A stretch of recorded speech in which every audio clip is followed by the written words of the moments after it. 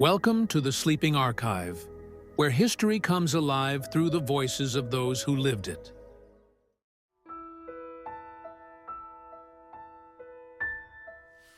My name is Elise Dufour, and I have lived within the walls of Versailles for 7 years. When I first arrived, the palace overwhelmed me. I remember the ache in my neck from looking up, ceilings that seemed to scrape the sky, mirrors so tall they reflected entire corridors into eternity. That awe fades eventually, replaced by something more subtle, a constant awareness that you are being watched, measured and weighed against gold. Today feels like so many others, and yet it does not. I wake early. The stars are still above the gardens, faint and fading. My chamber is narrow, the air cool. I light a small taper and dress slowly. The silk is cool against my skin, the corset tighter than usual. Perhaps I've grown careless with pastries, though I suspect the laundress has used hot water again. Outside my window, the trees stand in perfect lines. Their stillness reminds me of the days I used to run barefoot through my grandfather's orchard. That feels like another life. Here, nature is trimmed into submission. Nothing is wild. Nothing is permitted to grow as it wishes.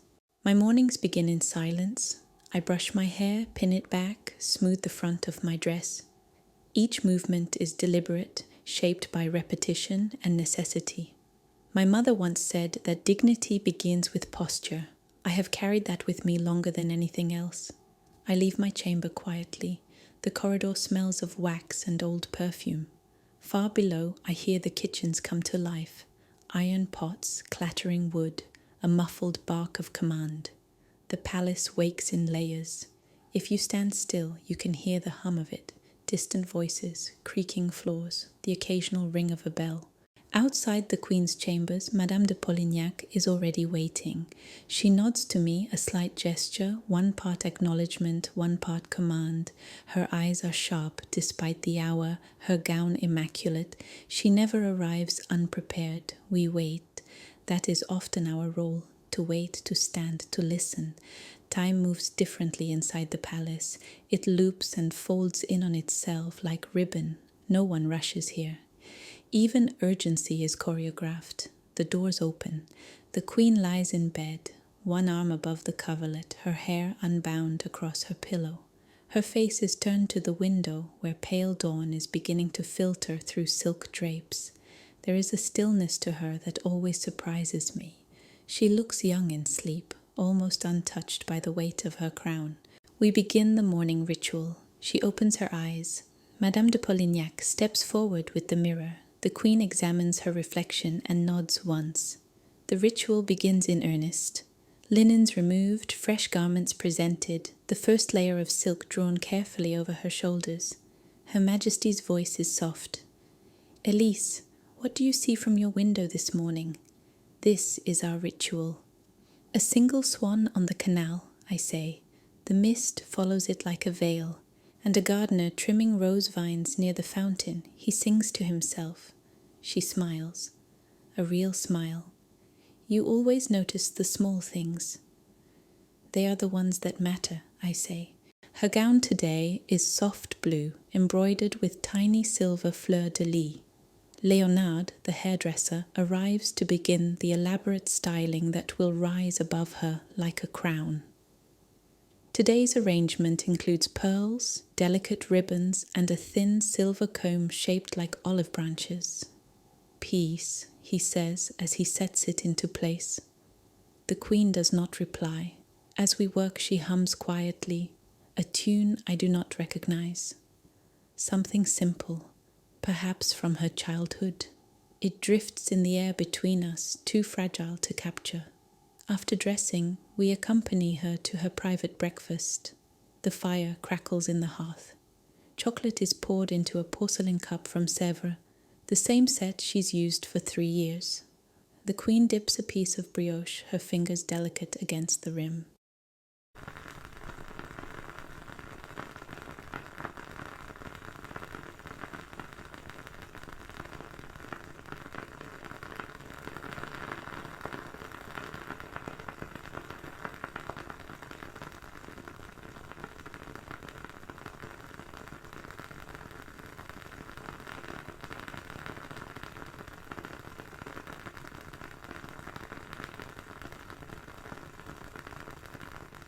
Dear Clémence, I am writing quickly, before morning duties begin.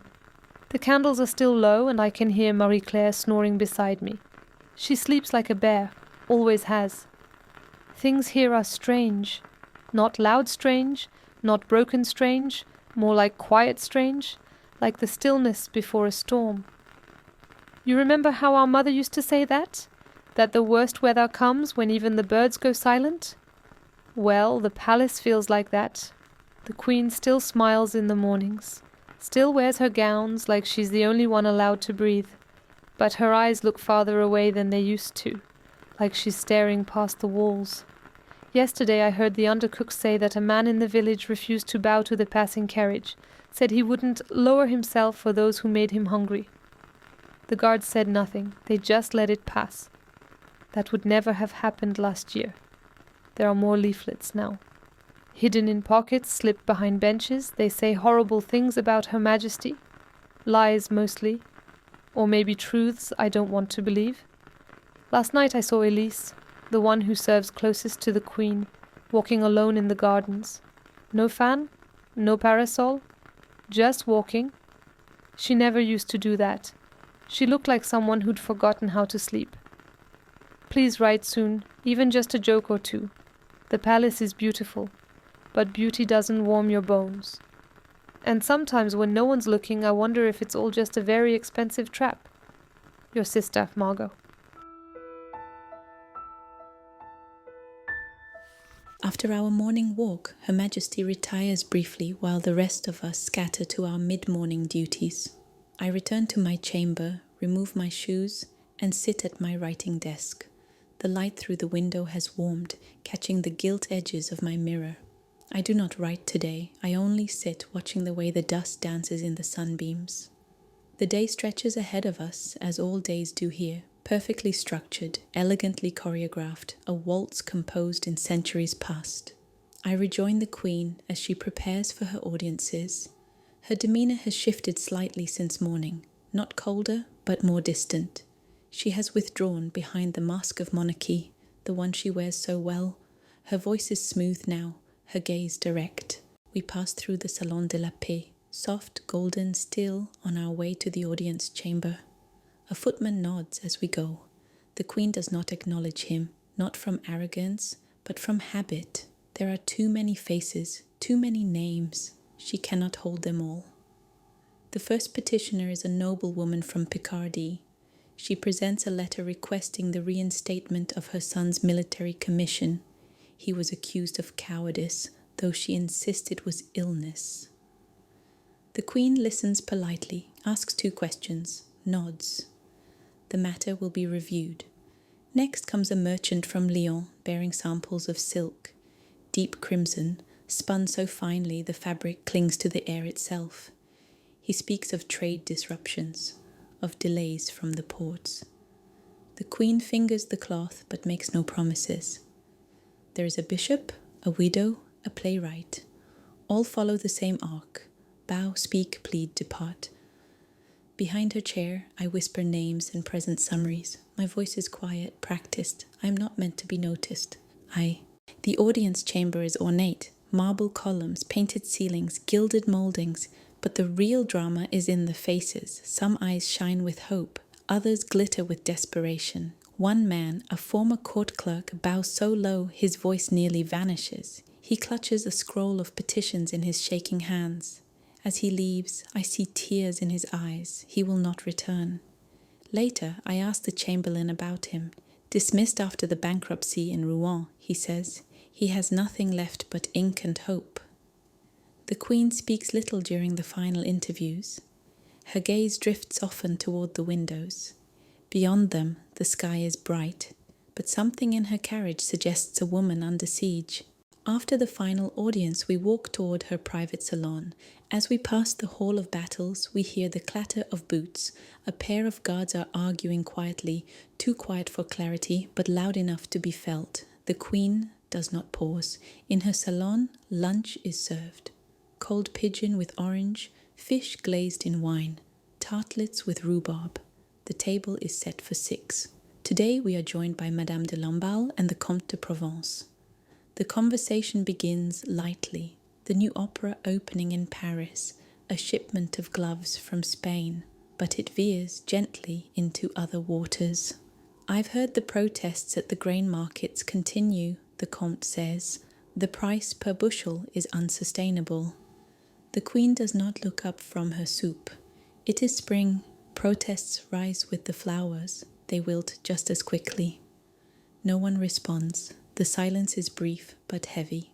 Madame de Lamballe changes the subject to court dresses. I count the seconds before the Queen responds. She speaks of her children next.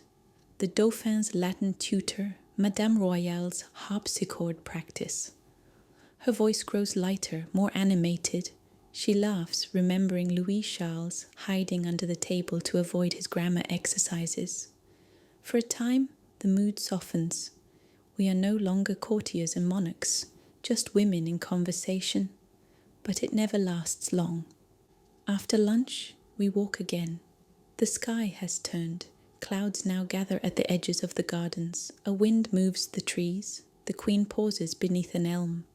Do you feel it, Elise? The wind, Your Majesty. No, she says. Something else, as though the palace is listening. I do not reply. We return through the hall of mirrors. The glass reflects our figures over and over again. The Queen, flanked by attendants, surrounded by opulence.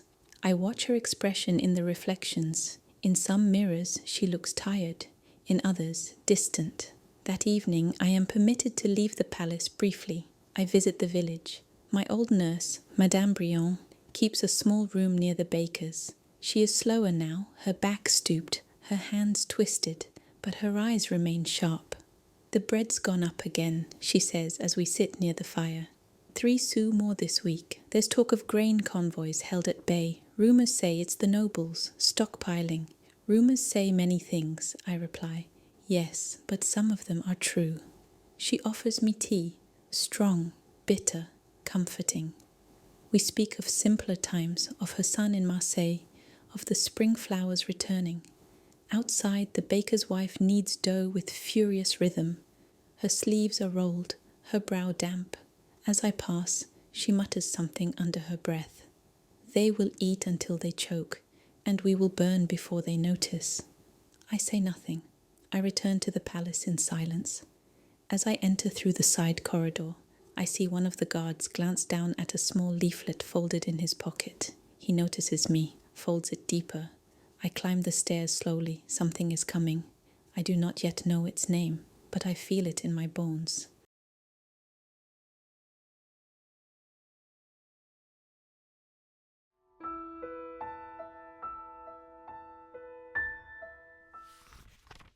Evening settles over Versailles with a kind of solemn grace. The royal table is long tonight, stretched for ceremony, though the Queen has invited only a dozen guests. The gilded ceiling reflects the candlelight as though the room were dipped in honey. But Marie Antoinette barely touches her food. She nods politely. She listens. Her mind is running ahead of the table. The Comte d'Artois is present tonight, the king's younger brother, ever eager to seize the moment with laughter and commentary. He speaks of unrest in Lyon and whispers of armed resistance in the countryside. The Queen does not interrupt him, but her hands curl in her lap. Across from her, the Duchess of Polignac gives a slight shake of the head, a glance meant only for her. The table is heavy with unspoken things. After dinner, the court assembles in the Hall of Mirrors. There is music, always music, and polished smiles, and the clatter of embroidered shoes on the marble. Marie Antoinette smiles, dances, nods. She laughs as expected, but she seems to float above it, barely brushing the surface, as if the music allows her to leave the room without standing up. Then I see the footman. He is careful, but I catch the exchange. A folded note slipped from sleeve to hand, with only the briefest of bows. The Queen's eyes flick downward, then up. The Duchess sees it too. No one speaks. But something has happened, something urgent. A question she's been afraid to ask has finally answered itself. Afterward, in the corridor outside her rooms, the Queen does not speak. She lets the attendants unlace her gown, remove her jewels, rub her temples with scented oil. She is not looking at them, not looking at me. Her skin is pale, her arms thinner than they once were. She moves slowly tonight. After she is in bed, I walk back through the silent palace. The hall of mirrors is empty now, the candles still lit, the music long gone. I stop beside a window. Below me, a single carriage pulls away from the servants' gate. No crest, no torch, only shadows. But I know who it carries. The walls remember. The wind carries it.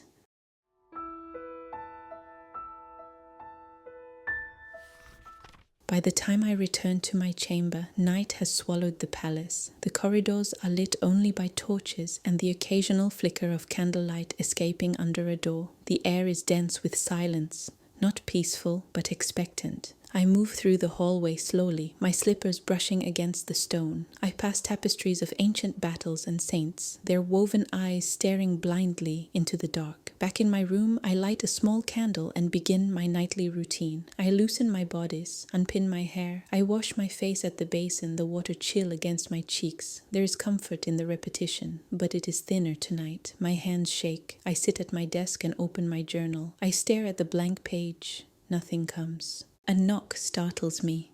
Soft, hesitant. I cross the room and open the door to find Marie-Claire, one of the younger maids, her eyes wide and glassy. She clutches a shawl tightly around her shoulders.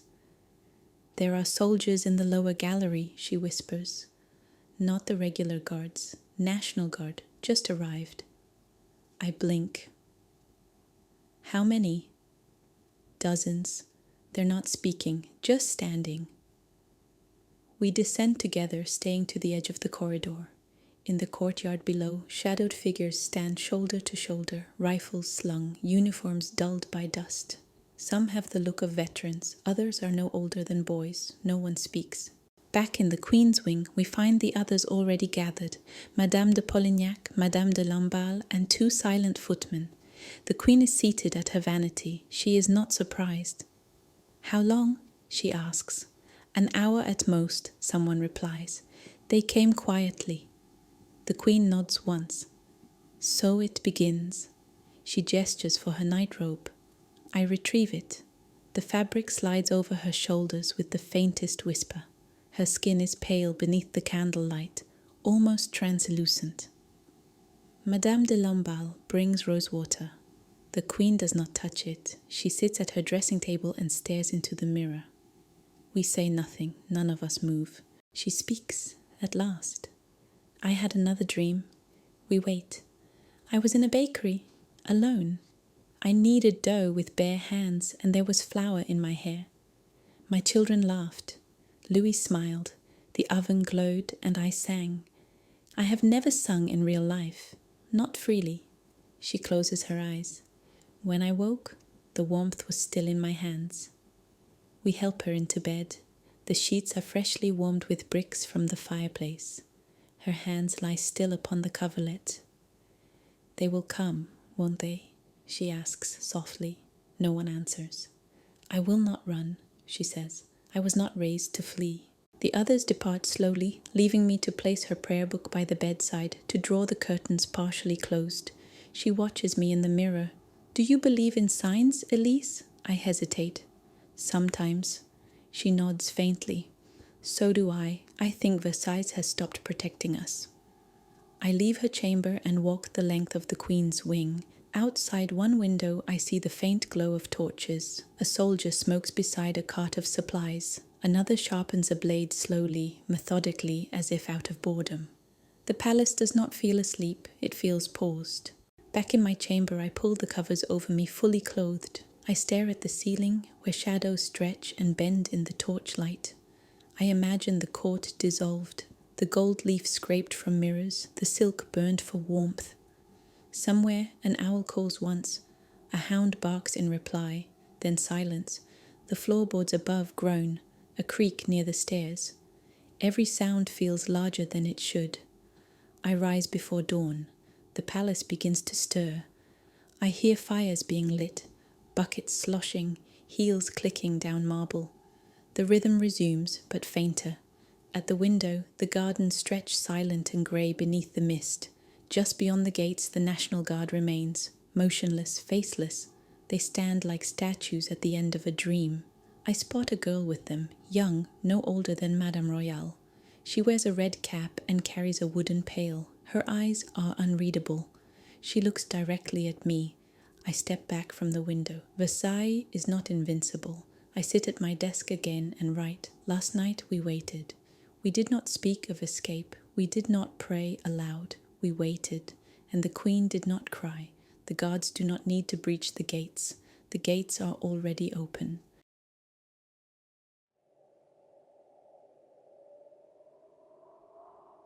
You ever been this close before? To royalty? No. She doesn't look like I imagined. What did you think? That she'd glow? I thought she'd be taller. They always do from a distance. Do you think she knows? Knows what? That we're not here for her protection. She knows. Then why doesn't she run? Where would she go? They say the baker in Paris was arrested yesterday for speaking too loud. For saying what? That the king eats while we tighten our belts. It's not wrong. Did you hear that? What? Upstairs. Movement. She's awake. Wouldn't you be? Do you think it'll happen here? It always starts with a whisper, then a rumor, then someone lights a torch. Do we hold the line? We wait. That's the order. And when the order changes? Then God help us all.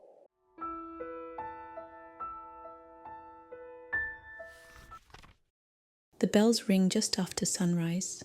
Not the great bells of the chapel, but a smaller one, sharp, high, and immediate. A servant's signal, we are summoned. I move quickly through the corridors. Others are already gathering. Pages, footmen, kitchen girls. A strange silence binds us. No one speaks above a whisper. Outside the Queen's antechamber, Madame de Polignac stands pale and alert. She nods to me without words. Her eyes shine, but not with tears, with warning. The Queen has already dressed. She stands in the center of the room, wrapped in a traveling gown of deep grey. No powder in her hair, no diamonds, just a single silver pin at her collar. The Dauphin clutches her hand, his cheeks blotchy from crying. Madame Royale stands beside him, composed beyond her years. The king is not yet here. I approach the Queen. Majesty, may I... She turns to me. Elise, thank you for everything. There is no time for more. The chamber doors open, and a man in uniform steps inside. Your Majesty, he says with a bow. The coach is ready, and that is how it ends. Not with shouts, not with torches, but with courtiers frozen in place, watching as their queen walks away. We do not know where they are going. We do not know if they will return. The halls feel different after. The air thin, unsettled. The chandeliers do not glimmer. The tapestries seem dull. The palace has lost its center. I wander through the salons in a daze. I sit on a bench in the corridor near the library and fold my hands in my lap. At some point, I realize I am not alone. Marie-Claire, the young maid, sits beside me, her eyes red. She speaks first. Do you think they'll tear it down? The palace, she nods. I think of the Hall of Mirrors, the painted ceilings, the fountains that leap on command. No, I say, but they will not see it the same way again. We sit in silence a long while. That night I return to my chamber and light a single candle.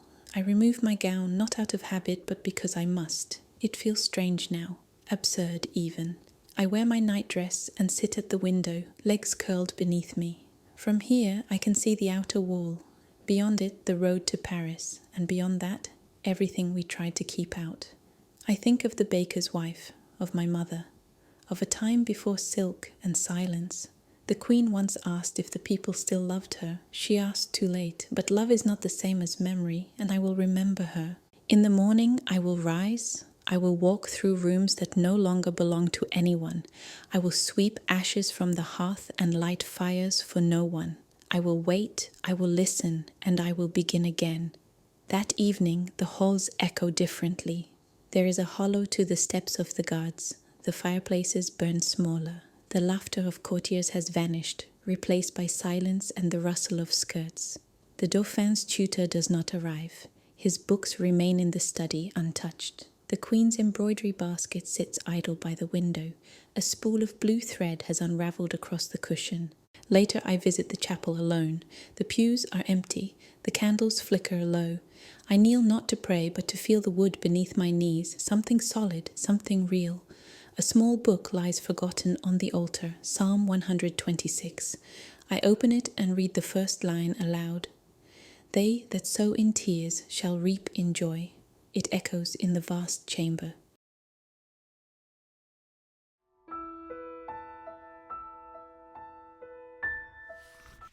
It has been 43 days since the Queen left Versailles. The rooms are still here, the mirrors still reflect. The gardens are still trimmed each morning by men who do not speak. But the court is gone. Some fled in the days after the royal departure. Others lingered longer, pretending to wait for news. But soon even they vanished, fading like perfume in an open room. Now it is only us, the ones who stayed. The cooks, the seamstresses, the boys who sweep the chimneys, a priest who speaks to no one, and me. I walk the halls each morning just as I always did. I straighten chairs in rooms no longer used. I check for dust beneath draperies. I open windows that no one passes. At first it felt like haunting a house where no one had died. But lately, it feels like I am the one who passed through. The Queen writes. Her letters arrive once every 2 weeks. They are polite, brief, always signed the same way, Marie. She does not ask how things are here. I think she cannot bear to know. In her absence, the palace has changed tone. Where once the air was thick with perfume and debate, now it is honest, quiet, clean. Software. Sometimes I sit in her old chair by the window and read. The sunlight still falls in the same angle across the floor. The birds still gather near the orange trees. Time has not stopped, only rearranged. One afternoon I climbed to the attic archive. The door sticks as it always did. The air is dry and smells of parchment. Inside are boxes of old letters, menus, ledgers, sketches. I find my name once, a list of attendants with notes in the margin, quiet, reliable, observant. I am not proud, but I am still here. The palace breathes more softly now. It no longer pretends to rule. It simply waits. At night, I sleep near the fire. I no longer wear silk. I sew linen. I keep a small garden beyond the west wall. Potatoes, spinach, mint. And I write, this account, what I have given you, is not for the Queen, not for the nobles, not for those who come after to judge. It is for the silence, because the silence is where truth lives. You've been listening to...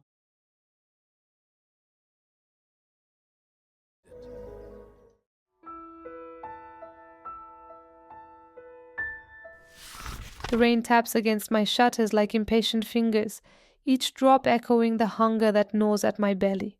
It's October 5th, 1789, and I've been awake since before dawn, standing in my cold bakery, staring at sacks that should be full of flour, but hold only memories of better times.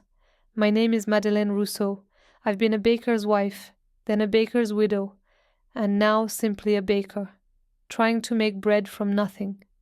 Morning light filters through the grimy windows of my shop on Rue Saint-Antoine, casting long shadows across the empty shelves where loaves of bread should be cooling. Instead, there are only a few hard rolls, dark and dense, made from what little grain I could afford.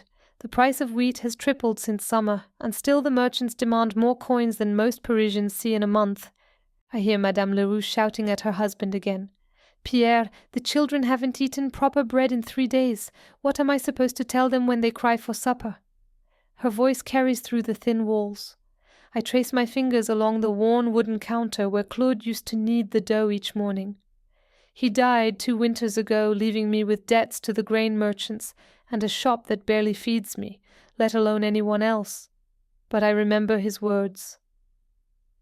Madeleine, bread is life itself. Without it, a nation starves. Unstarving people do not stay quiet long. Through the glass, I watch the market women gathering. Their faces are hard, weathered by years of rising prices and empty promises. Marie-Claire, who sells what vegetables she can find, calls out, "Madeleine, have you any bread today?" I shake my head. She spits into the mud.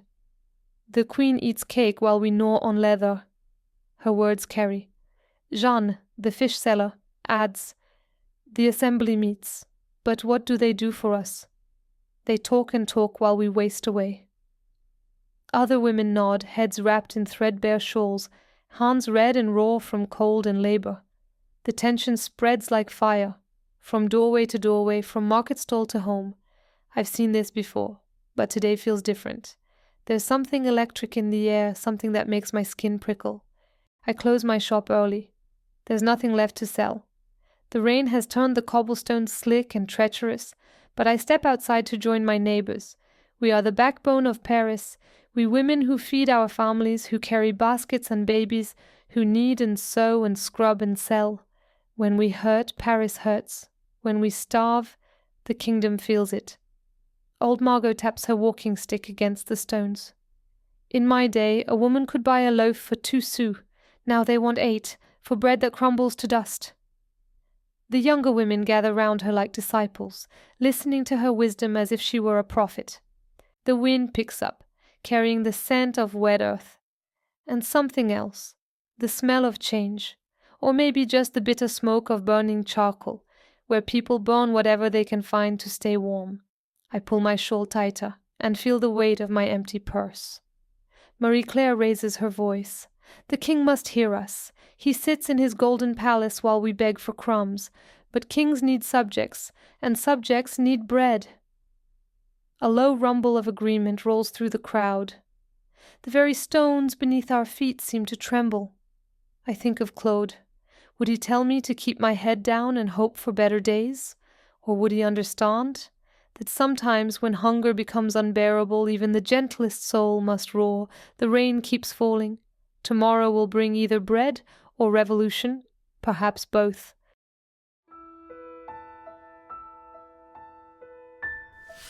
The bells of St. Paul are striking 8 when I hear the commotion outside. Through my window I see women streaming down Rue Saint-Antoine, their voices raised in a chorus of rage and desperation. I fasten my cloak and step into the crowd, feeling immediately swept up in the current of bodies moving toward the Place de Grève. "Bread, bread, bread." The chant echoes off the narrow buildings, growing stronger with each voice that joins. I find myself beside Paulette, a washerwoman whose hands are always red from lye soap. Her 3 children cling to her skirts, their faces gaunt and pale. "Madeleine," she says, her breath forming small clouds. "I heard them talking at the fountain. The bakers say there's no flour coming from the countryside. The harvest was poor, and what grain there is gets sent to the rich quarters." Her voice carries the weight of mothers everywhere, who watch their children grow thin. The crowd grows as we approach the Hôtel de Ville. I see women from every quarter of Paris. The fish sellers from Les Halles with sharp knives in their aprons, the seamstresses from Faubourg Saint-Germain with careful stitches and careful words, the laundresses who know every secret whispered over washing tubs. We are the invisible hands that keep Paris alive when today we are making ourselves seen. A young woman with wild hair and fever-bright eyes climbs onto an overturned cart. "Sisters!" she cries. The crowd quiets. "I am Olympe, and I've come from the Faubourg Saint-Marcel, where children are dying of hunger. The assembly debates the rights of man, while we beg for the right to eat." The crowd roars. A heat stirs in my chest, not from the crush of bodies, but from something deeper, something rising. Olympe's voice rises over the square. "They say let them eat cake, but we say let them eat revolution, to Versailles, to the palace. Let the king see the faces of his starving people." "To Versailles!" The cry explodes around me. I find my own voice joining the chorus. The very name of that golden palace, Onu, where the royals feast while we scrape for crumbs, fills me with a rage I've never felt before. I think of my empty shop, of the children growing thinner each day, of the promises that never come. The crowd begins to move, flowing like a river toward the western edge of the city. I'm carried along by the momentum, my feet finding rhythm with thousands of others. The rain has turned to mist, but no one seems to notice. We are beyond cold hands, beyond wet clothes. We are becoming something else. As we walk, I hear fragments of conversation pieced together like a patchwork of pain. The Queen's Austrian friends ship grain back to Vienna. The nobles pay no taxes but eat like kings. My husband works 14 hours and we still cannot afford bread. Nearby, market women march with linked arms, singing an old song about King Henri and the chicken in every pot. But they've changed the words. Good King Louis, hear our plea, give us bread or we'll be free. Their voices are strong despite empty bellies. I hum along, feeling the ache in my legs, the strain in my shoes, the wear in my bones, but still I walk. We all walk.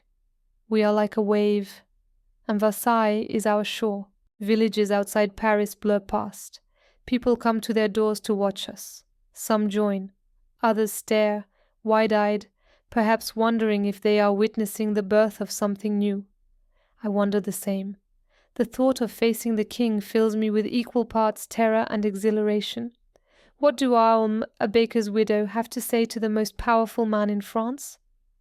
Then I remember the hollow-cheeked children, the mothers watering soup to make it stretch, the old men who have stopped hoping. I carry their hunger. I carry their voices. The sun begins to set, painting the sky the color of revolution. We are no longer just women walking to Versailles. We are France itself, marching toward its destiny.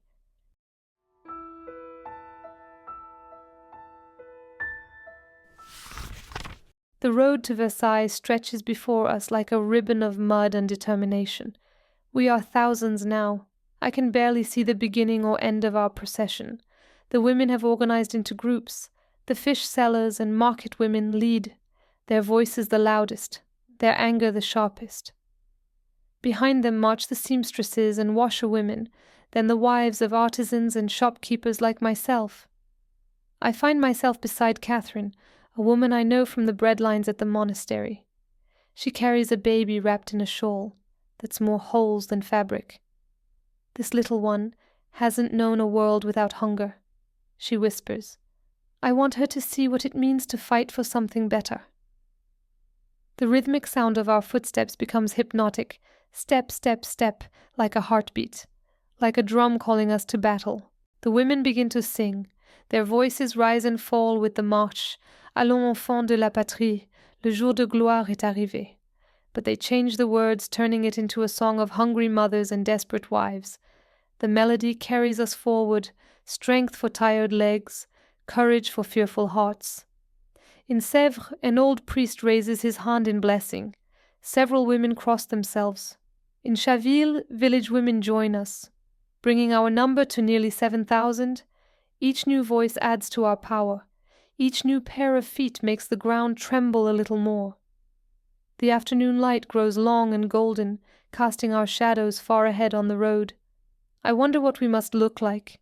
A great river of women, flowing toward a palace carrying the grief and hope of France? Tell me, Madeleine, comes a voice beside me. It's Nicole from the tobacco shop near my bakery. Do you really think the king will listen to us? Do you think he understands what it means to go to bed hungry? I consider her question. In the distance I glimpse Versailles, gold glinting on the horizon. I don't know if he understands, I say, but he will. Before this day is over, when 7,000 women stand before his palace demanding bread, even a king must listen. Around us the talk grows more animated. Some speak of what they'll say to the queen. Others wonder if we should demand the royals return to Paris, so they can see what hunger looks like. There is talk of the National Assembly, and of rights promised but not yet delivered. My grandfather fought in the wars, says an elderly woman, her cane clicking with each step. He told me, battles aren't won by the strongest, but by those who have the most to lose. She pauses. And what do we have to lose now? Our children already starve. Our husbands already break their backs for nothing. We have nothing left to lose but our fear. As Versailles nears, the mood shifts. The singing quiets to a murmur, then silence. We are about to confront the King of France. The air thickens. The weight of the moment settles on our shoulders. The palace gates come into view, and gasps ripple through the crowd. Even I, who expected grandeur, feel stunned. The golden fence stretches endlessly. Beyond it, the palace rises, marble and glass, like something from a dream. This is where they live, the ones who decide whether we eat or starve. "Look at that," whispers Marie-Claire. "All that gold. One room of that palace could feed my family for a year." Faces harden. The guards at the gate look nervous. One rides forward, his horse jittery. "What is your business here?"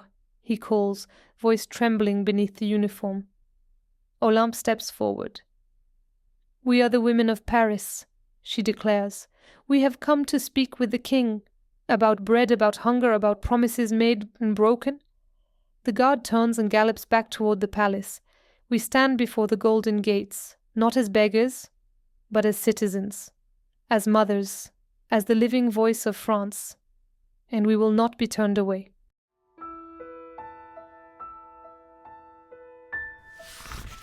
The great courtyard of Versailles spreads before us like a sea of marble and gold.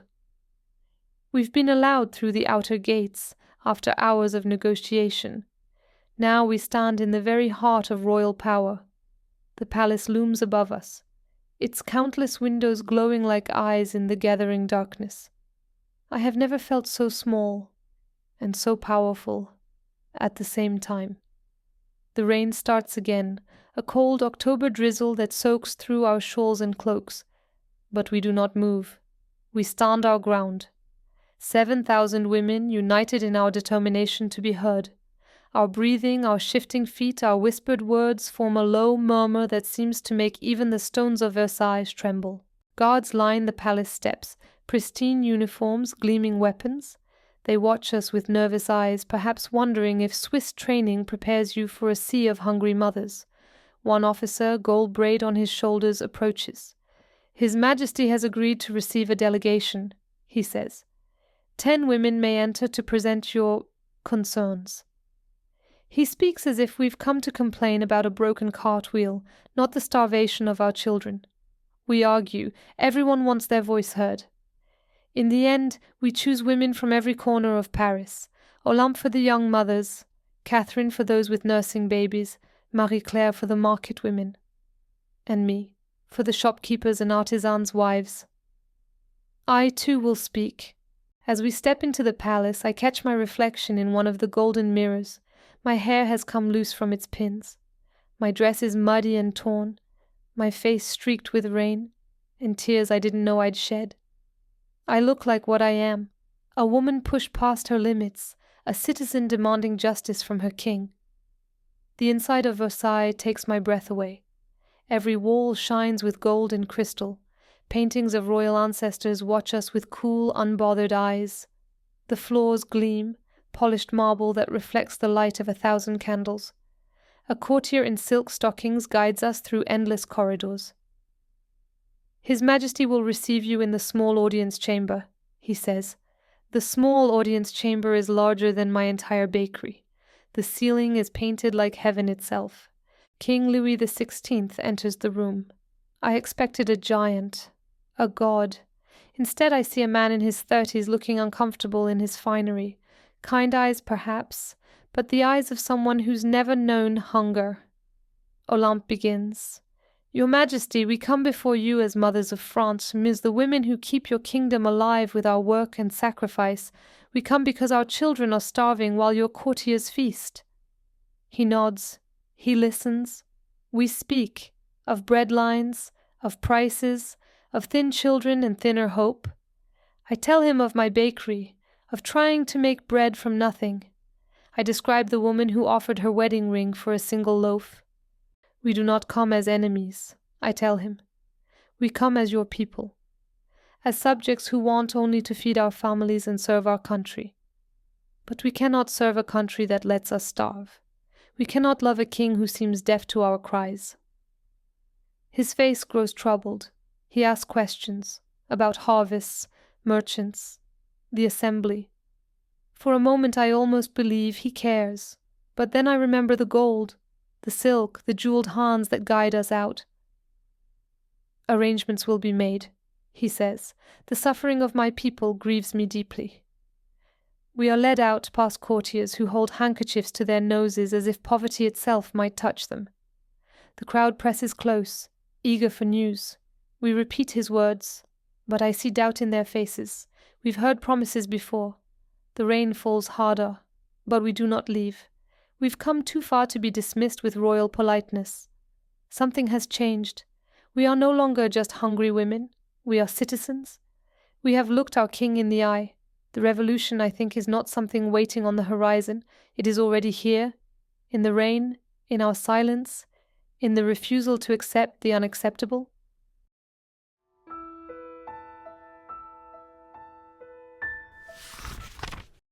The night passes slowly in the courtyard of Versailles. We've made shelters from our shawls and cloaks, huddling together for warmth as the rain continues to fall. Some women have returned to Paris to tend to their children, but thousands of us remain, determined to see our demands met with action, not just words. I doze fitfully against the cold stone, waking every hour to whispers, the shifting of tired bodies. Near dawn, there's a commotion near the steps. Word spreads quickly. The king has agreed to return to Paris, to leave Versailles, to live among his people. Is it true?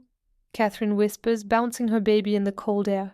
Will he really come back to the city? There's hope in her voice, but also caution, the kind born of too many disappointments. The sun rises pale and watery, casting long shadows across the marble. Versailles is no longer untouched. The courtyard is muddy, the order of royalty disrupted. We've brought the outside world into this world of mirrors, and it will never be the same. Around noon, the royal carriages appear, first the courtiers and servants loading furniture with tight faces, then the golden coach, the royal family. I catch a glimpse of the Queen, Marie Antoinette herself. She's smaller than I expected, younger. Her hair catches the sunlight like spun gold. For a moment our eyes meet. Not contempt, not pride, but fear. She's afraid of us, afraid of what we represent. We are the future, pressing against the windows of the past. The crowd around the carriages swells, women wave branches, sing songs of celebration. The baker, the baker's wife, and the little baker boy. We walk alongside the coaches, a living escort, a citizen's guard. The mood is festive, even joyful, but underneath something deeper hums. We've done something unprecedented, and we know it. My grandmother would never believe this, says Marie-Claire, a loaf of bread stuck defiantly on her pike. One of the loaves promised by the ministers, proof that words became action. Common women telling the king what to do and seeing him obey.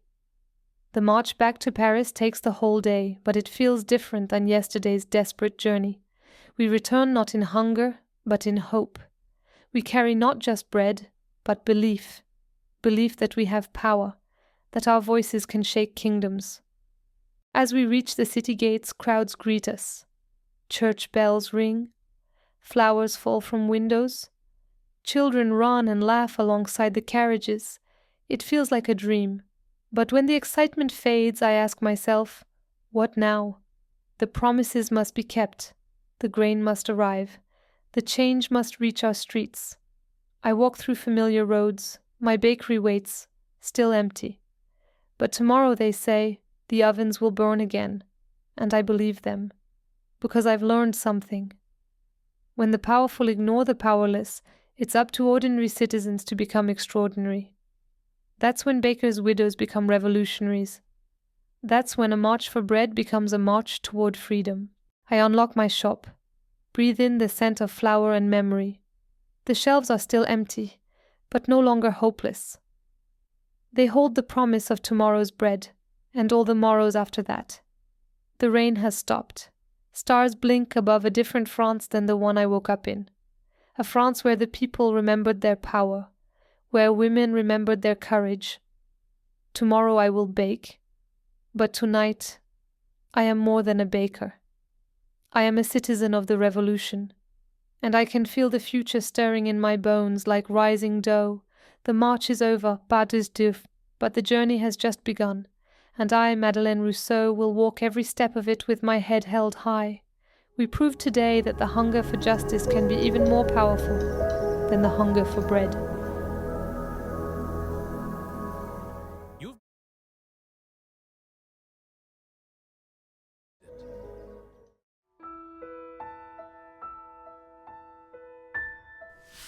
My name is Etienne Moreau, and I am 17 years old. The ink beneath my fingernails tells the story of these times better than any history book ever will. For 3 years now, I have worked as an apprentice to Maître Roussel at his printing house on Rue Saint-Antoine, just a stone's throw from that looming fortress they call the Bastille. Every morning I wake to the sound of its bells tolling the hour, and every evening I fall asleep to the sight of its 8 towers silhouetted against the Paris sky. But let me start from the beginning. From this morning, July 14th, in the year of our Lord 1789. A morning that began like any other with my hands already stained black from yesterday's work and the familiar smell of ink and paper filling my lungs. I had arrived at the workshop before dawn, as I always do. Maître Roussel trusts me with the early preparation. Sorting the type, cleaning the presses, mixing fresh ink. The work is methodical, almost meditative. Each letter has its place, each word its purpose. In these troubled times, when words have become weapons more powerful than muskets, I take pride in knowing that my hands help birth them into the world. The pamphlet I was setting that morning was different from our usual fare of prayer books and merchant announcements. The text was written by a man named Camille Desmoulins, a name that has been whispered more and more frequently in the coffee houses and taverns of our quarter. To arms, citizens, it read. The time for half measures is past. Liberty calls to her children. As I arranged each letter in the composing stick, I could feel the weight of those words. Not just their meaning, but their physical presence. The lead type felt heavier somehow, as if charged with the electricity that seems to crackle through the streets of Paris these days. Maître Roussel appeared just as the sun was beginning to filter through the grimy windows of our workshop. He is a man of perhaps 50 years, with grey streaked hair that he keeps tied back with a simple leather cord. His hands, like mine, are permanently stained with ink, but unlike me, he seems troubled by the work we've been doing of late. Etienne, he said, examining the pamphlet I had been setting. Are you certain about the spelling of revolution? The word appears 17 times in this text. I nodded. I had counted them myself. Yes, maître. Revolution. I've checked it against Desmoulins' manuscript 3 times. He sighed, a sound that seemed to carry the weight of years. Once we printed psalms and wedding announcements. Now, he gestured at the inflammatory text, now we print fire itself. It was then that we heard the commotion from the street. Not the usual mourning sounds of cartwheels on cobblestones and merchants calling their wares, but something different. Voices raised in excitement. The rapid footfall of many people moving with purpose. I wiped my hands on my leather apron and moved to the window. What I saw made my heart quicken. A crowd was gathering in the street below, perhaps 30 or 40 people, and more arriving by the minute. They carried an assortment of weapons, kitchen knives, farming tools, a few proper swords glinting in the morning light. But what struck me most was their faces. These were not the desperate, hungry faces I had grown accustomed to seeing in Paris. These faces were alive with something I had never witnessed before. Purpose. A man I recognized as Henri, the baker from 2 streets over, was standing on an overturned crate, addressing the crowd. His voice carried up to our window. Citizens, the king has dismissed Necker. Our champion has been cast aside like yesterday's bread. Will we stand for this tyranny? The crowd's response was immediate and thunderous. No. No more. Maître Roussel joined me at the window, and I could feel his tension. This is not good, Etienne, when the people take to the streets like this. He didn't finish the thought, but I understood. We had both heard the stories from the provinces, of chateaux burned and tax collectors driven from their posts, but I felt something different. As I watched that crowd, as I heard their voices joining together in common cause, I felt a stirring in my chest that I'd never experienced before. It was as if all those words I had been setting in type, liberty, equality, justice, were suddenly taking flesh and bone form right before my eyes. Maître, I said, my voice barely a whisper, what if they're right? He looked at me sharply. Write about what?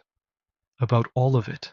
About the king, about the nobles, about the need for change. What if the pamphlets we've been printing aren't just words? What if they're true? Before he could answer, another voice rose from the street. This one belonged to a young woman with dark hair escaping from beneath her cap. The Bastille! She cried.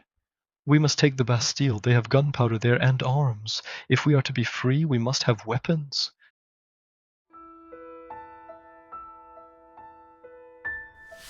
The crowd's energy shifted palpably. Where before there had been anger and frustration, now there was direction. The word Bastille passed from mouth to mouth like a flame jumping from candle to candle. I knew the fortress well, of course. How could I not? It dominated our neighborhood like a great stone beast, its walls rising nearly 80 feet into the sky. For centuries it had served as a prison for enemies of the state, though in recent years, I was told, it held only 7 prisoners. But the woman was right about the gunpowder. The Bastille served as an arsenal as well as a prison, and if revolution was truly coming to Paris, weapons would be needed. I must go down to them, I said, the words leaving my mouth before I had consciously decided to speak them. Etienne, no! Maître Roussel's hand fell on my shoulder. You are apprenticed to me. Your duty is here, to the craft, to the work. But the work? Suddenly it seemed so small, so removed from the great currents of history that were flowing through the streets below. Maître, for months we have printed calls to action. How can I remain idle when action itself is at hand? He was quiet for a long moment, and in that silence I could hear the crowd beginning to move. Not dispersing, but organizing itself, choosing leaders, making plans. The sound was like nothing I had ever heard. Hundreds of individual voices becoming something larger, something powerful. If you go, he said finally, you may not be able to return. Not to this workshop, not to this life. Are you prepared for that?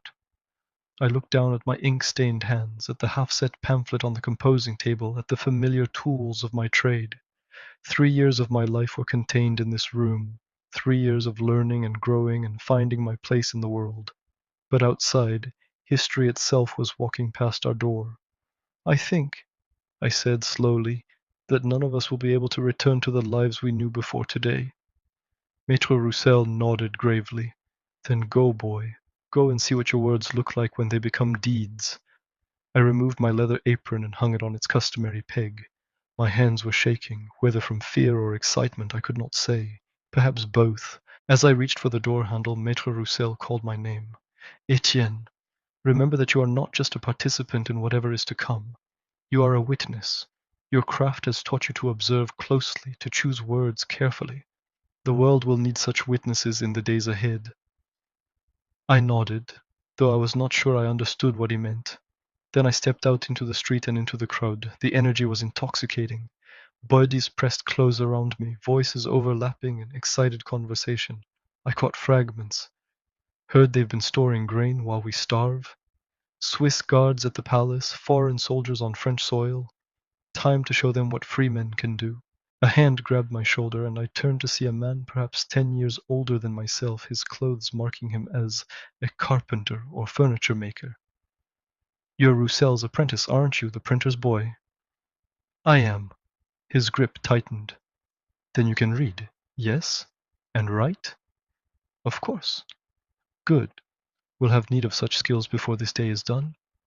He pressed a folded paper into my hand. From Desmoulins himself. Read it aloud when we reach the square. I unfolded the paper, recognizing immediately the handwriting I had been transcribing all morning. But these were new words, written in haste with a quill that had been pressed too hard against the paper. Citizens of Paris, the hour of liberation has struck. No longer will we beg for crumbs from the king's table while foreign mercenaries sharpen their swords at our throats. To the Bastille. Let us tear down this symbol of tyranny stone by stone. The crowd was moving now, flowing eastward along Rue Saint-Antoine toward the fortress. I found myself carried along, no longer a conscious participant, but part of something larger, like a drop of water in a rushing river. The sound of our footsteps on the cobblestones created a rhythm almost like a heartbeat, and gradually voices began to join in song. The Te Deum at first, then other hymns, and finally songs I had never heard before, songs that seemed to be born in that very moment from the collective voice of the crowd. As we walked, the crowd grew. From side streets and alleyways, from workshops and taverns, people emerged to join us. I saw faces I recognized from the neighborhood, the butcher's wife, the young priest from St. Paul, the Spanish cobbler who repaired my shoes. But I also saw strangers, people from other quarters of the city who had somehow heard the call and answered it.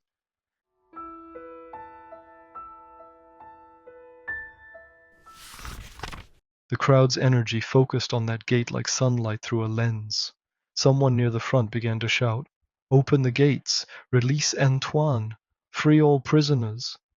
Others took up the cry until it became a chant that echoed off the stone walls. "Open the gates! Open the gates!" But the soldiers remained motionless, their muskets held at ready. I could see their faces beneath their tricorn hats.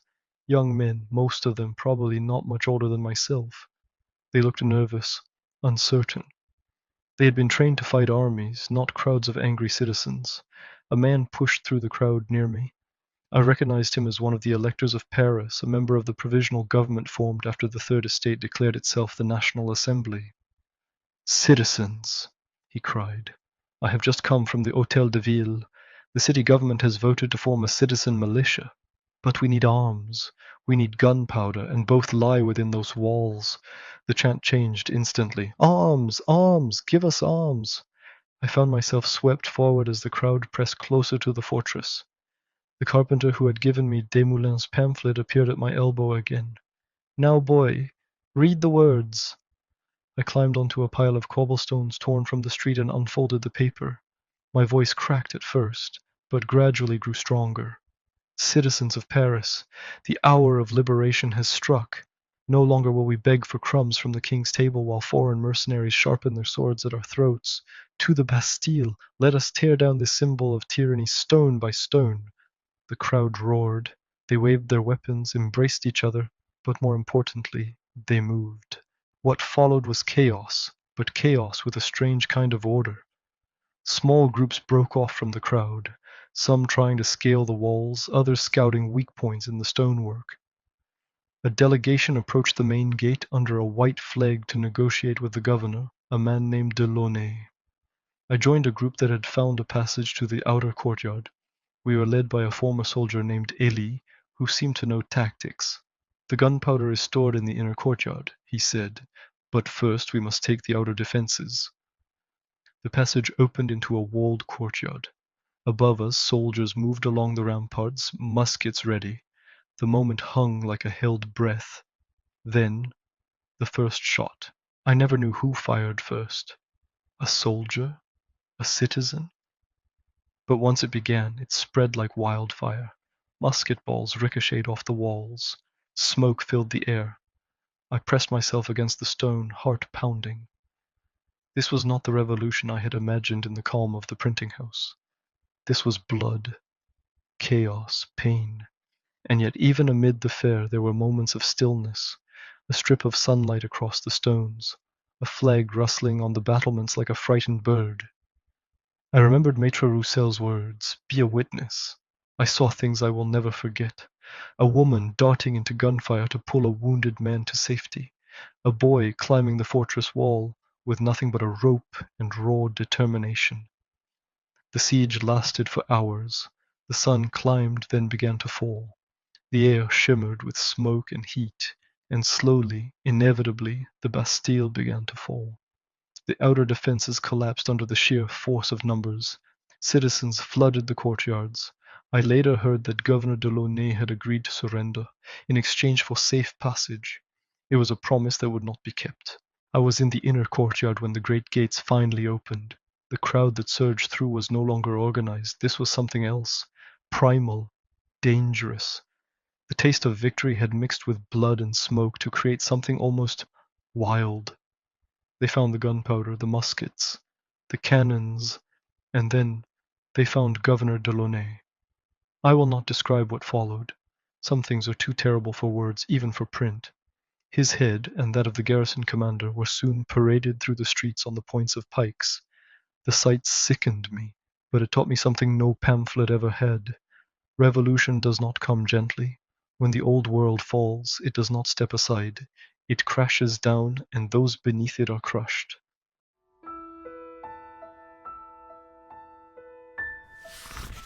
They found the gunpowder stores first, barrel after barrel of black powder that would arm the citizen militia. They found the fortress's small supply of muskets and cannons, but they also found Governor de Launay. And what happened next will haunt my dreams until the day I die. I will not describe it in detail. Some things are too terrible to put into words, even words set in type and printed for posterity. I will say only that the governor's promise of safe passage was forgotten in the heat of revolutionary fervor, and that his head, along with that of the garrison commander, was soon carried through the streets of Paris on the point of a pike. The sight sickened me, but it also taught me something about the nature of revolution that no pamphlet had ever conveyed. Change does not come gently. The old order does not step aside politely to make way for the new. When the foundations of society shift, they shift violently, catastrophically, and those caught in between are crushed.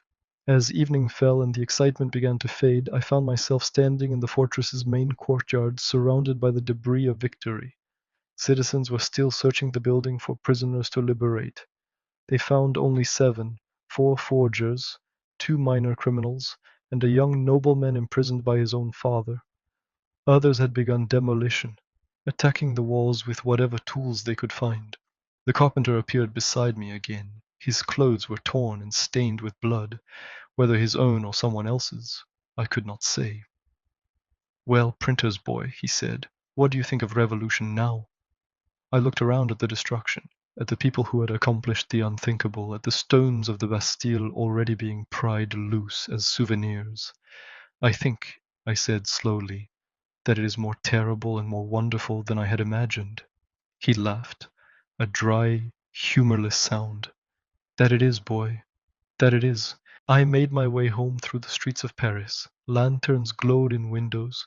Taverns were full of citizens retelling the day's events. Each story slightly different, each emphasizing a different detail, a different moment of heroism or horror. But they were all part of the same story. The story of a day when ordinary people chose not to bow. A day when they decided they would no longer accept the unacceptable, would no longer serve those who saw them as subjects rather than citizens.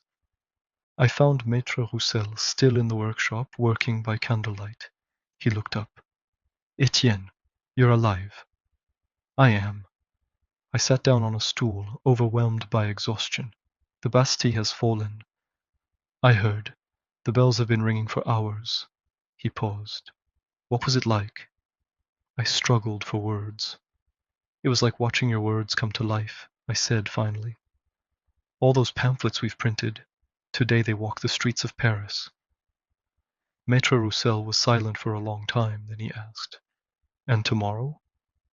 I had been asking myself the same question. The Bastille had fallen, but the king still reigned. The poor were still hungry. The nobles still held power. "Tomorrow," I said, "we continue. We print more pamphlets, we spread more words, we help build whatever comes next." And that is what we did. In the days that followed, our press ran without rest, printing stories, declarations, calls to action. The words flowed like water from a broken dam, carrying the revolution to every corner of France.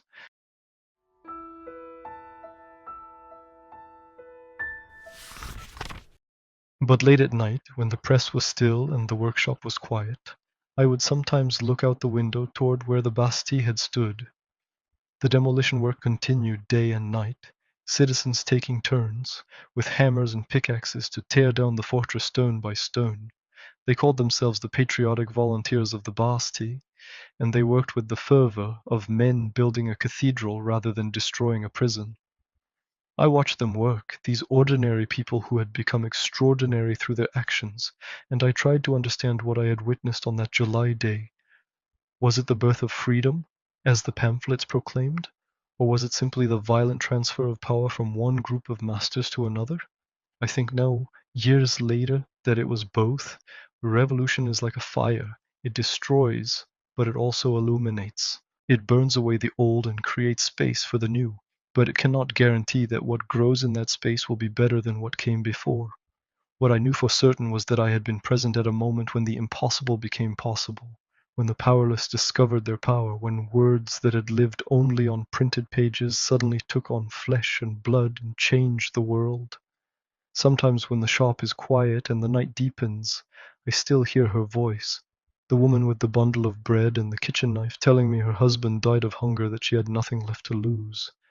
Her words linger like the scent of smoke after a fire, fading, but never quite gone. It burns away the old and creates space for the new, but it cannot guarantee that what grows in that space will be better than what came before. What I knew for certain was that I had been present at a moment when the impossible became possible, when the powerless discovered their power, when words that had lived only on printed pages suddenly took on flesh and blood and changed the world. Sometimes when the shop is quiet and the night deepens, I still hear her voice, the woman with the bundle of bread and the kitchen knife telling me her husband died of hunger, that she had nothing left to lose. Her words linger like the scent of smoke after a fire, fading, but never quite gone.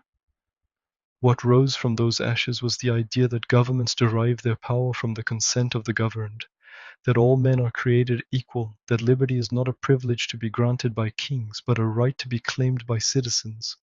These ideas, like the stones of the Bastille itself, spread far beyond France. They inspired revolutions in other lands and other times. They were printed and reprinted, translated into dozens of languages, carried across oceans by ships and across continents by travelers who had been touched by the fire that began in Paris on that July day. I'm an old man now, and the world has changed in ways I could never have imagined. The revolution that began with the fall of the Bastille has run its course, leaving behind both achievements and tragedies, both fulfilled promises and broken dreams. But when I close my eyes, I can still feel the cobblestones beneath my feet as we march toward the fortress. I can still hear the voices of ordinary people raised in common cause. I can still smell the gunpowder and feel the electricity in the air when a people decided they would no longer accept the unacceptable. That feeling, that moment when the impossible became possible, is what I carry with me into sleep. It is what I hold on to when the world seems dark and change seems impossible. It is the knowledge that history is not something that happens to us, but something we make. The Bastille is gone now, its stones scattered across Paris, but the idea it represented, the idea that ordinary people have the power to tear down walls, to challenge authority, to reshape the world according to their vision of justice, that idea lives on. The Bastille fell on July 14th, 1789. But the real revolution, the revolution of ideas, of possibility, of human dignity, that revolution continues still. And now as the candle burns low and sleep calls to me, I close my eyes and remember that day, when a printer's apprentice became a witness to history, when words became deeds, when the impossible became inevitable. The ashes of the Bastille have long since blown away on the wind, but the fire they represented burns eternal, passed from one generation to the next, a flame that can never be truly extinguished, as long as there are people willing to believe that a better world is possible.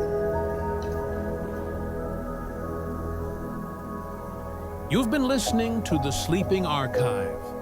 Sleep well.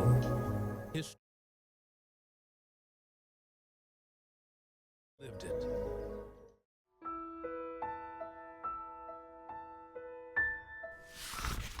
The Old Stables.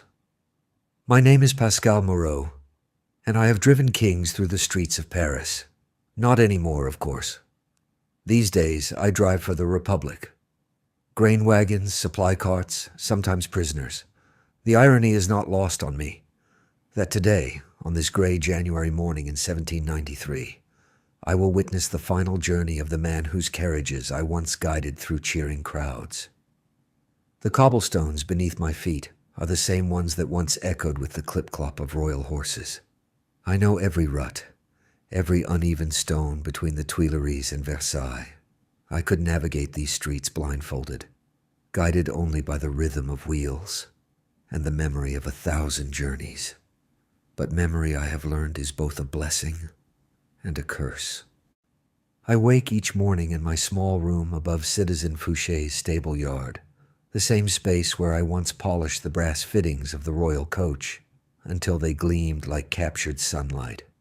The smell of leather and hay remains constant, but everything else has changed.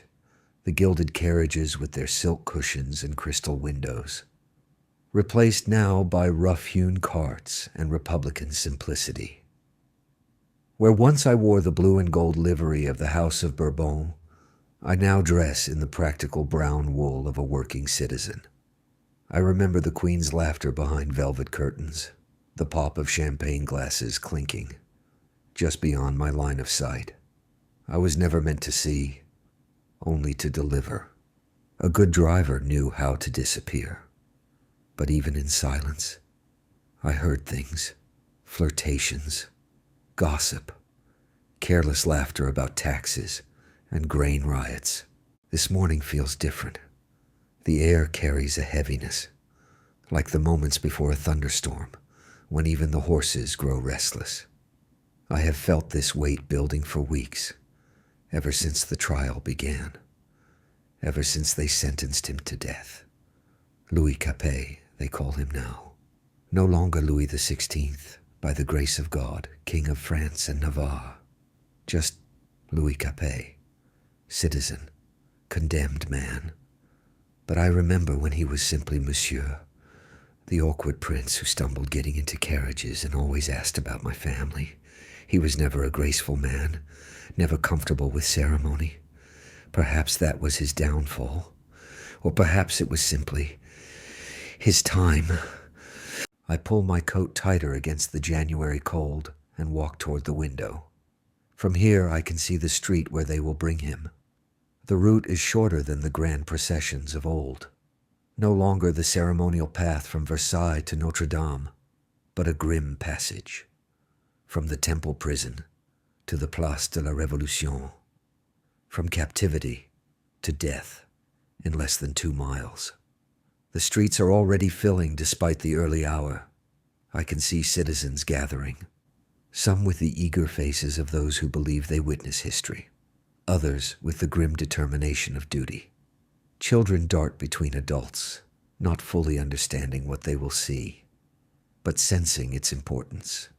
Vendors hawk hot chestnuts and bread because even on execution days, life continues its mundane rhythms. I think of Marie Antoinette, still imprisoned in the temple. Does she know? Can she hear the preparations from her window? She once gave me a gold coin for Christmas, pressed into my palm with a smile that held no condescension, only genuine warmth. "For your children, Pascal," she said. "The gold coin is still hidden beneath my mattress. I could not bring myself to spend it, not even during the worst of the food shortages. Revolutionary or not, some loyalties run deeper than politics. My neighbor, Citizen Roussel, appears at his window across the courtyard. He waves. I wave back. He knows about my former employment. Everyone in the quarter does. "We are all citizens now," he says. "What matters is what we do for the Republic." But what am I doing for the Republic this morning? Witnessing the execution of my former master seems both a patriotic duty and a personal betrayal. But I will do it, because someone must remember, not just the king who died, but the man who was afraid of crowds, who loved mechanical toys, and who always worried that he was disappointing his grandfather's memory. The sun climbs higher, casting long shadows across the cobblestones. Soon the shadows will be shorter, and a king will be dead. I finish my bread and prepare to join the crowd. History is calling, and I have always answered when duty summoned me to harness the horses and open the carriage door. Today I will open no doors. Today I will only watch as the last door closes.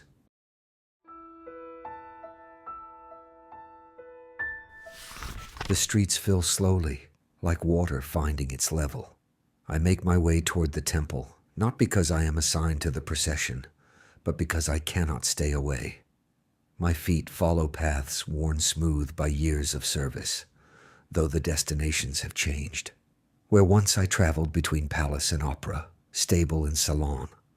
Now I move through a city of citizens who still struggle to understand what they have become. I pass the bakery where Madeleine once worked, before she joined the march to Versailles. The windows are shuttered today. No bread will be sold until after the execution. The baker's wife, Citizen Leroux, stands in her doorway, watching the growing crowd. She nods to me with recognition, but says nothing. What is there to say? We are all witness to something unprecedented.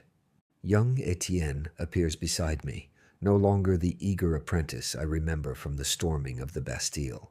The revolution has aged him, given weight to his shoulders and caution to his eyes. He carries papers under his arm, perhaps printing the official account even as the event unfolds. He was just a boy when I first saw him handing out pamphlets during the storming. Eyes bright, hands ink-stained, heart filled with fire. Today he walks beside me like a man carved from the rubble of revolution. Where once he spoke with fever, now he listens with gravity. He has grown into the Republic's silence. "Pascal," he says quietly, "you came." "I had to," I reply, and he understands. Without further explanation, we walk together in comfortable silence. Two men who have watched the world change around them. The crowd grows thicker as we approach the Temple Tower, that forbidding medieval fortress where they have kept the royal family prisoner for these past months. I know its walls from the outside. I brought messages there in the early days, before my services were no longer required. It reminds me of the crowd at Saint-Menehould, the night of the king's failed escape. That sickening pause as the postmaster recognized Louis, not by crown or cloak, but by his coin, the king's face on currency. Irony pressed in metal. I saw it days later in the eyes of soldiers dragging them back to Paris. The shame of a monarch caught fleeing his people like a thief in the night. The National Guard forms neat lines along the route, their uniforms crisp despite the cold. I recognize some faces from the old Royal Guard, men who once protected the king, now serving the republic that condemned him. Their expressions are carefully neutral, professional. They understand duty, even when duty becomes complicated. Commissioner Santerre rides past on horseback, reviewing the preparations. He sees me and nods slightly. We have met before. He was a brewer in the Faubourg Saint-Antoine, now commanding the forces that will escort Louis to his death. "Everything must proceed with order," I hear him tell his subordinates. "No delays, no incidents. History is watching." History is indeed watching, though I wonder what it will remember. A commotion near the temple entrance draws my attention. The doors are opening. Figures move in the shadowed archway. My heart begins to beat faster, though I cannot say whether from anticipation or dread. After months of imprisonment, Louis will emerge into daylight for the last time. The first figure is not Louis, but Abbé Edgeworth, the Irish priest permitted to accompany the king in his final hours. His face is pale but composed, his cassock dark against the gray stone. Then Louis himself. He looks smaller than I remembered. Perhaps it is the simple brown coat or the weight of what lies ahead. For a moment our eyes meet across the crowd. Does he recognize me? I cannot be certain, but something in his expression softens. I want to call out, but what would I say? "Good morning, Your Majesty." Grotesquely inappropriate. "Farewell, Louis." Too familiar. So I say nothing, but I do not look away.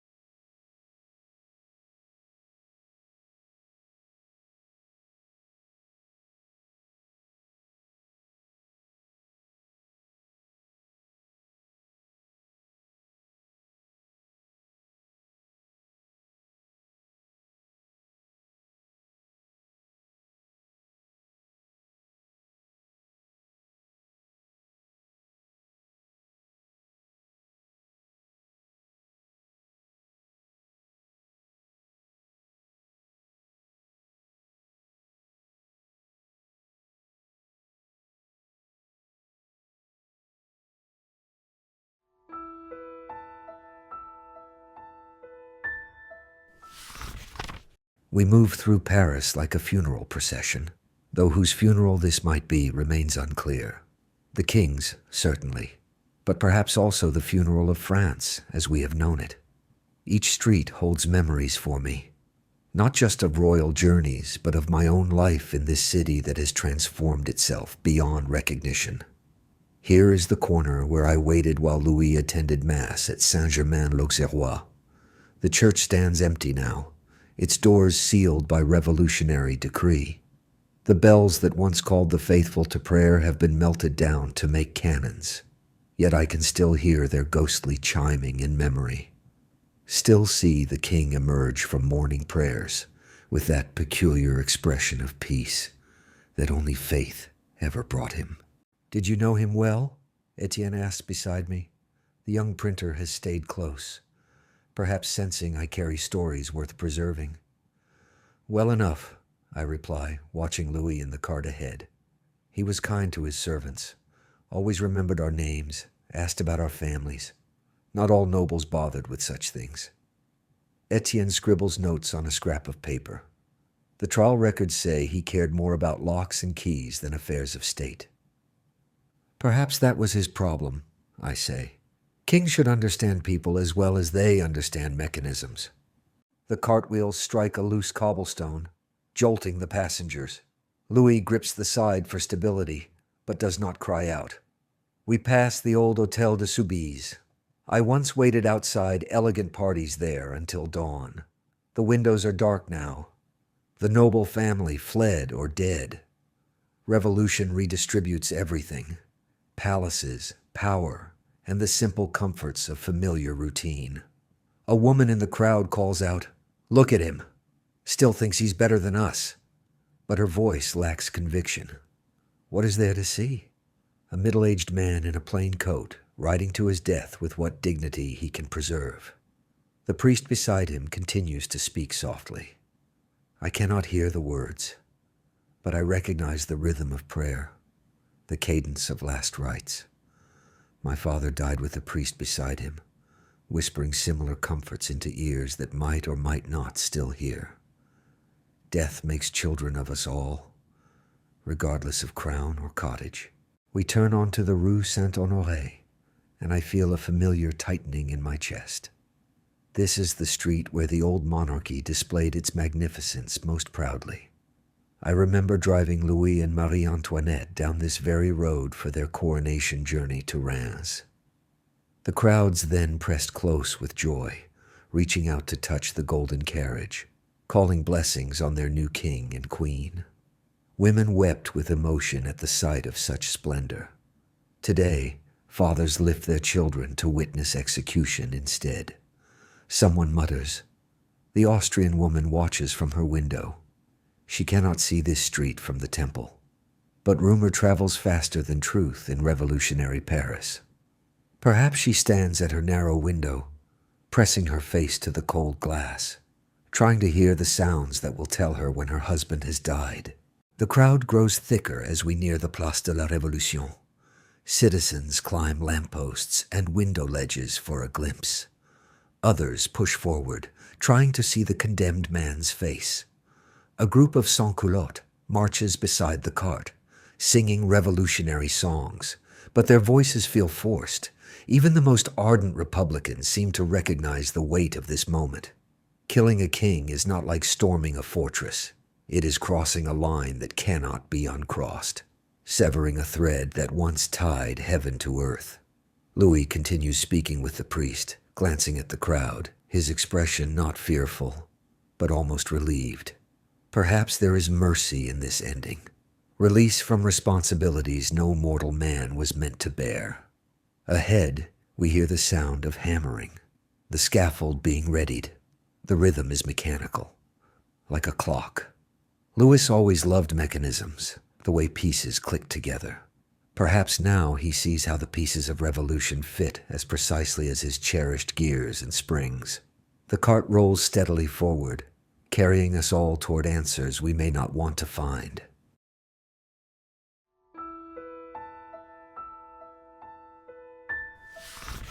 The Place de la Révolution opens before us like a vast amphitheater of judgment, where once stood the statue of Louis XV, grandfather to the man now riding toward his death.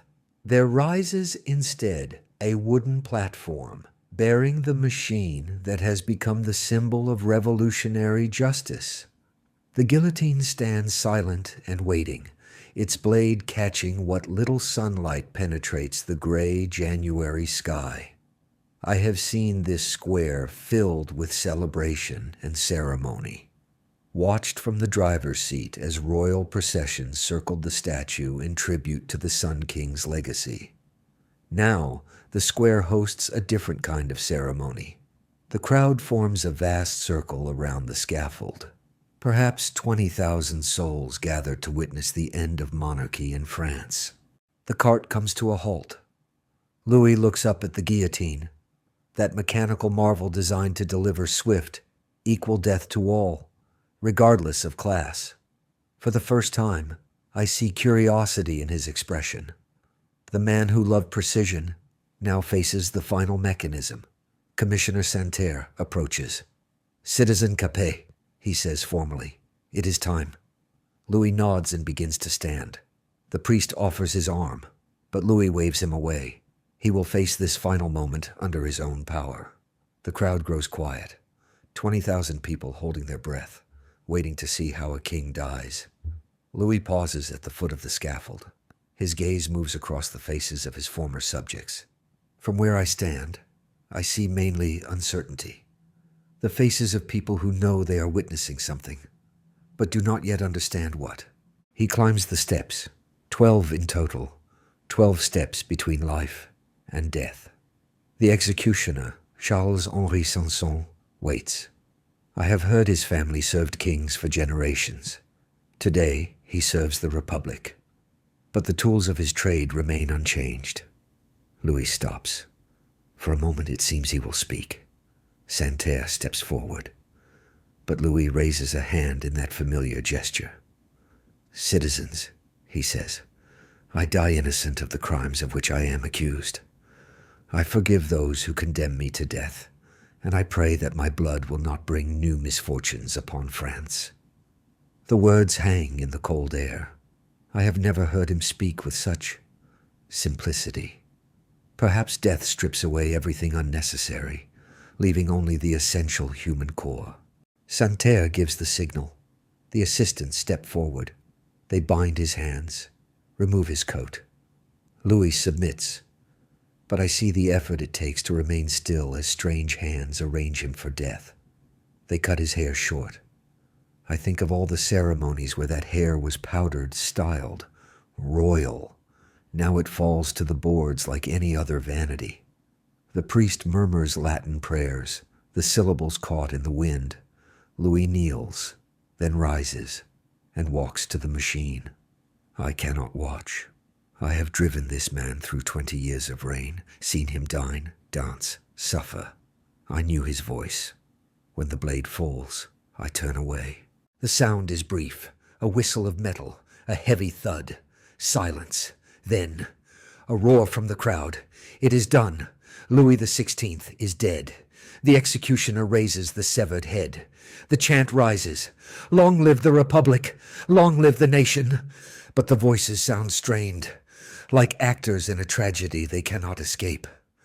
I look around. I see my own confusion on every face. What have we accomplished? Are we freer? Or have we only proven that no life is sacred, no authority permanent, and no tradition immune to the crowd's judgment? Etienne murmurs, "History." "Yes," I reply. "But whose history? And what will it say about us?" The crowd disperses. Some linger, dipping handkerchiefs in royal blood. Others flee, perhaps disturbed by their own participation. I remain, staring at the empty platform. The body is gone. The blood is washed. But something remains. A new world is being born here. In pain, in blood, and in uncertainty. We have killed our king. But what kind of people does that make us? The sky presses gray over the square. And at last, I turn away to tend the horses. drive the carts, and live in the republic we have made, with our witness and our silence.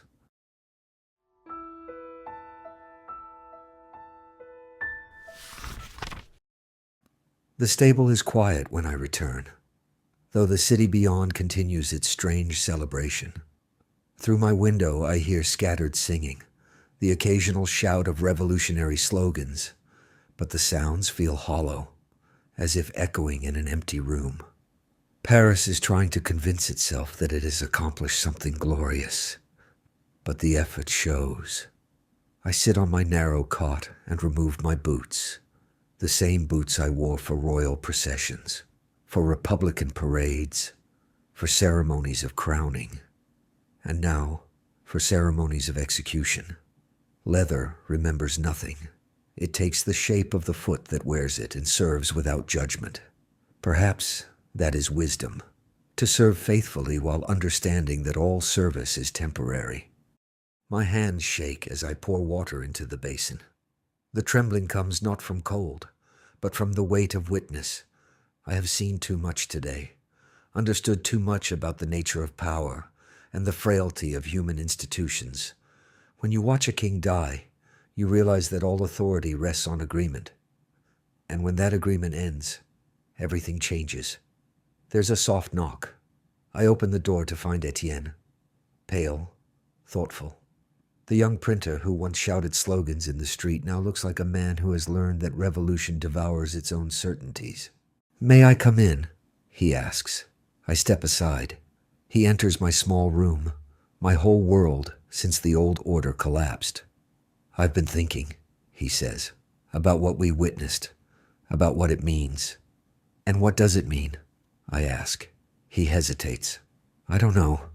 This morning I thought I understood justice, the end of tyranny, the birth of true freedom. But watching him die..." He trails off. I understand. Revolution is easier in theory than in practice, cleaner in pamphlets than in public squares. He was not a monster, I say. Louis was weak, indecisive, but not cruel. And today, he died like a man of courage. "The trial spoke of treason," Etienne says, "but I saw only a frightened man trying to do his duty." "Perhaps that's what treason is," I offer. "Not evil intention, but failure to understand how the world has changed around you." We sit in silence.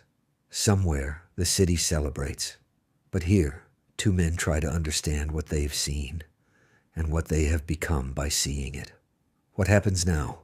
Etienne asks. "I don't know," I say. "Marie Antoinette is still in prison. The Dauphin, just Louis Charles now, still in the temple.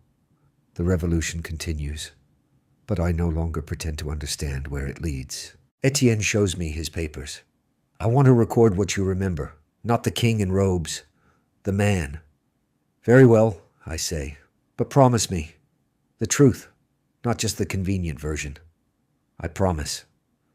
So I begin to tell him about Louis, about the man, his awkwardness, his kindness, his fascination with locks and clocks, his quiet grief over the people suffering. As I speak, the weight shifts. Witnessing execution is not the same as remembering life. Perhaps this is my true service, not to throne or republic, but to the fragile complexity of truth itself. When Etienne leaves, I sit alone, and I wonder, did we trade kings for chaos? Or did we build something better, one piece at a time, through blood and hope and flawed hands? I blow out the candle. In my dreams, I drive a golden carriage through empty streets while church bells ring, changes I cannot understand. The horses know the way, even when the driver has lost his direction. Perhaps that is enough, to trust the journey even when the destination remains unclear.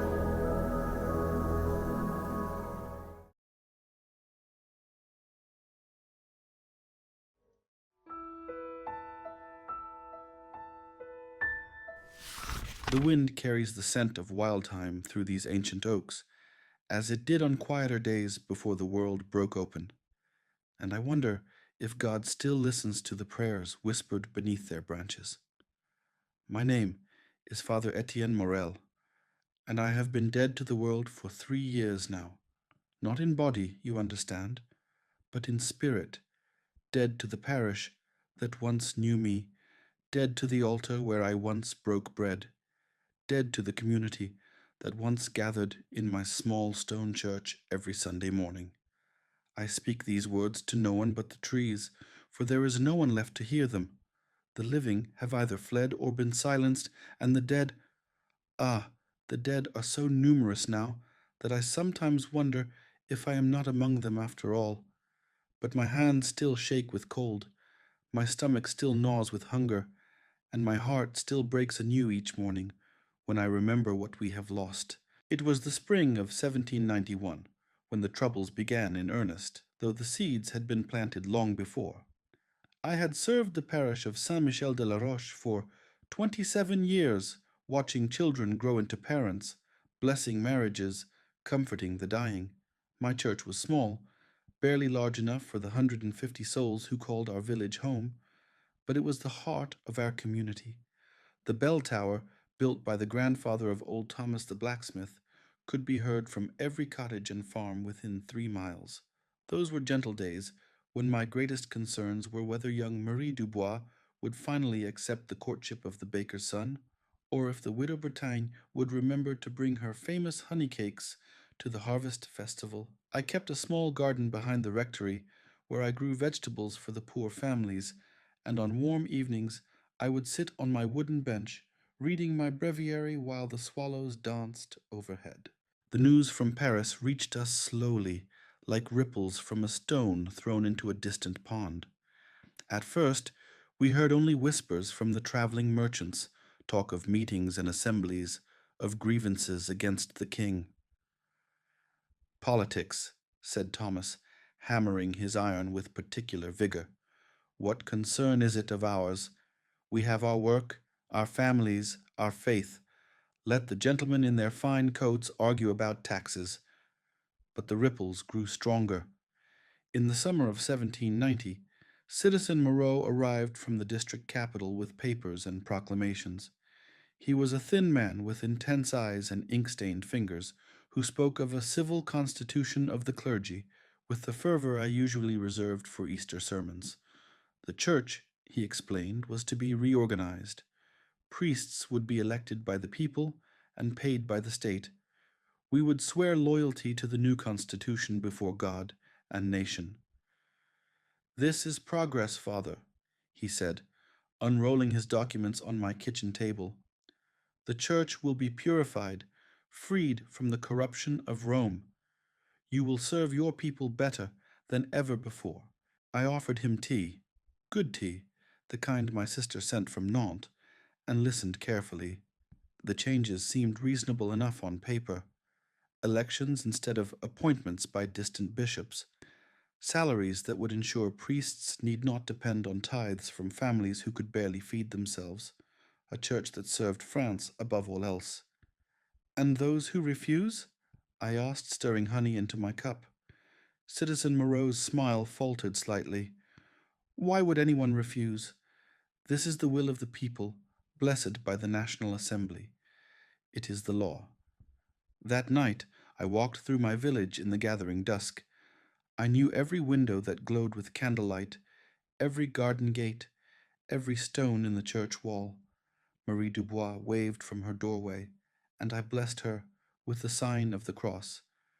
The widow Bretagne called out to ask about Sunday sermon, her voice warm despite the creak in her knees and the ache she never mentioned. 3 children ran past, chasing a cat that had stolen their ball of yarn. How could I explain to them that their gentle priest, who once worried over harvest festivals and honey cakes, now faced an impossible choice? To swear the oath meant accepting that the church could be remade by political decree, that the authority of Rome and tradition meant less than the will of a distant assembly. To refuse meant, what? Exile? Imprisonment? I had heard rumors from other districts of priests who had vanished in the night.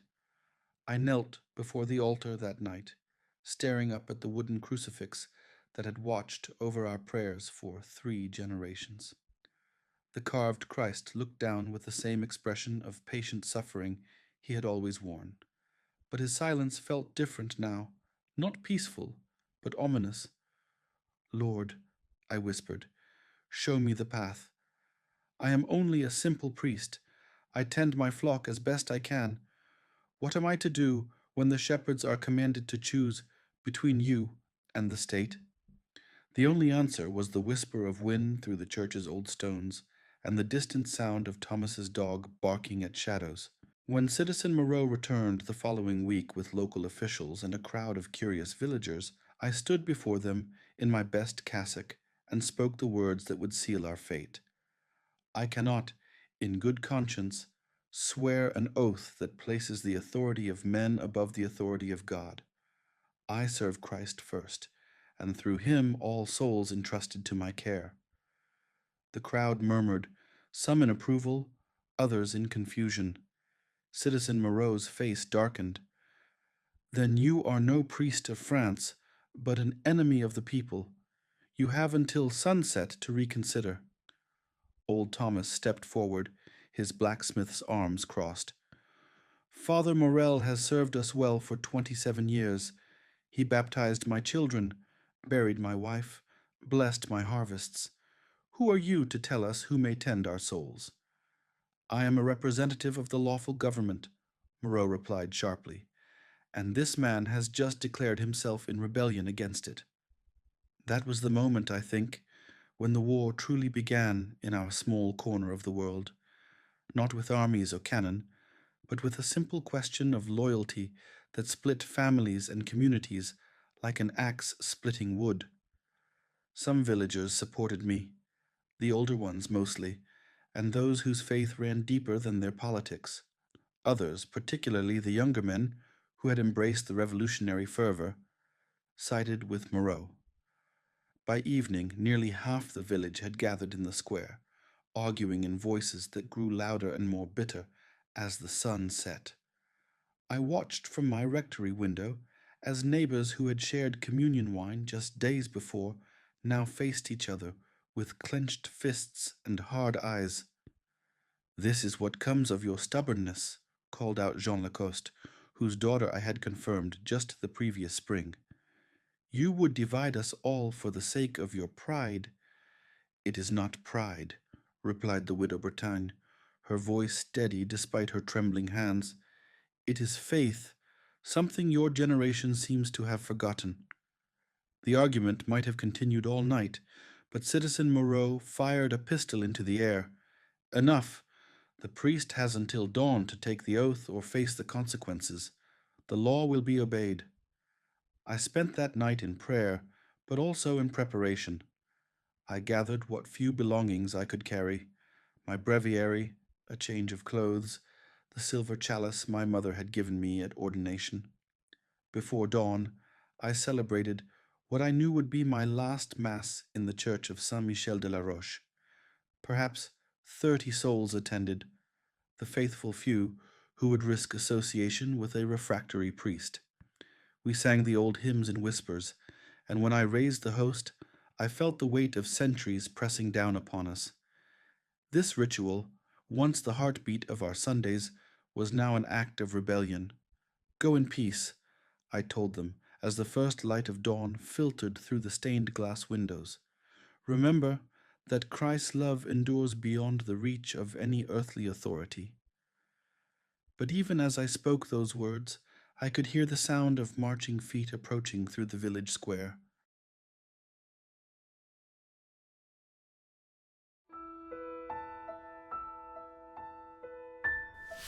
The forest became my cathedral, the trees my vaulted ceiling, and the faithful my wandering congregation. For 2 years I lived like a man pursued, which indeed I was. The new constitutional priest, Father Garnier, had taken residence in my rectory within a week of my departure. He was a young man, sincere enough in his way, but the older parishioners would have nothing to do with him.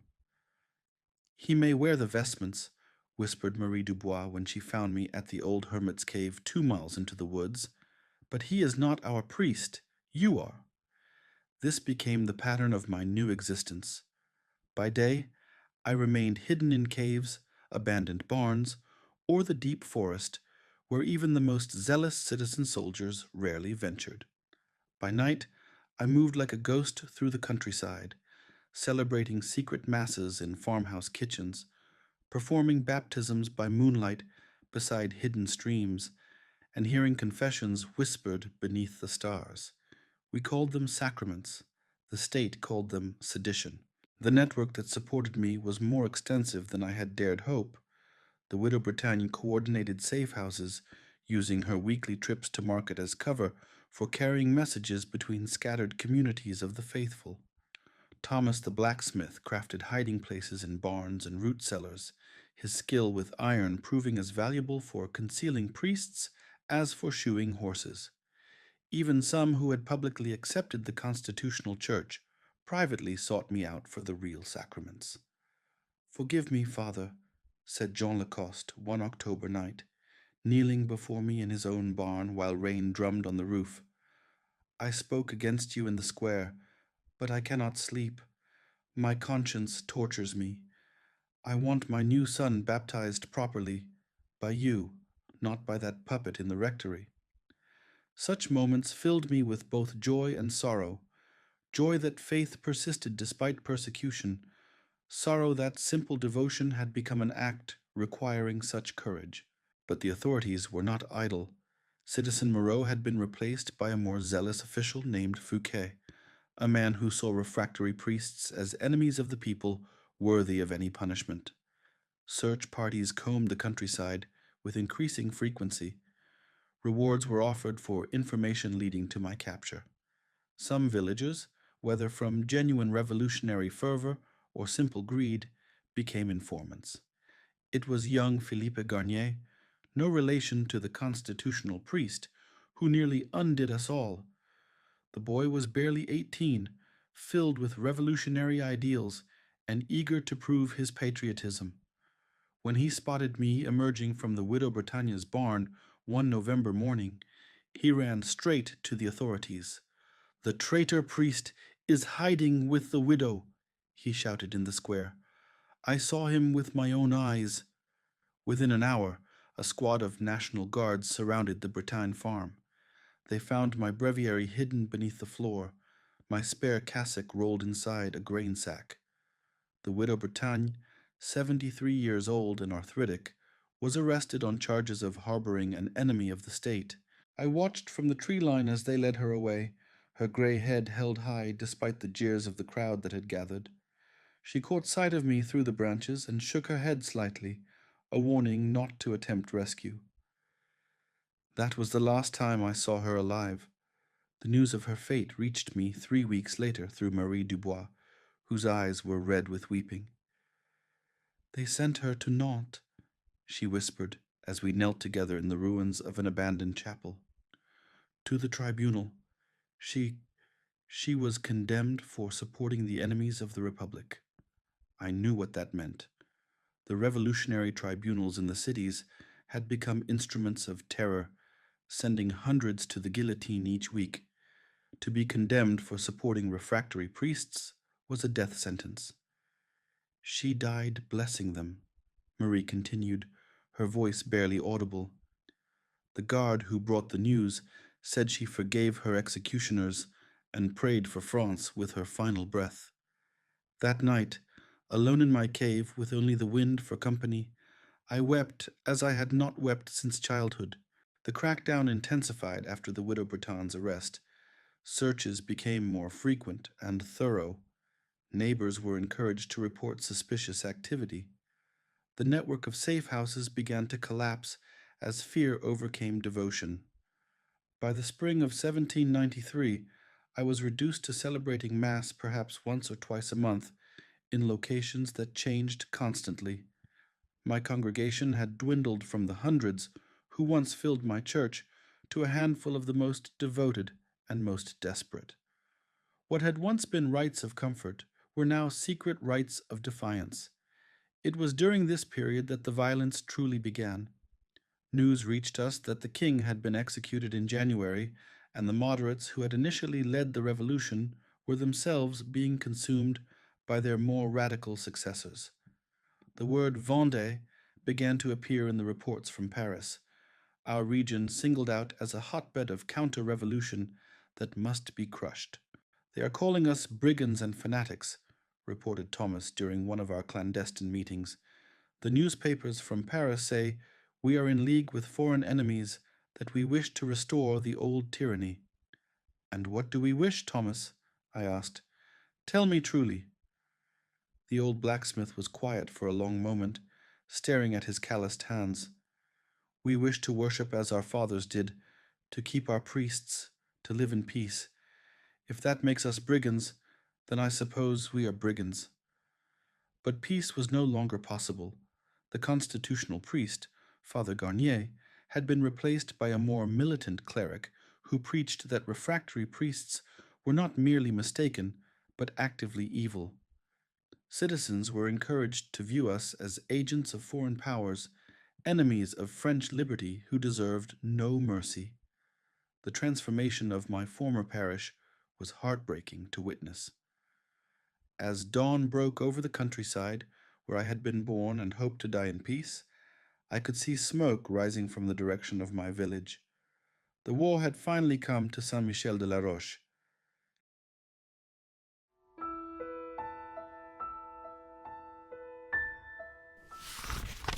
The first time I saw men kill in the name of God, I was hidden in a haystack, watching through gaps between the bundled grain. It was early March of 1794, and the winter had been cruel to all of us, rebels and Republicans alike. The constitutional priest, poor Father Garnier, was saying Mass in my old church when the White Army descended upon the village like a spring flood. They were not the professional soldiers I had expected, but farmers and craftsmen transformed by desperation into warriors. I recognized faces among them, boys I had confirmed, men whose children I had baptized. They carried crude weapons, hunting rifles, farm tools sharpened into pikes, knives better suited to butchering pigs than men. Their leader was someone I had known since childhood, Henri Dubois, Marie's elder brother, whose beard had gone gray during our months of hiding. "For God and King," they shouted as they burst through the church doors. The constitutional priest, barely 25 years old and terrified, fell to his knees before the altar, clutching his breviary like a shield. "Please," he whispered, "I am a priest. I serve God as you do." Henri's face was stone. "You serve the devil who has stolen our churches and murdered our true priests. There is no mercy for apostates." What followed haunts me still. The young priest's blood stained the altar where I had consecrated bread and wine for 27 years. His final cry, "Jesus, forgive them," echoed off the stones that had heard so many prayers, but his killers showed no remorse. They dragged his body outside and displayed it in the square as a warning to all who served the constitutional church. I remained hidden as the White Army occupied the village for 3 days, liberating it, they claimed, from Republican tyranny. They celebrated Mass in the church, my Mass, with my old vestments that they had somehow preserved. For a brief moment, it seemed as though the world I had lost might be restored. But the restoration came at a price written in blood. Every family suspected of Republican sympathies was driven from their homes. The baker who had accepted the constitutional church was beaten so severely that he died 2 days later. His crime? Selling bread to National Guard officers. Young Philippe Garnier, the boy who had betrayed the widow Bretagne, was found hanging from the oak tree in the square, a placard around his neck reading "Traitor to Faith and King." "This is not the path of Christ," I told Henri, when he found me in my hiding place and begged me to return to the church. "This violence, this hatred, it corrupts the very faith we claim to defend." But the White Army's triumph was short-lived. Within a week, Republican forces arrived in overwhelming numbers. General Turreau, the man they called the Hammer of the Vendée, had been given carte blanche to pacify the region by any means necessary. His soldiers were different from the local national guards we had faced before, hardened veterans from the wars on France's borders, men who saw us not as misguided citizens, but as enemies to be exterminated. The reconquest of Saint-Michel-de-la-Roche was swift and merciless. The white soldiers, outnumbered 10-1, melted back into the countryside, but the villagers who had welcomed them paid the price. Houses were burned, livestock slaughtered, wells poisoned. The church itself was used as a stable for the Republican cavalry, its sacred vessels melted down for bullets. I watched it all from the forest, powerless to intervene. Marie Dubois was among those executed, shot against the church wall for the crime of embracing her brother when he briefly returned home. Thomas the blacksmith survived only because he proved useful to the occupying forces, but he was a broken man, his spirit crushed by what he had witnessed. They are systematically destroying not just the rebellion, but the very possibility of rebellion, he told me during a chance encounter in the woods. His hair had gone completely white, and his hands shook constantly now. They kill not just fighters, but their families, their neighbors, anyone who ever showed them kindness. They would make a desert and call it peace. The strategy was working. Village after village fell to the Republican columns, their populations scattered or destroyed. The countryside that had once supported networks of hidden priests and secret masses was now a wasteland patrolled by soldiers who shot anyone found away from authorized settlements. By the summer of 1794, the great rebellion of the Vendée was essentially crushed. The white armies that had once threatened to march on Paris were reduced to scattered bands of survivors, hiding in the deep forests and salt marshes. The population of entire districts had been decimated. Some villages were simply empty, their inhabitants dead, fled, or transported to other regions as punishment for their disloyalty. I had become a ghost haunting a graveyard. The network of faithful who had once sustained me was shattered. The churches were empty or destroyed. The very landscape seemed scarred by violence, with burned farmhouses and neglected fields bearing witness to what we had lost. Yet still I continued my ministry, celebrating Mass for congregations of 2 or 3 survivors, baptizing children born in caves and forests, administering last rites to rebels who died far from home. As autumn arrived and the leaves began to fall like tears from heaven, I faced a bitter truth. I was no longer a shepherd tending his flock, but the last mourner at a funeral that would never end.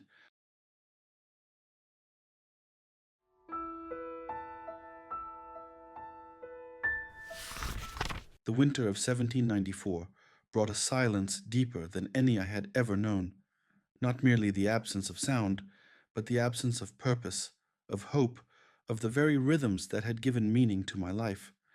For months now, I had not celebrated a single Mass, baptized a single child, or heard a single confession. The faithful were dead, scattered, or too frightened to seek out a priest whose very existence had become a capital crime. I had taken shelter in a cave system deep in the forest, a natural cathedral of limestone that had never heard human prayers until I began whispering the divine office to its walls. The acoustics were strange there. My voice seemed to echo back changed, as if the stone itself were questioning the words I spoke. I found myself pausing mid-psalm, not because I forgot the words, but because I no longer knew if I believed them. It was in this cave that I met Father Antoine Rousseau, another refractory priest who had been driven from his parish near La Rochelle. He arrived half dead from cold and hunger, guided to my hiding place by rumors that had somehow survived when everything else had perished. Antoine was younger than I, perhaps 45, but the war had aged him terribly. His hair was completely gray, his hands bore the scars of manual labor, and his eyes held the hollow look of a man who had seen too much. We were like 2 survivors of a shipwreck, clinging to the same piece of driftwood in an endless sea. "Father Morel," he said, when he had recovered enough to speak coherently. "I have been searching for you for months. They say you are the last priest still active in this region." "Active?" I laughed, a sound devoid of humor. "I have not said Mass in 6 weeks. I have not seen one of the faithful in longer than that. If this is activity, then I am the busiest man in France." But Antoine's arrival brought unexpected news from the wider world. The terror was ending, he reported. Robespierre and his allies were dead, executed by the very machinery of death they had created. A new government, the Directory, was attempting to restore some measure of moderation to the revolutionary chaos. "There is talk," he said hopefully, "of reconciliation. Some constitutional priests have been allowed to return to their parishes. There are rumors that non-juring clergy might be granted amnesty if they agree to certain accommodations." "What manner of accommodations?" Antoine's face grew troubled. "A simple oath of loyalty to the Republic, not to the civil constitution, but to the government itself. Many of our brother priests believe it is acceptable, a political oath, not a religious one. We debated this question through the long winter nights. Was it possible to serve God while acknowledging the authority of a government that had persecuted the Church? Could we make such an oath in good conscience, viewing it as merely a practical necessity for resuming our ministry? Or was any accommodation with the revolutionary regime a betrayal of those who had died rather than compromise their faith?" "Think of what we could accomplish," Antoine argued. "Churches reopened, sacraments restored, the faithful gathered once again. Surely God would forgive a formula of words if it allowed us to resume his work." "And what of the widow Bretagne?" I replied. "What of Marie Dubois, of all those who died rather than accept such compromises? Do we make their sacrifice meaningless by doing now what they refused to do then? If words are only wind, then why did so many die refusing to utter them?" It was during these discussions that we learned of developments that made our theological debates suddenly urgent. A messenger, young Paul Moreau, whose father had been among the first revolutionary officials in our region, brought word that the new government was indeed offering terms to refractory priests. He also delivered a scrap of linen, smuggled by a child whose mother had once been a member of my congregation. In faded ink, the message read, "My daughter is dying. Will no priest come?" The offer was straightforward, an oath of submission and loyalty to the laws of the Republic, along with a promise not to engage in activities hostile to the government. In return, we would be allowed to resume our ministry, though under the oversight of civil authorities. That night, alone with my thoughts in the cave's depths, I faced the most difficult decision of my life. Not the simple choice between oath and exile that had faced me years earlier, but something more complex, the question of whether faithfulness sometimes required accepting the possible rather than demanding the ideal. Spring came early that year, and with it a decision I could no longer delay. Antoine had chosen to accept the government's offer and prepared to leave for the district capital to take the required oath. Before departing, he made one final appeal. "Come with me, Father," he urged. "We can rebuild the church together. We can heal the wounds, restore the community, bring comfort to those who have suffered so much." I walked with him to the edge of our forest sanctuary, where a path led back toward the world of men and politics and compromise. For a moment, I wavered. The temptation was real, to return to a normal life, to sleep in a real bed, to celebrate Mass in a real church, to matter again in the world. "I cannot," I said finally, "not because I judge you for your choice, but because I cannot separate my faith from my conscience. To take that oath would kill something in me that I cannot afford to lose." Antoine embraced me, tears in his eyes. "Then I fear this is goodbye, my friend. I do not think we will meet again in this world." 6 months later, I learned that he had indeed resumed his ministry, reopening a church near Tours, and serving a congregation grateful for any priest, constitutional or refractory. He died of pneumonia the following winter, worn out by his efforts to rebuild what had been destroyed. I knew only that his path and mine had diverged, and that I was now more alone than ever, not just physically isolated, but spiritually cut off from even my fellow priests who had chosen accommodation over continued resistance.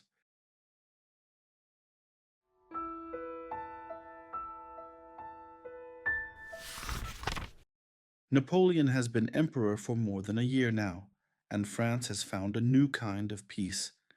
The reports that reach me speak of prosperity returning, of churches reopening under the concordat he signed with the Pope, of former enemies reconciling in the name of national unity. The revolution that once threatened to consume everything has been tamed, channeled into imperial ambitions that stretch across Europe. Yet here I remain in my forest sanctuary, an anachronism from a time most prefer to forget. I am 68 years old now, my hair white as winter snow, my hands gnarled from years of living rough. The cave that has been my home for so long feels smaller each year, as if the weight of memory itself were pressing down upon the limestone walls. Occasionally, travelers pass through these woods, merchants, pilgrims, young men seeking adventure in Napoleon's armies. Sometimes they stop to share a meal or ask directions, and I listen to their stories of the wider world. France is strong again, they tell me. The chaos of revolution has given way to order and glory. The church functions once more, its priests properly trained and appointed, its rituals restored to their proper place in society. "You could return, you know," said a young priest who discovered my retreat last spring. Father Beaumont was his name, barely 30 years old, ordained under the new arrangements between church and state. The emperor has granted amnesty to all former refractory clergy. You could have a parish again, a proper church, a real congregation. I offered him what food I had, wild mushrooms and herbs, bread baked on a stone over my fire, and listened as he described his own ministry. He served 3 villages now, riding between them on Sundays to celebrate Mass for communities still rebuilding from the war years. The work was hard but rewarding, he said. People were hungry for spiritual guidance after so many years of upheaval. "And what do you tell them?" I asked. "How do you address their questions about what they witnessed, what they suffered?" Father Beaumont paused, considering his words carefully. "I tell them that the past is past, that we must focus on rebuilding, on healing, on moving forward together. There's no benefit in dwelling on old wounds or reopening old conflicts." Perhaps he was right. Perhaps the living did need to move forward, to build new communities on the foundations of the old. Perhaps my insistence on remembering, on bearing witness, was simply the stubbornness of an old man who could not accept that his time had passed. Yet I could not shake the feeling that something essential was being lost in this rush toward reconciliation. The Widow Britannia's courage, Marie Dubois' faithfulness, the young constitutional priest's final cry for forgiveness, were these just embarrassing memories to be politely forgotten? Did the price they paid for their convictions mean nothing to the new generation that inherited the peace their sacrifice had helped to purchase? After Father Beaumont left, I spent weeks pondering these questions. I read and reread the letters that had been smuggled to me over the years, messages from the scattered faithful, reports of deaths and births, fragments of news from the wider world. Each piece of correspondence was a thread in the tapestry of memory I had been unconsciously weaving throughout my exile. One evening, as autumn painted the forest in shades of gold and crimson, I was visited by a ghost from my past. Thomas the blacksmith, now well into his 70s, climbed the steep path to my cave with the careful steps of a man whose joints had felt too many winters. "Father," he said, settling himself on the stone where I usually sat to write, I have come to make my confession. I had not heard those words in years. The formal sacrament of confession had been one of the casualties of my isolation. Without a proper congregation seeking spiritual guidance, I had almost forgotten this most intimate aspect of priestly ministry. His confession was simple and devastating. He admitted that, during the persecution, he almost betrayed me to save his son. Tears streamed down his face as he confessed the torment of having once weighed my life against his child's safety. I placed my hand on his bowed head, feeling the familiar weight of spiritual authority I had not exercised in so long. Thomas, my friend, you chose as any father would choose. The sin was not in your heart, but in the circumstances that put you in such a position. We prayed together as the sun set behind the trees, two old men seeking peace in a world that had moved beyond their understanding. He said the world wanted to forget. I told him memory is the quietest kind of resistance. After Thomas left, I examined the gifts he had brought: proper ink, good paper, a decent pen, and I began the most important work of my life. Not the chronicle of events I had been composing, but a series of letters to the future. Letters to the children who would grow up in Napoleon's France, to the grandchildren who would inherit the world we had unknowingly created through our choices and sacrifices. Most importantly, I wrote to warn them that such times might come again, that the choice between conscience and convenience, between faith and expediency, between loyalty to ideals and accommodation to power, was a choice each generation must make anew.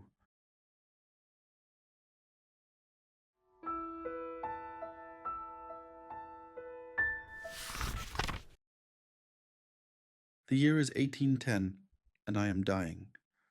Not dramatically, not from persecution or violence, but simply from the accumulated weight of 73 years, 17 of them spent in exile from the world of men. My body, sustained for so long by berries and herbs and the occasional kindness of strangers, has finally begun the slow process of returning to the earth that has sheltered me. The wind still carries wild thyme through the trees, but it no longer smells of spring, only memory. I write these final words by the light of a candle that will not last the night, surrounded by the pages that have become my life's work. Hundreds of sheets covered with stories, memories, testimonies, the last will and testament of a France that died in the revolutionary years and was buried beneath the glories of the empire. Yesterday, I received what I suspect will be my final visitor. She came climbing the forest path with the sure steps of youth, though she carried herself with the dignity of someone who had known sorrow. When she reached my cave, she knelt before me with the reverence I had not seen since my days in the pulpit. "Father Morel," she said, "I am Claire Dubois, granddaughter of Marie. I have come to ask for your blessing." Claire was perhaps 25 years old, with her grandmother's gentle eyes and determined chin. She wore the simple dress of a working woman, but carried herself with the quiet authority of someone who had learned to lead others through difficult times. "My grandmother spoke of you often before she died," Claire continued. "She said you were the keeper of our stories, the one who remembered what we had lost and why it mattered." "And what do you remember, child?" I asked. "What stories have been passed down to your generation?" Claire was quiet for a moment, gathering her thoughts. "I remember that my grandmother died for her faith, that she chose to protect you rather than save herself, that she believed some things were worth more than life itself. And do you believe that?" "I want to," she said honestly, "but it's hard to understand, living in this new world. The emperor has made peace with the church. Priests serve openly again. The persecution is over. Sometimes I wonder if my grandmother's sacrifice was necessary, or if she simply died for nothing." Her honesty moved me.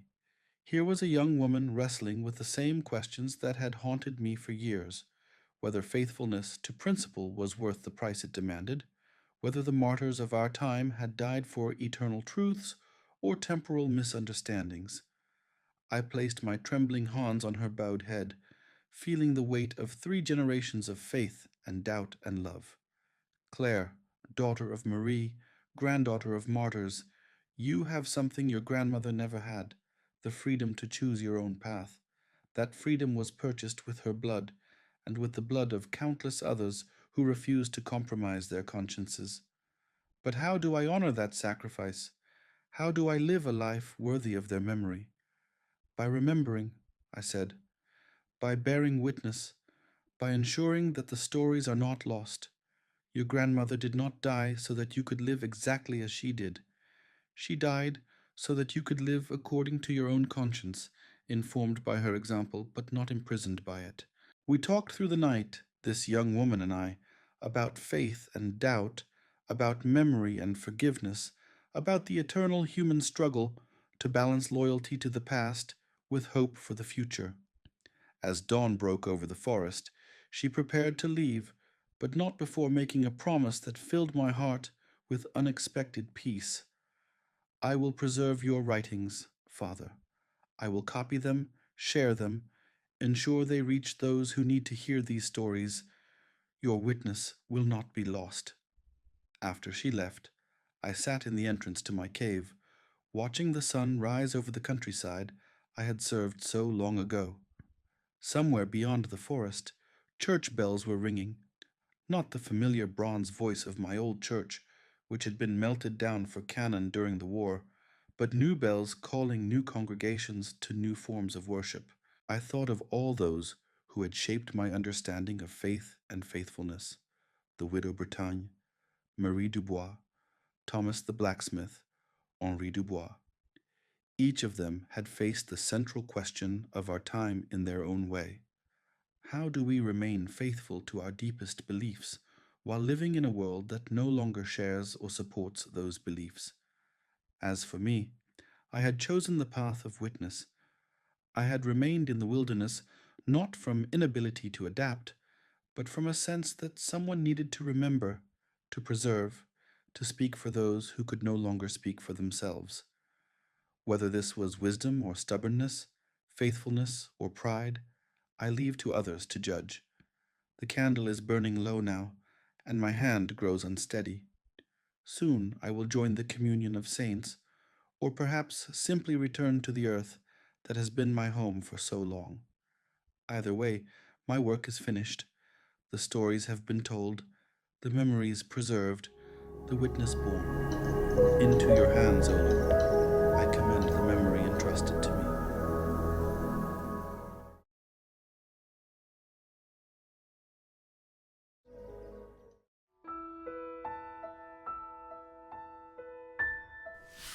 The candlelight flickers against the stone walls of the Hôtel de Brionne, casting shadows that seem to dance with secrets. My name is Geneviève Moreau, and I am 25 years old, though I feel as if I have aged a decade in these past months. The revolution promised us liberty, equality, fraternity. What it gave me was a desk, a quill, and lists of names that grow longer each day.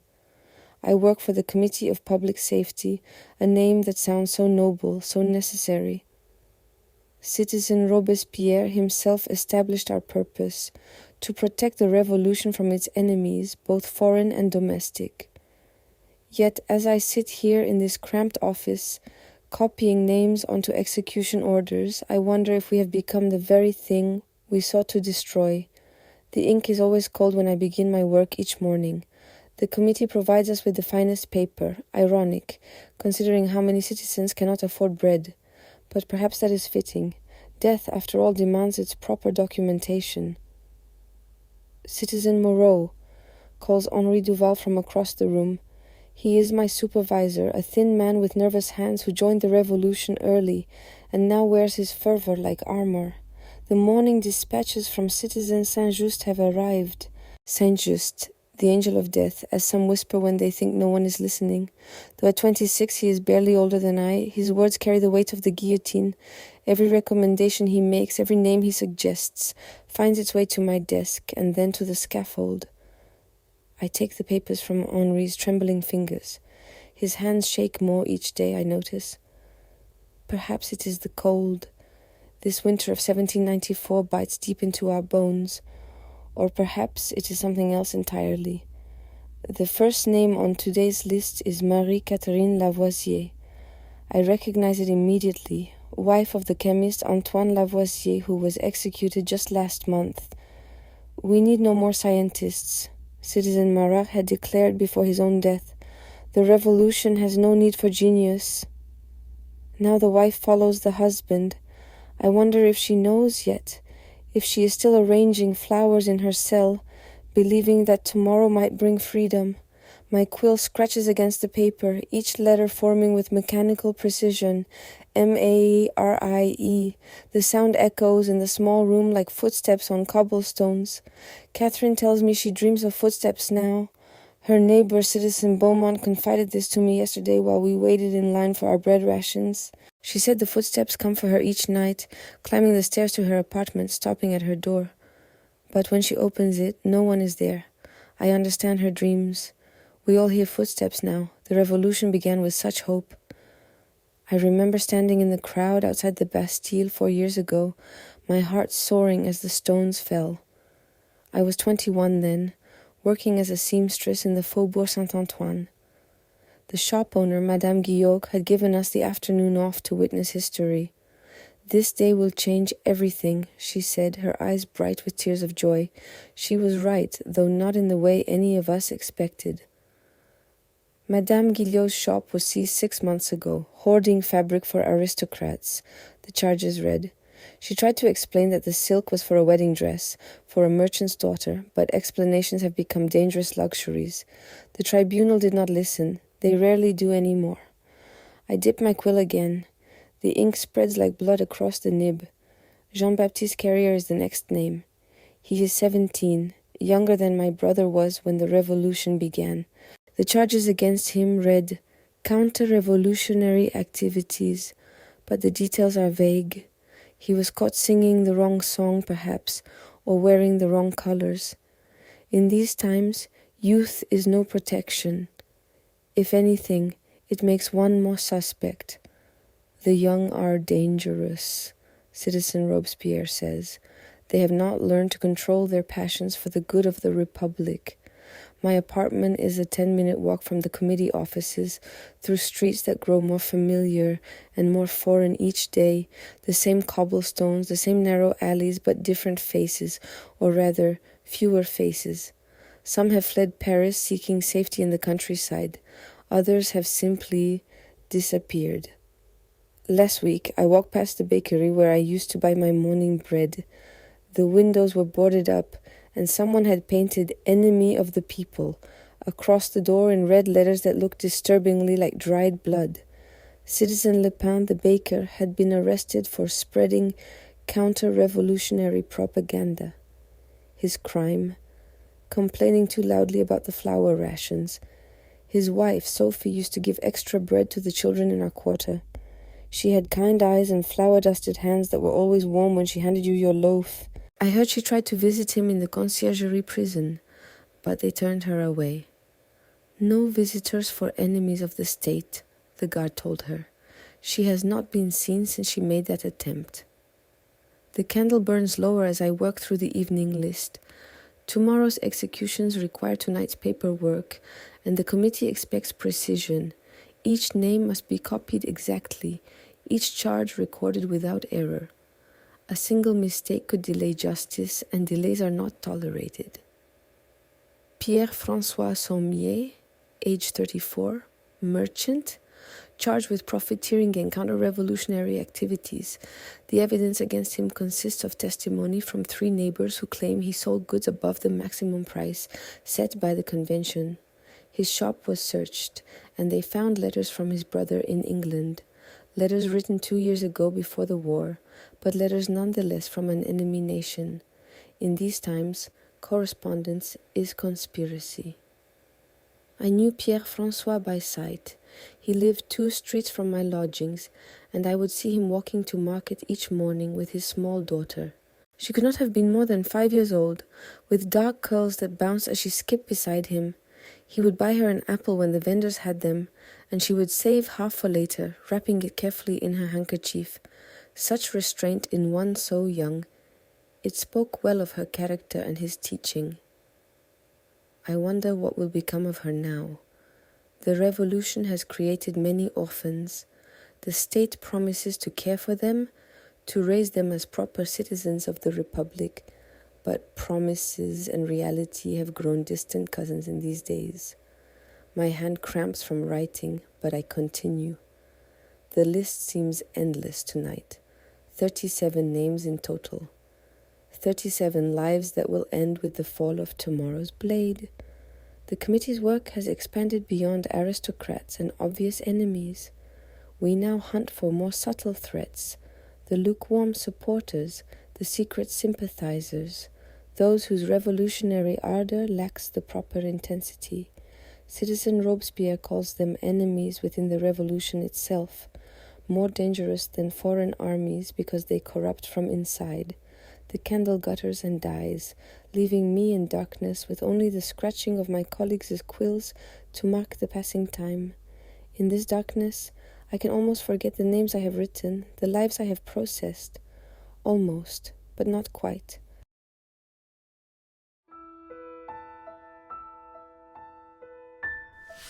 Dawn arrives grey and cold, seeping through the narrow windows of the committee offices like an unwelcome truth. I have slept little. Sleep has become a luxury I can ill afford, both for practical and psychological reasons. The practical, there is always more work, more lists, more names to process. The psychological, sleep brings dreams, and dreams bring faces I would rather not see. This morning I arrive at the offices to find unusual activity. Citizen Fouquier-Tinville, the public prosecutor, paces the main corridor with his distinctive nervous energy. His presence here, rather than at the Revolutionary Tribunal, suggests something significant is developing. He nods to me as I pass. We have worked together on many cases, and he knows the quality of my documentation. "Citizen Moreau," he calls out, his voice carrying the authoritative tone that has condemned hundreds. "Your lists from last evening, they require special attention today. The committee has received new information about several of the cases." New information. The phrase makes my stomach tighten. In my experience, new information rarely leads to pardons or reduced sentences. More often, it expands the web of suspicion, drawing in associates, family members, anyone connected to the original accused. The revolution has taught us that guilt spreads like plague. One infected contact can contaminate dozens. Henri approaches with a stack of additional documents.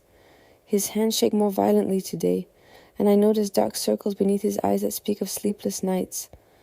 "These came from Citizen Saint-Just's office this morning," he says, lowering his voice despite our secure location. "Priority cases, they require immediate processing." The new documents contain names I recognize, faces from my daily life in Paris. Citizen Moreau, no relation despite the shared surname, who operated a small cafe near my lodgings. Marie-Claire Dubois, who sold newspapers on the corner of Rue Saint-Honoré. Even Father Benedict, the constitutional priest who had sworn allegiance to the revolution and regularly preached republican virtues from his pulpit. The charges vary, but the pattern remains consistent. Insufficient revolutionary enthusiasm, suspicious associations, counter-revolutionary sentiment. The evidence consists mainly of witness testimony, neighbors reporting overheard conversations, customers describing inappropriate reactions to news of executions, parishioners noting the priest's reluctance to celebrate the execution of former colleagues. As I begin copying these new names, I remember a conversation with my landlady, Madame Petit, just 2 weeks ago. She had mentioned seeing increased activity around Citizen Moreau's cafe, men in uniform taking notes, observing the customers, recording who came and went. "They're watching everyone now," she whispered, her voice barely audible despite the privacy of her own kitchen. "Even the ones who support the revolution aren't safe if they don't support it enough." Madame Petit herself has become increasingly careful about her words. Before the revolution, she was known throughout our quarter for her sharp tongue and willingness to gossip about anyone and everyone. Now she speaks in measured phrases, carefully neutral, expressing only the most orthodox Republican sentiments. The transformation is so complete that it feels like living with a stranger who happens to share the same face and apartment. The morning progresses with its familiar rhythm of documentation and bureaucracy. Other clerks arrive and take their positions at nearby desks. We exchange polite nods but few words. Conversation has become dangerous even among colleagues. Last month, Citizen Valier was arrested after a fellow clerk reported him for expressing sympathy toward executed nobles. They were human beings, after all, he had said during a moment of fatigue-induced candor. Such humanity is now classified as counter-revolutionary sentiment. Around 10 o'clock, Citizen Couthon arrives for his weekly inspection. Jean-Marie Couthon, Robespierre's close ally and fellow member of the Committee of Public Safety, wheels himself through our offices with methodical attention to detail. His paralyzed legs do not diminish his authority. If anything, his physical limitations seem to intensify his revolutionary fervor. He reviews our work with eyes that miss nothing, noting efficiency, accuracy, and most importantly, proper revolutionary spirit in our documentation. Citizen Moreau, he addresses me directly, his voice carrying the weight of absolute authority. Your work continues to meet the high standards our republic demands. The precision of your lists has been noted by the tribunal judges. I bow my head appropriately. I serve the Republic with all my capabilities, Citizen Couthon. Indeed, and the Republic requires ever greater service from its most dedicated citizens. He pauses, studying me with intensity that makes my skin crawl. We have received reports of increased counter-revolutionary activity in your quarter of the city. Your familiarity with the residents there could prove valuable to our investigations. The implication is clear, though unstated. I am being asked, no, instructed to inform on my neighbors, to transform my daily life into an extension of my official duties. The line between Geneviève the clerk and Geneviève the citizen is being erased, replaced by a single identity, Geneviève the instrument of revolutionary justice. Of course, Citizen Couthon, I remain vigilant in all aspects of my service to the Republic. He nods approvingly and continues his inspection, but his words echo in my mind as I return to my copying. How many of my neighbors have already become suspicious in the eyes of the committee? How many of the faces I see each day at the baker, the market, the fountain where we gather our water are already marked for investigation? The afternoon brings a new crisis that illustrates the expanding scope of our surveillance. Citizen Hébert, editor of the radical newspaper Le Père du Chêne, has been arrested along with his followers. The Hébertists, as they are known, were once considered among the most extreme supporters of the revolution. Their crime? Challenging Robespierre's authority and demanding even more aggressive measures against the enemies of the people. The irony is not lost on me as I process their arrest orders. These men helped create the very machinery that now destroys them. Hébert himself wrote dozens of articles demanding harsher treatment of suspected counter-revolutionaries. His newspaper celebrated each execution, each new law that expanded the definition of treason. Now he sits in the same cells as the aristocrats, and moderates he helped condemn. Henri brings me the Hébert documents with hands that shake so violently he can barely hold the papers. They're arresting the ultras now, he whispers, using the term for the most radical revolutionaries. If Hébert isn't pure enough, then who is? It is a dangerous question, one that touches the heart of our current situation. The revolution has become a serpent devouring its own tail, each faction purging the others in an endless cycle of ideological refinement. Today's hero becomes tomorrow's traitor with the shift of political winds. As I copy Hébert's information, I remember meeting him once at a public festival. It was last summer, during the Festival of the Supreme Being that Robespierre had organized to replace the old religious celebrations. Hébert had been drunk on wine and revolutionary fervor, proclaiming to anyone who would listen that France was being purged of all corruption, that they were creating a new race of virtuous citizens. "The old world is dying," he had shouted, gesturing wildly at the crowd, gathered around the altar of the fatherland. "We are midwives to the birth of perfect humanity." The crowd had cheered. caught up in his enthusiasm and the spectacle of the moment. Now that same crowd would cheer his execution with equal enthusiasm. Public opinion has become as fluid as water, shaped entirely by whatever the committee declares to be truth on any given day.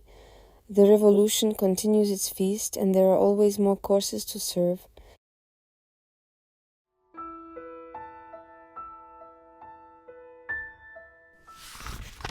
Three weeks have passed since the execution of Hébert and his followers, and the atmosphere in the committee offices has grown even more tense, if such a thing were possible. We process our daily lists with mechanical precision, but underlying conversations, those whispered exchanges that once provided brief moments of human connection, have virtually ceased. Fear has become our most reliable colleague. This morning brings troubling news that will reshape our work once again. Citizen Danton, Georges Danton, hero of the early revolution, the man whose voice could rouse crowds to storm barricades, has been arrested along with his supporters. If Hébert's fall shocked us with its implications, Danton's arrest feels like the ground shifting beneath our feet. I remember Danton from the early days, when his massive frame and booming voice made him seem like a force of nature unleashed upon the old regime. He was the revolution incarnate, passionate and uncompromising, yet also capable of mercy and moderation when circumstances demanded. His famous declaration that "we must dare, and dare again, and always dare," became a rallying cry for Republicans across France. Now that same daring has been redefined as dangerous moderation. The charges against Danton read like a catalogue of political evolution: corruption, secret negotiations with enemies of the Republic, conspiracy to restore the monarchy, and, most damning in our current climate, attempts to slow the pace of revolutionary justice. As I copy his information into our official records, I reflect on how thoroughly the revolution has transformed not just our society but our language itself. Words that once carried positive meanings have become accusations. Moderation now implies treason. Mercy suggests counter-revolutionary sympathy. Compromise equals conspiracy with enemies. Henri approaches my desk with additional documents, his nervous condition now so severe that he requires both hands to carry a simple stack of papers without dropping them. "The Danton materials," he says unnecessarily. I can see the familiar red seals that mark the highest priority cases. Citizen Fouquier-Tinville wants these processed immediately. The trial begins tomorrow. Tomorrow, even for someone of Danton's stature, the machinery of justice operates with relentless speed. There will be no lengthy deliberations, no extensive examination of evidence, no careful consideration of his years of service to the Republic. The Revolutionary Tribunal has become efficient above all else, prizing speed over subtlety, quantity over careful judgment. The evidence against Danton consists primarily of testimony from former associates, transcripts of allegedly treasonous conversations, and financial records suggesting corruption. But as I read through the documents, I notice something troubling about the testimony.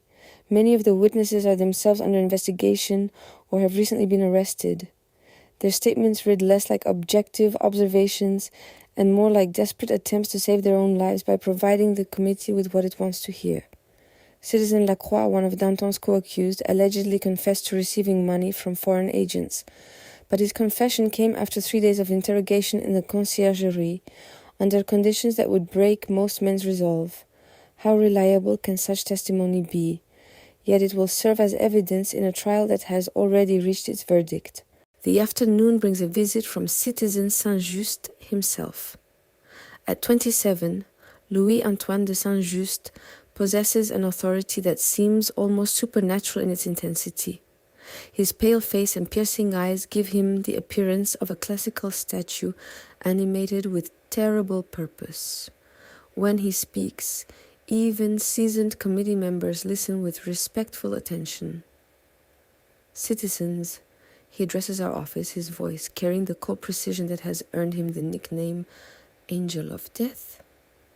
The arrest of the Dantonists marks a crucial moment in our revolution's purification. These men represented the corruption of our ideals, the softening of our resolve that would have led to counter-revolutionary triumph. He pauses, studying each of us with eyes that seem to catalogue our reactions for future reference. Their trials will demonstrate that no one, regardless of past service, stands above the justice of the people.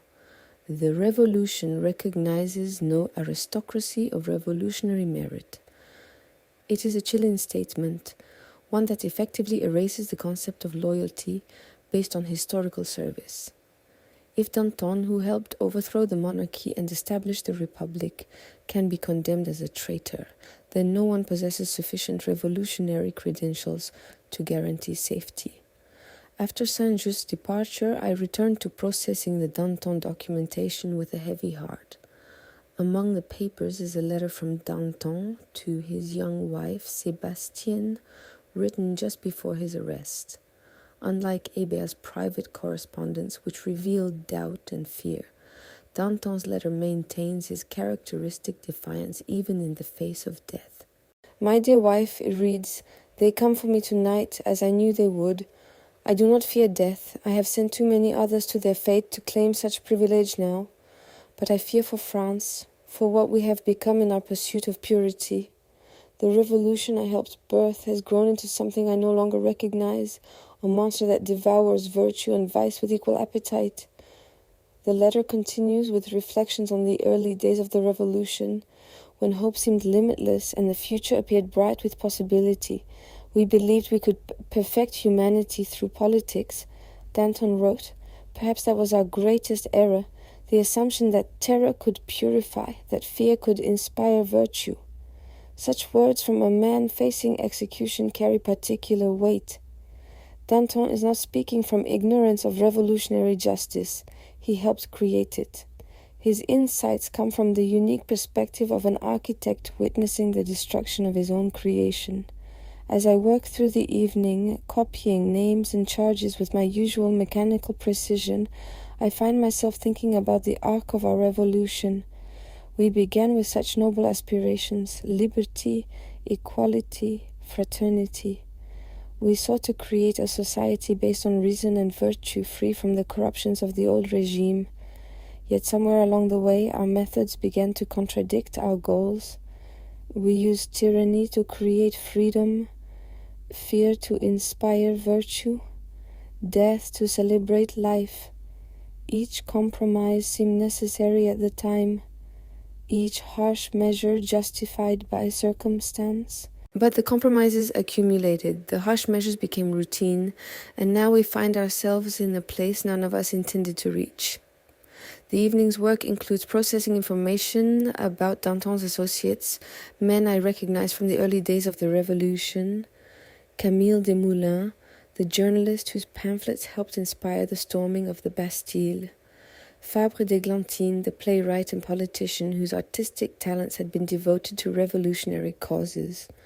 All now condemned as enemies of the very revolution they helped create. Desmoulins' case particularly troubles me because of his personal connection to Robespierre. The two men were childhood friends, schoolmates who had maintained their relationship through decades of political development. Desmoulins had been a witness at Robespierre's wedding, and their families had socialized regularly in happier times.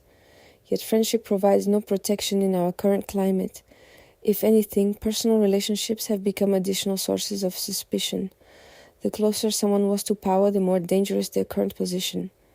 Intimacy with leaders creates opportunities for betrayal, and betrayal, real or imagined, has become our most serious crime. Desmoulins' newspaper, Le Vieux Cordelier, had recently published articles calling for moderation in the application of revolutionary justice. He argued for mercy toward prisoners, for careful examination of evidence, for recognition that the revolution's enemies had largely been defeated. Such rational arguments have been reinterpreted as counter-revolutionary propaganda. One article in particular sealed his fate. Desmoulins wrote, "It is time to return to the principles that inspired our revolution: justice tempered by mercy, strength guided by wisdom. We have proven our power to destroy. Now we must demonstrate our capacity to build." The committee interpreted these words as coded criticism of current policies, evidence of sympathy for enemies of the state.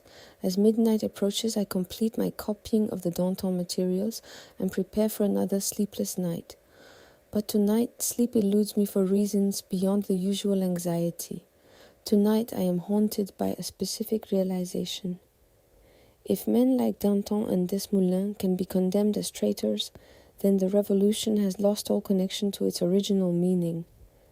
We have created a system where virtue is measured only by the enthusiasm with which one supports the latest purge, where loyalty is demonstrated through the eagerness with which one denounces former friends. The revolution has become a perpetual motion machine, generating its own enemies to maintain its momentum. Outside my window, Paris lies quiet under the winter stars.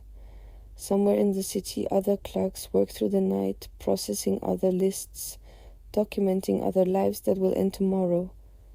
The machinery of terror operates around the clock, efficient and relentless.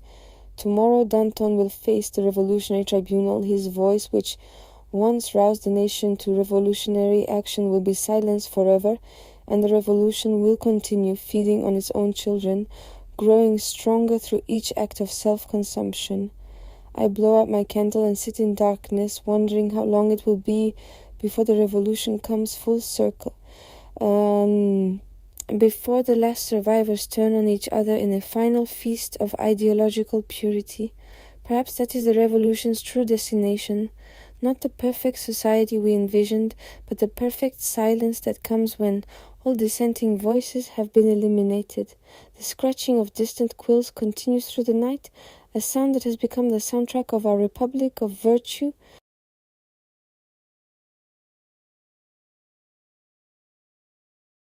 The ink dried, the names remained, and as the silence deepened, I began to wonder how many more would be written, and when my own hand might tremble.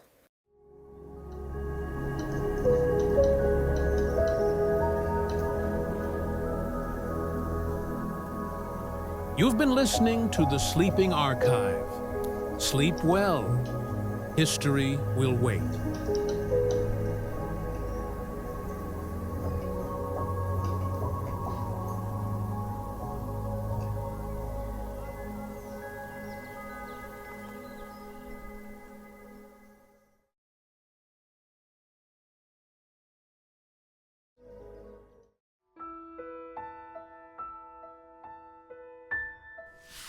The trial of Danton and his associates began this morning, and I attended as part of my official duties, documenting proceedings, recording testimony, maintaining the careful records that have become essential to our system of justice.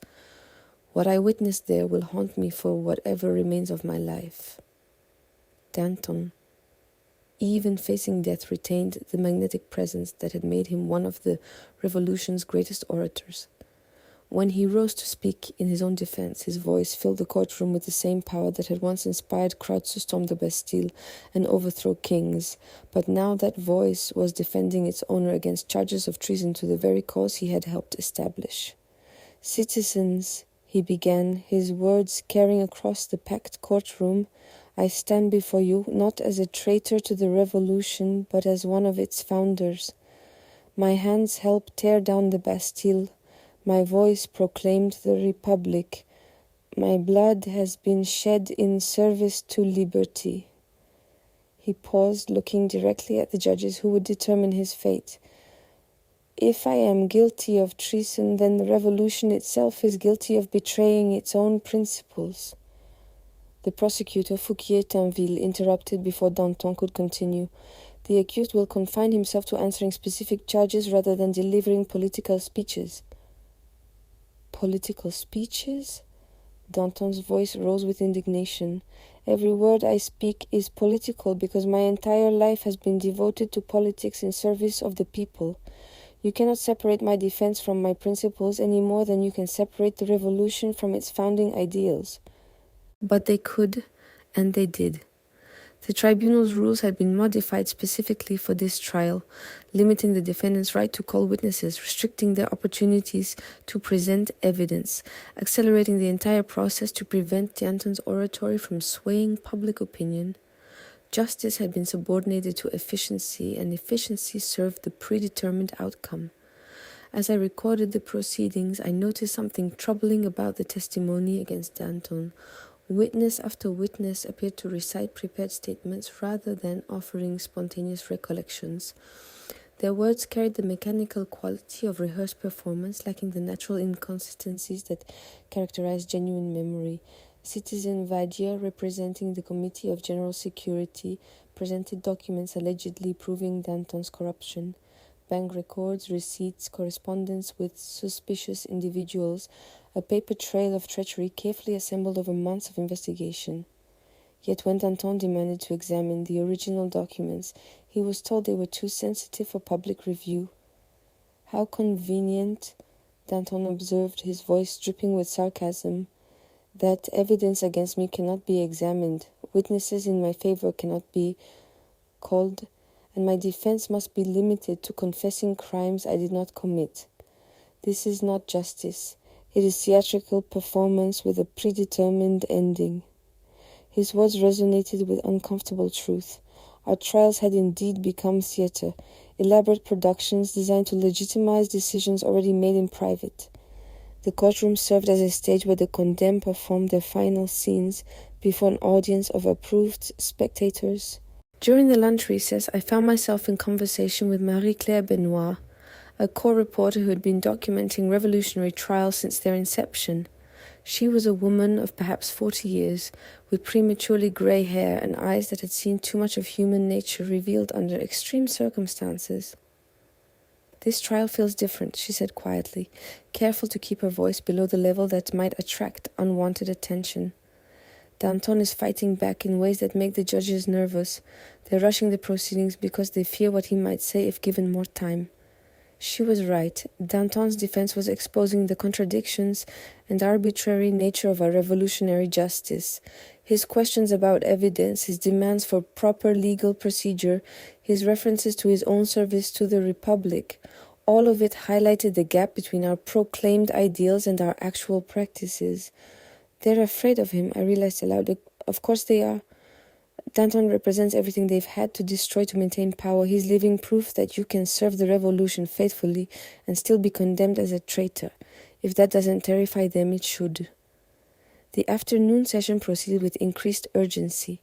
Saint-Just himself took the floor to deliver the prosecution's closing argument, his pale features animated with cold passion as he denounced Danton as the most dangerous enemy of liberty, one who corrupts from within. "Citizens," Saint-Just declared, his voice carrying the authority of absolute conviction, "before you sits a man who would have us believe that mercy is virtue, that moderation is wisdom, that compromise is strength. These are the words of our enemies, dressed in the language of false patriotism." He paused, allowing his words to settle over the courtroom like a shroud.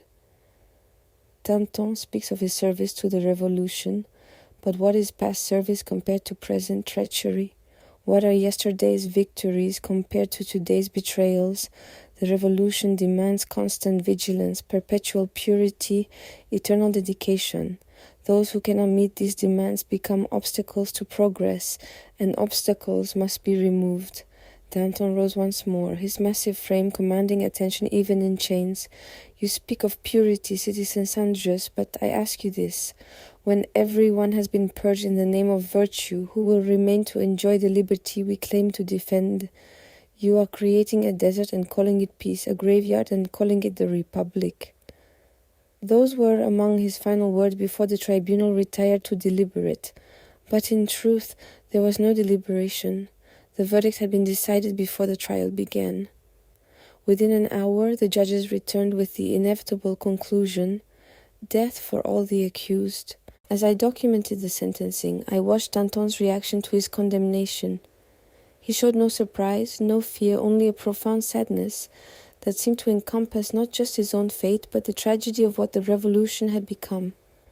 "So be it," he said simply. "But remember this, citizens. You follow in my footsteps to the scaffold. The revolution devours its children, and yours will be next. Prophetic words that would echo through the months to come. Evening found me back at my desk, processing the execution orders for Danton and his associates. Tomorrow, the blade would fall on some of the revolution's most prominent figures, men whose names had once inspired hope across Europe. Now they were simply more entries in my carefully maintained records of the condemned. But tonight, as I wrote their names for the final time, I found myself questioning not just their fate, but my own role in this machinery of death. Each stroke of my pen had contributed to their destruction. Every list I had copied, every document I had processed, every name I had recorded, all of it had led to this moment when the revolution consumed its own founding fathers. Camille Desmoulins would die tomorrow, the childhood friend of Robespierre, whose only crime had been suggesting that perhaps enough blood had been shed. Fabre d'Églantine would die, the playwright whose artistic talents had been devoted to revolutionary causes. And Danton himself would die, the voice that had proclaimed the Republic and now questioned its methods. As I completed the paperwork, I realized I was not just recording their deaths, I was collaborating in them. My efficient documentation, my careful attention to detail, my mechanical precision in processing cases, all of it made me complicit in a system that had lost its moral compass. The clock struck midnight as I finished the last execution order. Tomorrow would bring more lists, more names, more lives to process through our bureaucracy of terror. But tonight, for the first time since I had begun this work, I allowed myself to fully confront what I had become. I was no longer Geneviève Moreau, citizen of the Republic. I had become something else entirely. A functionary of fear, a clerk of death, a small but essential cog in a machine designed to destroy human lives with maximum efficiency and minimum reflection. The revolution had promised to transform society, and it had succeeded beyond our wildest dreams. It had transformed us all.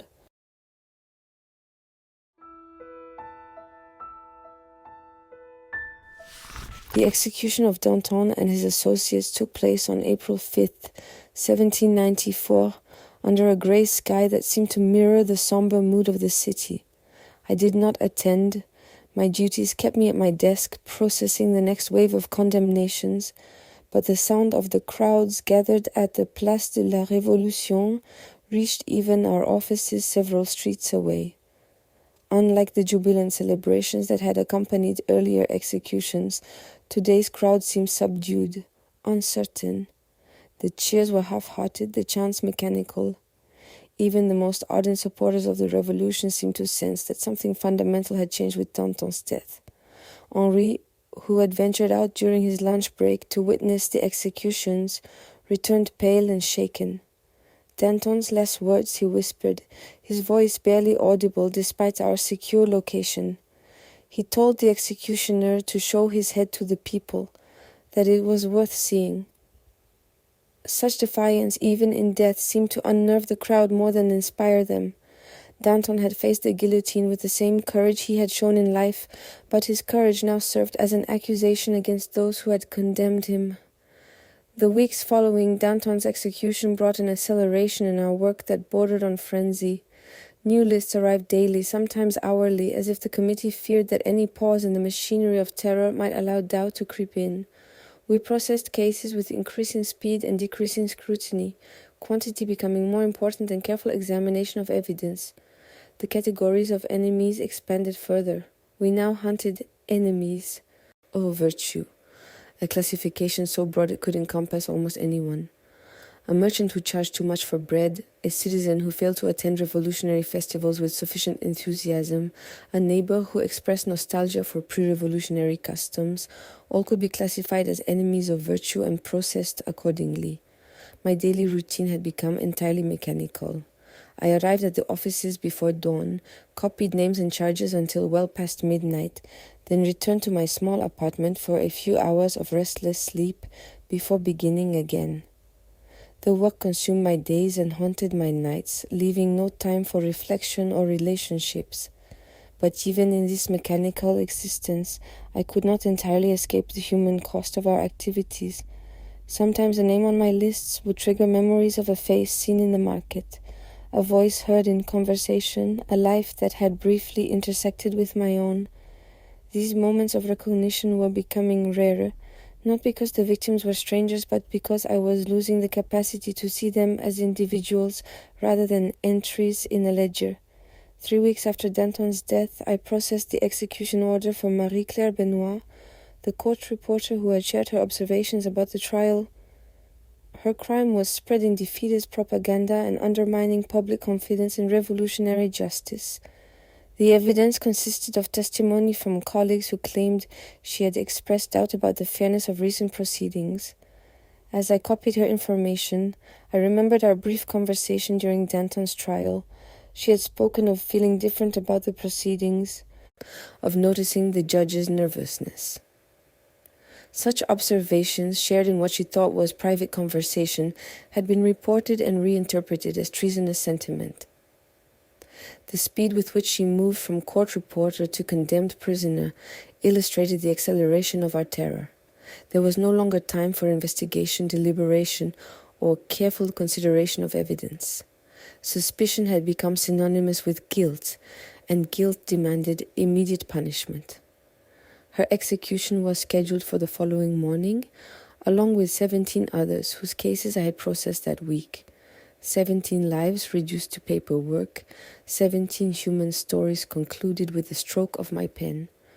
But Marie-Claire's death affected me in ways I had not anticipated. Perhaps because I had spoken with her, heard her voice, seen her as more than just a name on a list. Her execution forced me to confront the reality that my work was not merely administrative, it was personal. Each name I copied represented a unique human being with hopes, fears, relationships, and dreams that would end with the fall of the guillotine. That night I found myself unable to sleep. I walked to my window and looked out over the darkened city, trying to imagine all the people lying awake in their beds, wondering if tomorrow would bring the knock on their door. How many were reviewing their recent conversations, trying to remember if they had said anything that could be misinterpreted?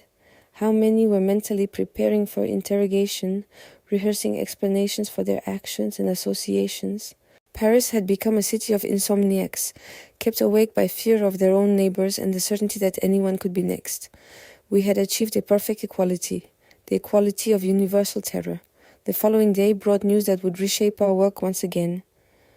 Citizen Fouché, the brutal representative who had overseen the massacres in Lyon, was being recalled to Paris under suspicious circumstances. If even Fouché, whose revolutionary zeal had been demonstrated through thousands of executions, could fall under suspicion, then truly no one was safe. But the most shocking development came in early May, when rumors began circulating about tensions within the Committee of Public Safety itself. Whispered conversations in the corridors spoke of disagreements between Robespierre and other committee members, of faction forming within the highest levels of revolutionary government. Such rumors were dangerous to repeat, even more dangerous to believe, but impossible to ignore entirely. If the committee itself was divided, if the leaders of the revolution were questioning each other's loyalty, then the logical conclusion was that the terror would eventually consume even its architects. One evening in mid-May, as I worked late processing the day's execution orders, Henri approached my desk with unusual urgency. His perpetual nervousness had intensified to the point where he could barely hold papers steady, and his eyes darted constantly toward the doors as if expecting unwelcome visitors. "Citizen Moreau," he whispered, his voice so low I had to lean forward to hear him. "There are changes coming, big changes. The word from upstairs is that new directives will be issued soon, expanding our mandate even further." New directives. The phrase filled me with dread. Each expansion of our mandate had meant more names, more lists, more lives processed through our machinery of death. If we were to expand further, I wondered who would be left to govern once all the suspected enemies had been eliminated. "What kind of changes?" I asked, though I dreaded the answer. "They're talking about accelerating the entire process, reducing trial times. eliminating certain procedural requirements, increasing the daily quotas. He paused, glancing around nervously. Some say they want to process 1,000 cases per day. 1,000 cases per day. The number was staggering, representing not just an increase in quantity, but a fundamental transformation in the nature of justice itself. At such speed, trials would become pure formality, evidence would be irrelevant, and individual examination of cases would be impossible. Henri, I said carefully, how can they possibly maintain any pretense of justice at such a pace? His response chilled me to the bone. Justice has become inefficient, Citizen Moreau. The revolution requires results, not procedures. That night, I sat at my desk long after completing the day's work, staring at the stacks of execution orders I had processed. Each piece of paper represented a life that would end tomorrow, a story that would be concluded, a voice that would be silenced forever.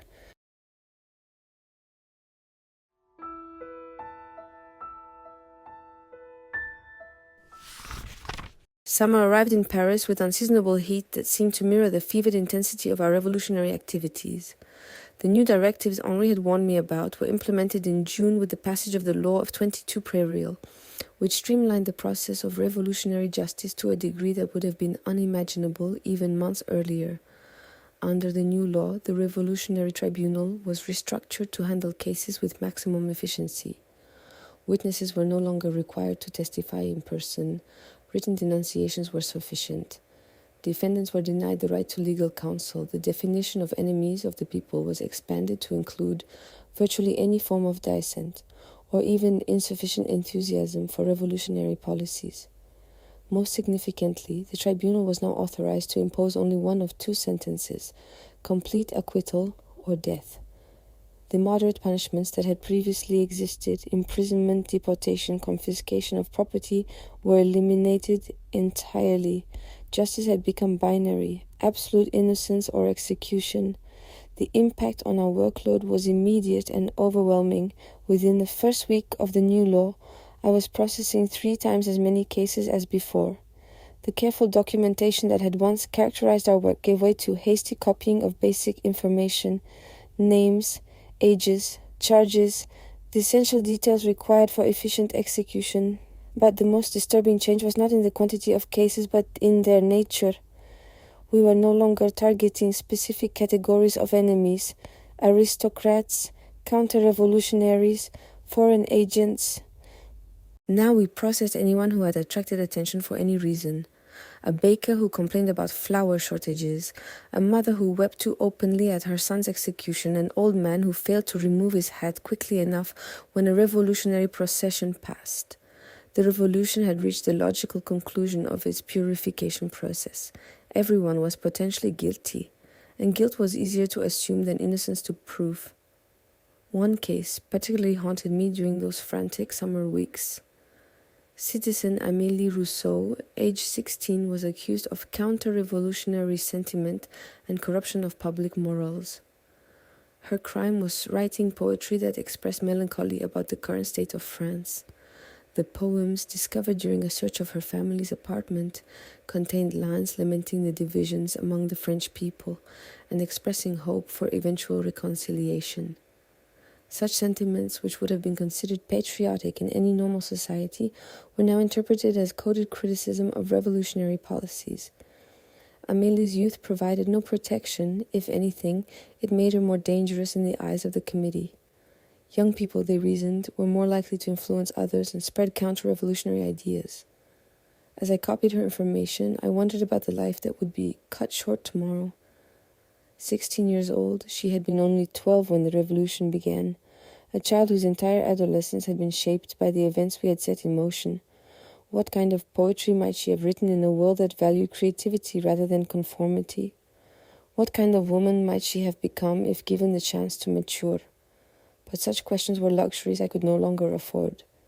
There was too much work, too many names, too many lives to process through our accelerated machinery of death. The heat of that summer was unlike anything I had experienced in Paris.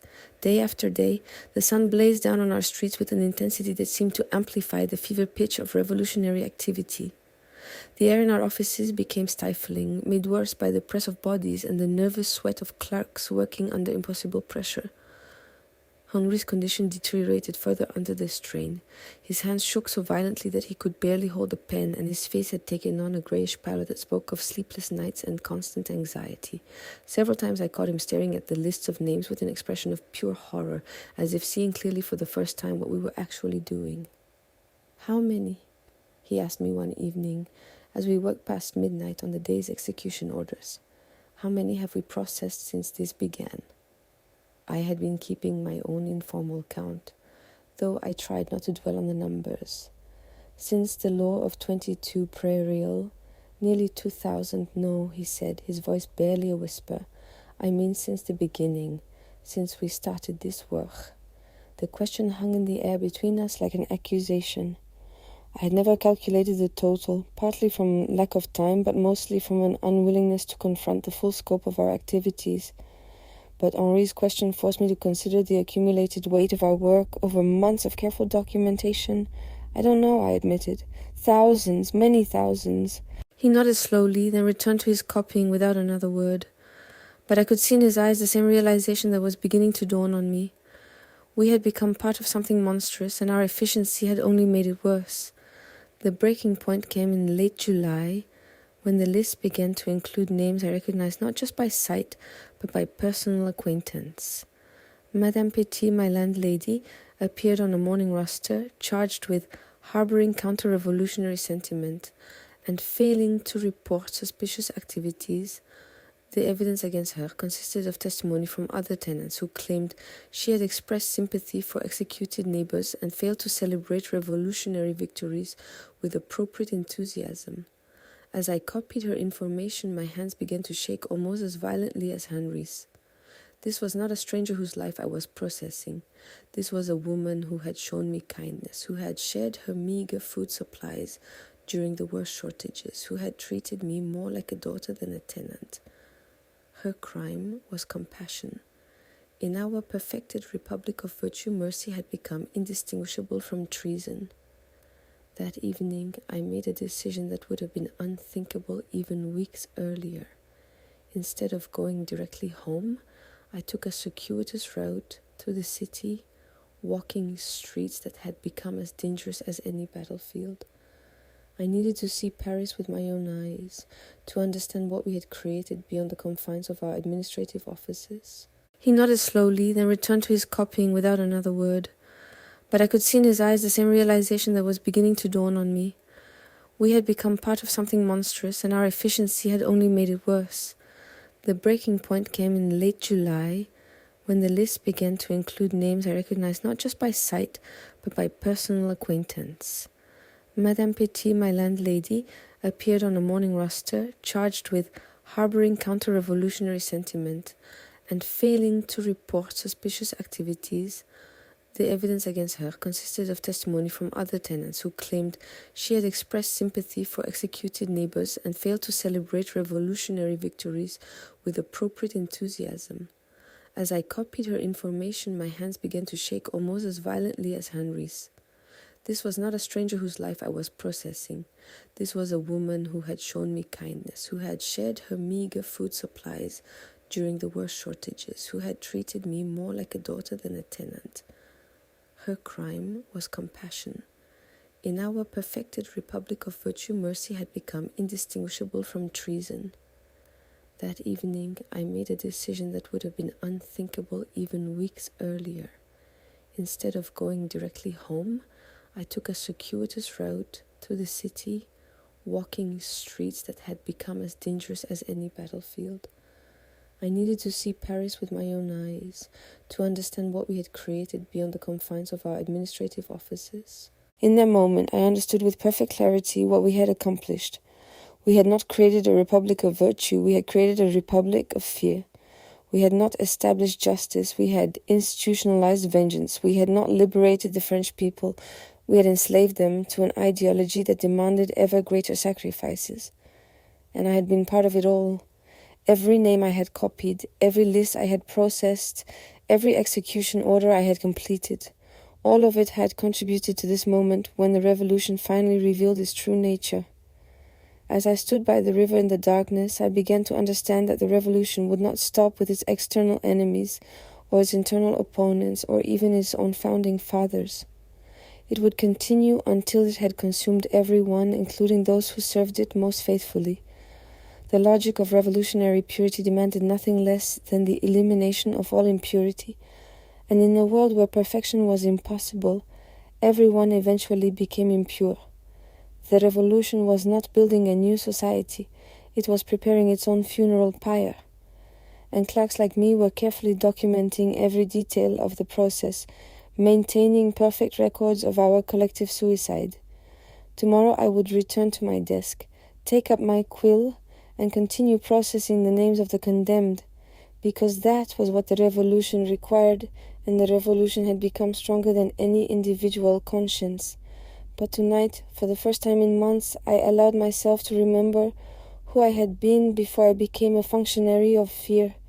Tonight, I mourned not just for the victims whose names I had processed, but for the person I had been before the revolution taught me to see human lives as administrative problems to be solved with maximum efficiency. The river flowed past, indifferent to revolutionary justice and human suffering alike.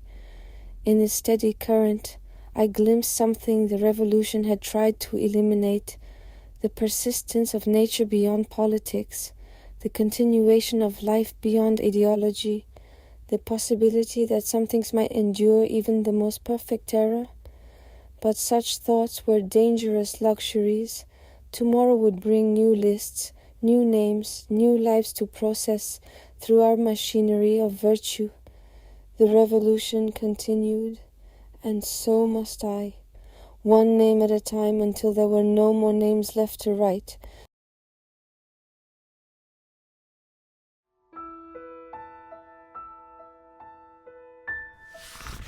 It is now the 27th of July, 1794, 9 Thermidor in our revolutionary calendar, and I write these final words by candlelight in my small apartment, knowing that tomorrow may bring my own name to someone else's list. The events of today have shattered the machinery of terror that consumed our nation, but they have also revealed truths about human nature that will haunt me for whatever remains of my life. This morning began like any other during these months of accelerated terror. I arrived at the committee offices before dawn to find the usual stacks of cases awaiting documentation. But there was an unusual tension in the air, whispered conversations among the clerks that ceased whenever supervisors approached, meaningful glances exchanged between colleagues who had long since stopped trusting each other. The source of this tension became clear around midday, when news reached us that Robespierre himself had been arrested by the convention.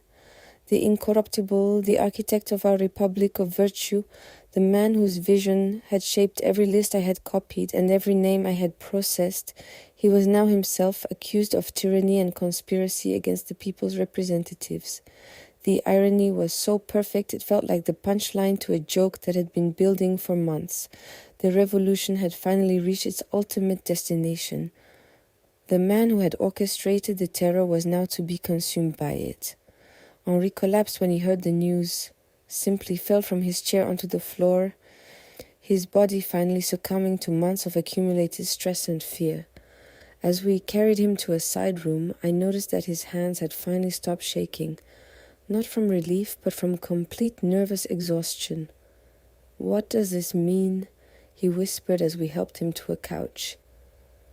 "If Robespierre can fall, what happens to the rest of us?" It was a question that haunted every corridor of the committee offices. We had all been servants of Robespierre's vision, functionaries in his machinery of virtue. Did his fall make us complicit in tyranny, or did it offer salvation from the system we had helped create? The answer came quickly. By evening, Robespierre and his closest associates, Saint-Just, Cousin, and others, had been executed without trial, victims of the same summary justice they had imposed on thousands of others. The revolution had devoured its final children, completing the circle that had begun with such hope and promise 4 years earlier. But as I processed the execution orders for these men whose directives had guided my work for months, I felt no satisfaction, no sense of justice served. Instead, I felt only emptiness, the hollow realization that their deaths changed nothing fundamental about what we had done or who we had become. The machinery of terror they had created would be dismantled, but the damage was already complete. France lay exhausted, traumatized, morally bankrupted by years of systematic brutality conducted in the name of virtue. We had proven that human beings, given sufficient ideological justification, could rationalize any atrocity and commit any crime while believing themselves to be serving justice. As I write these words, I can hear celebrations in the streets outside, citizens rejoicing at the end of the terror, believing that Robespierre's death has restored freedom to France. But I know better. Freedom cannot be restored so easily because we have lost something more fundamental than political liberty. We have lost our capacity to trust each other, to live together peacefully, to believe in the possibility of justice without vengeance. The revolution taught us to see enemies everywhere, to interpret disagreement as treason, to solve political problems through elimination rather than compromise. These lessons cannot be unlearned simply because their primary teacher has been silenced. Over the past months, I have processed the execution orders for thousands of human beings. Each name I copied, each charge I recorded, each life I documented before its ending, all of it has accumulated into a weight that I will carry forever. I cannot claim ignorance of the consequences of my work, cannot pretend that I was merely following orders or serving abstract justice. I was part of a system that reduced human beings to administrative problems, that treated life and death as matters of bureaucratic efficiency, that prioritized ideological purity over basic humanity. And I performed my role with the mechanical precision that made this system possible. Marie-Claire Benoit, the court reporter who tried to maintain some connection to justice, Amélie Rousseau, the 16-year-old poet who dreamed of reconciliation, Madame Petit, my landlady who committed the crime of compassion, thousands of others whose names passed through my quill onto execution orders. They haunt me not because I killed them directly, but because I helped create the system that made their deaths inevitable. The revolution promised to perfect humanity through politics, to create a society based on reason and virtue. Instead, it revealed the dangers of believing that political solutions can address moral problems, that governmental power can transform human nature, that any ideology, no matter how noble its intentions, justifies unlimited means. We learned that virtue, when enforced by the state, becomes indistinguishable from terror. We discovered that the pursuit of perfect justice leads to perfect injustice. We found that trying to eliminate corruption through violence only creates new forms of corruption, more sophisticated and more deadly than what came before. As I prepare to sleep, perhaps for the last time in this apartment, perhaps for the last time in this life, I wonder what will become of France, what will emerge from the ashes of our revolutionary experiment. The old regime is gone forever, destroyed by forces we unleashed but could not control. But the new regime we tried to create has also destroyed itself, consumed by its own internal contradictions. Perhaps that is the revolution's true legacy, not the society we built, but the illusions we shattered. We have learned that human beings cannot be perfected through politics, that freedom cannot be secured through terror, that justice cannot be achieved through vengeance. These are hard lessons purchased with tremendous suffering, but they may prove more valuable than any political system we might have constructed. The candle burns low, and morning approaches with whatever changes it may bring. I have completed my final list, processed my last execution order, served my term as a clerk in the revolution's bureaucracy of death. Tomorrow I will face whatever consequences await those who serve the terror faithfully. But tonight, as I close this account, I allow myself to hope that future generations will learn from our mistakes, that they will remember the cost of pursuing political perfection through human sacrifice, that they will choose compromise over purity, mercy over justice, humanity over ideology, The revolution is ending, but its lessons will endure, and perhaps in time those lessons will prove more valuable than all the lists I copied, all the names I processed, all the lives we consumed in our desperate attempt to create heaven on earth. The river flows past our ruined city, carrying away the debris of broken dreams. But rivers also carry life, renewal, the possibility of new beginnings. In that continuity, I find whatever peace remains available to those who have seen too much of human nature revealed under extreme circumstances. The revolution taught us what we are capable of becoming when we abandon restraint in service of noble ideals. Now we must learn what we might become when we choose wisdom over virtue, humanity over perfection, life over ideology. The last list is complete.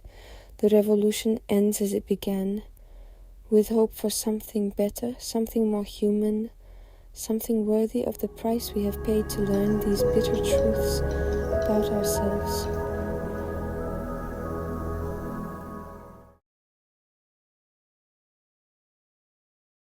Those who lived it. It has been 10 years since the Bastille fell. We chanted, we marched, we fought for liberty, and now the streets are quiet, the guillotine still, and a man from Corsica walks into power. My name is Laurent Durant. I sold books and once believed in them. Now I watch as history rewrites itself in the uniform of a general, and wonder if this is how all revolutions end.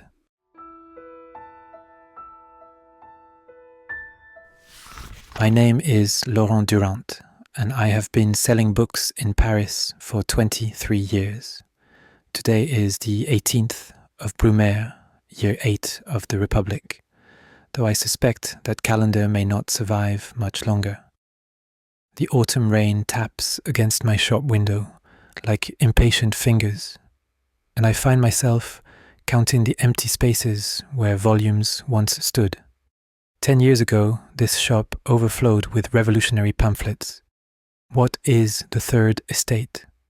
By Abbé Sieyès, sold faster than I could restock them. Citizens would gather outside my door, arguing about Rousseau and Voltaire until the early hours. The air itself seemed to crackle with possibility then. Now the silence feels heavier than the rain clouds gathering over the Seine.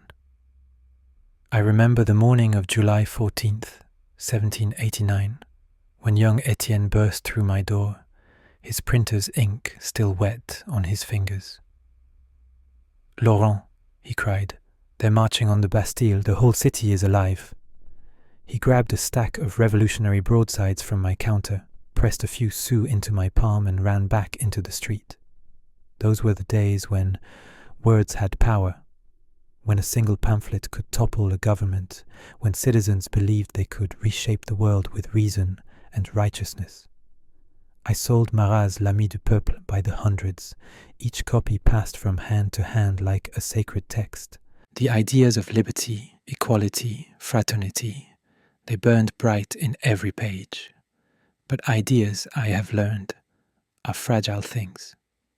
They require careful tending, like rare books in a damp cellar, and Paris has been so very damp these past few years. The shelves that once held Marat's fiery words now display dusty volumes of poetry and philosophy, safe, neutral works that offend no one and inspire little. After Thermidor, after Robespierre's head rolled into the same basket that had claimed the king and queen, a great exhaustion settled over the city like fog from the river. I was here the day they announced Robespierre's execution, July 28th, 1794. The crowds that gathered were different from those early revolutionary days, not jubilant, not even particularly angry, just tired, so terribly tired. A woman next to me in the street, her dress faded and her face gaunt, simply said, "At least it's over." But was it? Or had something else just begun? The Directory promised stability, order, a return to reason. Citizens would govern themselves through elected representatives, they said. No more kings, but no more terror either. For a while, I believed them. I stocked my shelves with constitutional texts, treatises on republican government, histories of ancient Rome. Surely, I thought, we were entering an age of enlightened democracy. But the Directory's promises proved as fragile as morning frost. Corruption seeped into every corner of government like water through cracked stone. Elections were annulled when the results displeased those in power. The press, once our proudest weapon against tyranny, found itself muzzled again.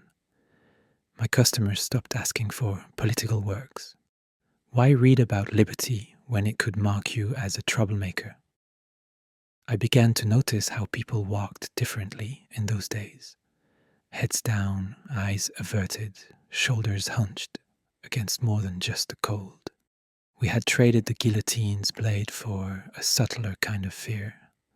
The fear of being noticed, of standing out, of remembering too clearly what we had once dared to dream. The wars, of course, never stopped.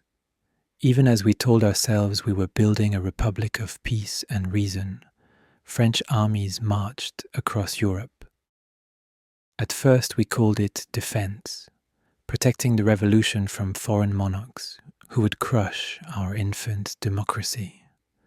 The young men who left Paris sang the Marseillaise with fire in their voices, convinced they carried liberty to the oppressed masses of Europe. But defense became conquest, and conquest became something else entirely. I began to hear stories from the letters that came back, stories of plunder and tribute, of republics imposed at bayonet point.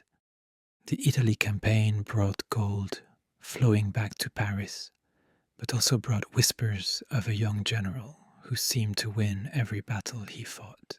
Bonaparte. Even his name sounded foreign on Parisian tongues, Corsican and sharp. The newspapers, what remained of them, began to print his dispatches from the front. Victory at Lodi, triumph at Rivoli, the conquest of Venice. Each success made the Directory seem smaller, more provincial, more obviously inadequate. I remember the day I received a shipment of books from Lyon. Hidden among the volumes was a pamphlet, crudely printed, probably illegal, titled The New Caesar. It spoke of Bonaparte's growing popularity among the soldiers, his contempt for the squabbling politicians in Paris, his alleged ambitions for supreme power. I should have burned it immediately. Instead, I hid it beneath my counter and found myself reading it again and again by candlelight. The pamphlet asked questions I had been afraid to voice. What was the difference between a directory that ignored elections and a monarchy that ignored parliament? Between a republic that ruled by fear and an empire that ruled by strength? If liberty meant chaos and equality meant mediocrity, what did fraternity mean when brothers turned on each other with such savage regularity? Egypt, the land of pharaohs and pyramids, of ancient mysteries and forgotten wisdom. For a moment, the old revolutionary enthusiasm flickered back to life in my shop. Citizens came seeking maps of the Nile, histories of Alexander the Great, anything that might help them understand this mad expedition to the edge of the world. I sold out of Volney's voyage en Syrie et en Egypte within days. Even the most cynical Parisians seemed caught up in the romance of it. French soldiers marching in the footsteps of Alexander, French scholars unlocking the secrets of the ancients. But romance, like revolution, rarely survives contact with reality. The first reports spoke of dazzling victories, of the pyramids themselves witnessing French triumph. But then came whispers of plague, of an army stranded by Nelson's destruction of the French fleet, of soldiers dying in the desert sand, far from the cafes and boulevards of home. I began to suspect that Egypt was less a destination than an escape. Bonaparte, for all his genius, had perhaps grown tired of the Directory's limitations of governing through committees and compromises. In Egypt, he could be more than a general. He could be a pharaoh, absolute and undisputed. The scholars he brought were not just archaeologists but propagandists, crafting an image of Bonaparte as heir to Alexander and Caesar both. Meanwhile, in Paris, the Directory stumbled from crisis to crisis. The treasury was empty despite the Italian plunder. The elections of 1798 had required another purge to keep the wrong candidates from taking office. The newspapers spoke of foreign conspiracies and domestic treachery, but mostly they spoke of uncertainty. No one seemed to know what the Republic stood for anymore, only what it stood against. News from Egypt came in fragments, like pieces of a broken mirror that reflected only partial truths. Bonaparte's bulletins spoke of French soldiers studying hieroglyphs between battles, of the marriage of French reason and ancient wisdom creating something entirely new. The reality, I suspected, was sand and sickness, and the slow realization that conquering the past was easier than governing the present. But the image of Bonaparte was changing in those Egyptian dispatches. No longer just a successful general, he was becoming something more mythical, a figure who moved between worlds, who commanded not just armies but the very stones of antiquity. When reports arrived of his victory at the Battle of the Pyramids, the city seemed to hold its breath. Soldiers, his proclamation read, 40 centuries of history look down upon you. I found myself wondering if Bonaparte had planned this transformation all along. Egypt was not just a military campaign, but a theatrical performance, with the whole of history as a stage. While the Directory bickered over budget allocations and electoral procedures, Bonaparte was writing himself into legend. The scholars who accompanied him, the savants as they called themselves, sent back not just military dispatches but cultural treasures, reports of the discovery of ancient texts, of monuments that predated Christ, of a stone covered in 3 scripts that might unlock the language of pharaohs. Knowledge became conquest, and conquest became legitimacy. I began to stock my shelves with anything related to ancient history. Plutarch's Lives sold particularly well. Citizens wanted to read about Caesar and Alexander, about strong men who had shaped the world through will and genius, rather than committees and constitutions. The first rumors of Bonaparte's return reached Paris in early autumn. Not official dispatches, but whispers carried by merchants and travelers, stories that spread through the city like smoke from a distant fire. He had abandoned his army, they said, slipped away in the night with only his closest supporters, leaving his soldiers to make their own way home from the desert. At first, the Directory tried to portray this as desertion, if not outright treason. But the whispers grew stronger, and they carried a different message. Bonaparte had not fled Egypt. He had transcended it. He was bringing back something more valuable than gold or territory. He was bringing back the promise of order, of strength, of an end to the uncertainty that had plagued France for 10 years. I found myself caught between fear and anticipation. The bookseller in me recognized the power of a well-crafted narrative, and Bonaparte's story was compelling beyond measure. The citizen in me remembered what we had fought for in 1789, what we had died for in the years that followed. But the man in me, the tired Parisian who had watched a decade of dreams turn to ash, found himself wondering if perhaps it was time for something different. I began to notice how people spoke of Bonaparte in those days, not as a general or even as a citizen, but as a force of nature, inevitable, unstoppable, perhaps necessary. The revolution had taught us that history could be made by ordinary people with extraordinary courage.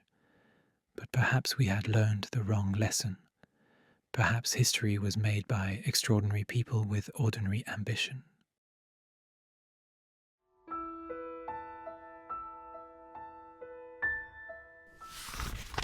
October brought more than falling leaves to Paris. It brought whispers, rumors, the kind of hushed conversations that stopped when strangers approached. Bonaparte had indeed returned, though the Directory tried to keep his arrival quiet.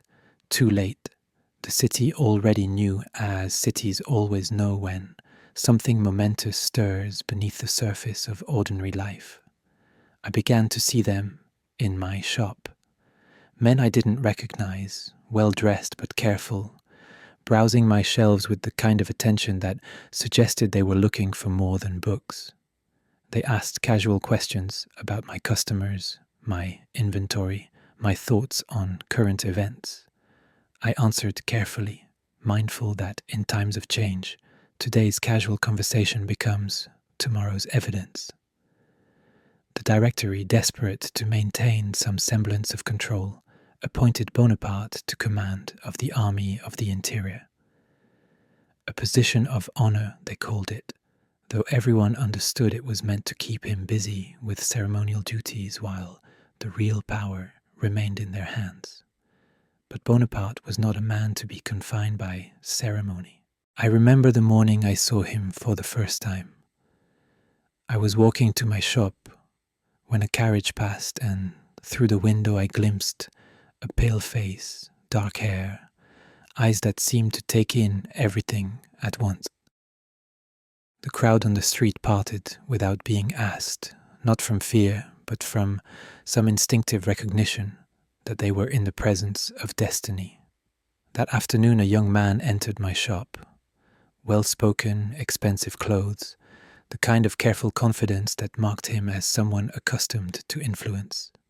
He purchased a copy of Plutarch's Caesar and paid with a gold coin that was worth 3 times the book's price. As he left, he mentioned that he represented certain interests that might have need of a discreet bookseller's services. Nothing treasonous, of course, simply the kind of communication that men of affairs sometimes required. I said nothing, but I kept the gold coin, not because I needed it, but because I recognized it as a token, a sign that I had been noticed, evaluated, perhaps recruited. The machinery of conspiracy, I realized, was already in motion. Sieyès came to see me on a Tuesday evening in late October. The same Abbé Sieyès whose pamphlet, What is the Third Estate?, had helped ignite the revolution 10 years before. Now he was a director himself, one of the 5 men who officially governed France, and he looked every day of the decade that had passed since I had first sold his revolutionary words. Laurent, he said, settling into the chair I kept for elderly customers, you have an interesting establishment here. Books that remember the past, customers who shape the future. He picked up a volume of Montesquieu, thumbed through its pages with the practiced gesture of a man who had spent his life among books. Tell me, what do you make of our current circumstances? I chose my words carefully. I sell books, citizen. I try to avoid politics. He smiled, a thin, knowing expression that suggested he found my caution amusing rather than convincing. My dear Laurent, in times like these there is no avoiding politics. The question is whether we shape events or allow events to shape us. Sieyès spoke carefully, circling his meaning like a cat around a dish of cream. The Directory, he suggested, had lost the confidence of the people. The constitution of year 3 was flawed, perhaps fatally so. What France needed was not another revolution, but a revision, a careful adjustment of the machinery of government to make it more efficient, more responsive to the will of the nation. And for such a revision to succeed, it would need the support of the army, the backing of public opinion, and the leadership of someone who commanded respect both at home and abroad. Someone like, perhaps, General Bonaparte. I listened, understanding that I was being sounded out for my willingness to participate in whatever was being planned. My shop, with its steady stream of customers from all levels of society, would be useful for spreading certain messages, for gauging public sentiment, for facilitating the kind of communications that could not be trusted to official channels. When Sieyès left, he bought a copy of Machiavelli's The Prince. Another token, another sign. I was being invited to join the conspiracy not because they needed me, but because they wanted to test my loyalty. In the great game being played, I was not a player, but a piece, valuable enough to cultivate, expendable enough to sacrifice. Bonaparte himself came to my shop 3 days before Brumaire. Not in the grand carriage I had seen before, but on foot, dressed simply, accompanied only by a single aide. He moved through my shop like he moved through everything else, with absolute confidence, as if the space had been created specifically for his use. "You have an excellent selection," he said, his voice carrying the slight accent that marked him as foreign, but had somehow become part of his charm. "I'm particularly interested in books about Rome, the late Republic specifically." I showed him my collection of classical histories, Tacitus, Suetonius, Caesar's own commentaries. He handled them with genuine interest, not the performance of a man trying to appear learned, but the focus of someone who actually was. When he spoke of Caesar's crossing of the Rubicon, of Augustus's careful transformation of republic into empire, I realized he was not just reading history but studying it as a manual. "The Romans understood something we have forgotten," he said, setting down a volume of Livy.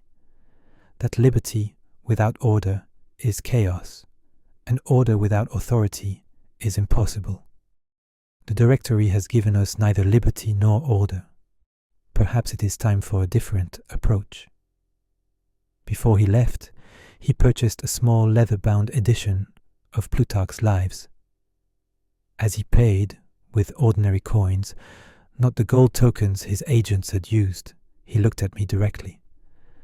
"Citizen Laurent," he said, "tomorrow begins a new chapter in our nation's story. I trust you will help ensure it is written correctly." That night, I stayed awake long past my usual bedtime, sitting in my shop surrounded by books that had witnessed the rise and fall of republics, the birth and death of empires. Outside, Paris slept fitfully, unaware that its fate was about to be decided by a handful of conspirators and a Corsican general who had learned to read history like a battle map.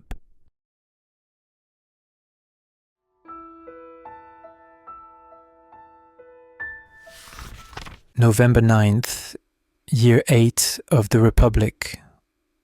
The morning broke grey and cold, with the kind of persistent drizzle that makes Paris feel older than its years. I opened my shop as usual, though I suspected this would be anything but a usual day. The streets were quieter than normal, with fewer vendors and an unusual number of well-dressed men walking with purpose toward the government buildings. By noon, the rumors had begun to spread. Something was happening at Saint-Cloud, where the Council of 500 had been persuaded to meet in emergency session.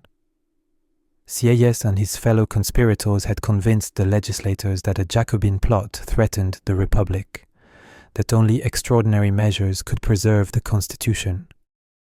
Of course, the greatest threat to the Constitution was sitting in the council chamber itself, but such ironies are only obvious in retrospect. A young woman entered my shop that afternoon, her clothes marking her as a seamstress or shopkeeper's daughter. She seemed nervous, glancing frequently at the door as she browsed my shelves. Finally, she approached my counter with a book of poetry. "Citizen," she said quietly, "my father works in the government offices. He says the deputies are trapped at Saint-Cloud, surrounded by soldiers. He says General Bonaparte has taken control of the guards." She paused, her hands shaking slightly as she counted out coins for the book. "Is it true what they're saying? That we're getting a new government?" I took her money and wrapped the book carefully, buying time to consider my response.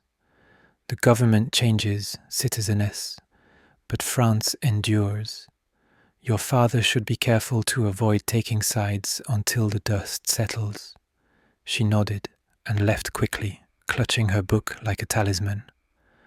But her question echoed in my mind. Were we getting a new government, or simply a new master? The official news came at evening, delivered by heralds who read from hastily printed proclamations in the grey light of November dusk. The Directory had been dissolved, the Constitution had been suspended. A provisional government of 3 consuls would govern France until new arrangements could be made. Citizen Bonaparte, by unanimous acclaim of the legislative councils, would serve as first consul. Unanimous acclaim. I had seen enough of politics to know what that phrase meant. The deputies at Saint-Cloud had been given a choice: acclaim or exile, cooperation or consequences.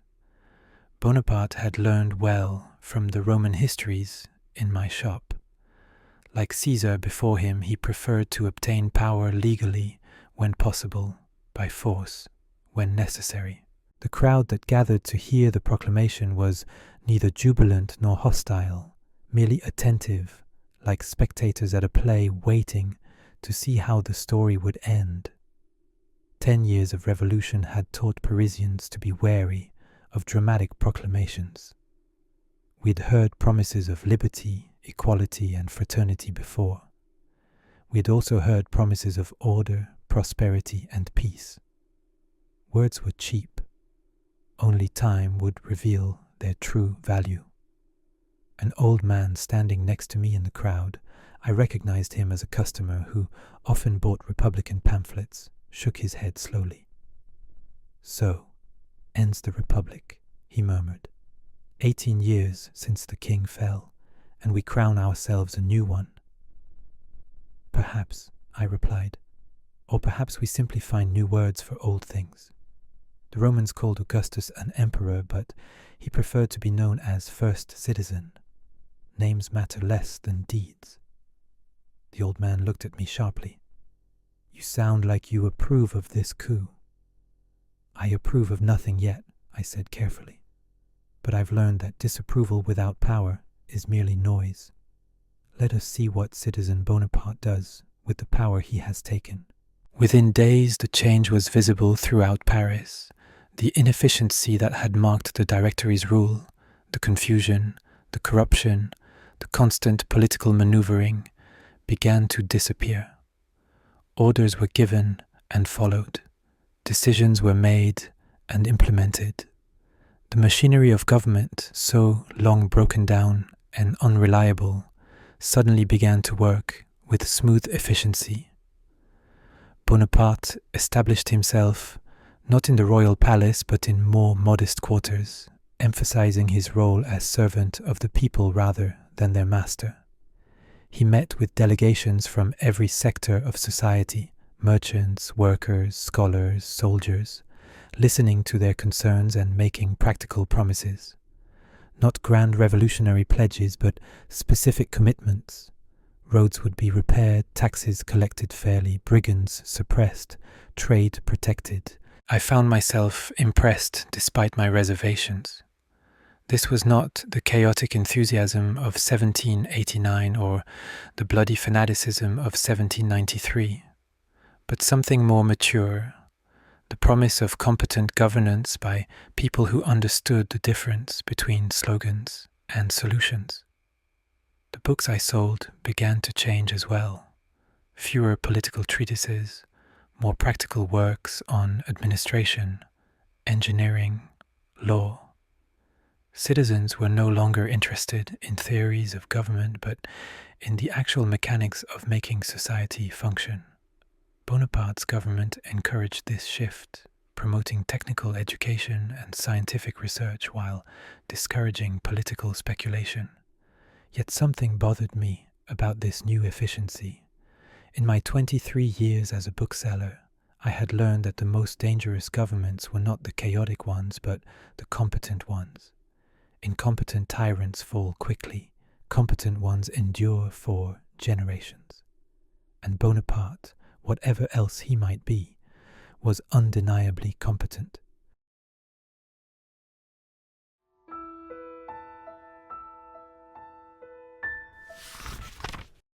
Winter settled over Paris like a comfortable blanket, bringing with it a sense of stability the city had not known for years. The new consular government moved with the precision of a well-made clock, each department functioning smoothly in service of the whole. Laws were passed and enforced, public works projects began, and slowly, almost imperceptibly, France began to feel like a nation again, rather than a collection of quarrelling factions. Bonaparte visited my shop again in December, this time openly, with a small entourage of officials and secretaries. He was no longer the conspiratorial general of November, but the first consul of France, and he carried himself with the confidence of a man who had found his proper place in the world. "Citizen Laurent," he said, surveying my shelves with approval, "I trust you are finding the new regime conducive to business?" "Indeed, Citizen Consul. People are reading again, thinking about the future rather than merely surviving the present." He smiled at that, a genuine expression of pleasure. "Precisely.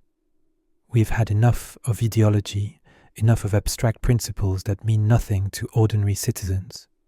What France needs now is practical governance based on merit, efficiency, and results."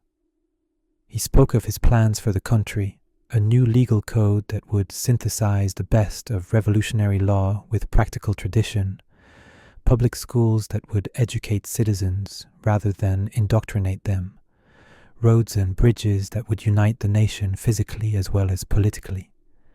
It was an inspiring vision, and he presented it with the kind of detail that suggested he had thought deeply about every aspect. But as he spoke, I noticed something that disturbed me. He never mentioned the legislature except in passing, never discussed the role of elected representatives in shaping these policies. His vision was thoroughly administrative, the government as a great machine with himself as the engineer who kept it running smoothly. When he left, he purchased a multi-volume set of Gibbon's Decline and Fall of the Roman Empire. "To understand how to preserve what we have built," he explained. But I wondered if he was studying the fall of Rome or the rise of its emperors. Spring brought news that confirmed my growing suspicions. A new constitution was being prepared, the constitution of year 8, and it would be submitted to the people for approval by plebiscite. Democracy, Bonaparte explained, but democracy guided by wisdom and experience rather than the chaos of unlimited debate. I obtained an advance copy of the Constitution through my network of customers in the government offices. Reading it by candlelight in my shop, I began to understand the architecture of what Bonaparte was building. The forms of republican government were preserved. There would still be legislative bodies, still be elections, still be the appearance of popular sovereignty. But the substance had been quietly transformed. Real power would rest with the first consul, who would appoint ministers, propose laws, control the army, and direct foreign policy. The legislature would debate and vote, but only on proposals submitted by the executive. The people would elect representatives, but from lists of candidates pre-approved by the government. It was brilliant in its way, a system that provided the efficiency of monarchy with the legitimacy of democracy. Citizens would feel they had a voice in government while ensuring that voice could never speak loudly enough to disturb the harmony of the whole. Napoleon had solved the fundamental problem that had plagued the revolution: how to reconcile liberty with order, equality with hierarchy, fraternity with authority. The plebiscite was held in early spring, and the results were overwhelming. More than 3 million votes in favor, fewer than 2,000 opposed. Whether these numbers reflected genuine enthusiasm or careful management was impossible to determine, but it hardly mattered. Bonaparte now had not just power, but legitimacy, not just authority, but consent. As summer arrived, I found myself in an increasingly uncomfortable position. My shop continued to prosper under the new regime. Citizens had money to spend on books, and the government actively encouraged learning and cultural development. The streets were safer, trade was expanding, and France was at peace with most of its neighbors. By any practical measure, the consulate was succeeding where the directory had failed, yet I could not shake the feeling that something precious had been lost in the transformation. The passionate debates that had once filled my shop were gone, replaced by polite discussions of approved topics. Citizens still read, but they read what they were encouraged to read. They still thought, but they thought along channels carved by others. I began to notice how language itself was changing under the new regime. Words like liberty and equality were still used, but their meanings had subtly shifted. Liberty now meant the freedom to prosper under wise guidance. Equality meant equal opportunity to serve the state according to one's abilities.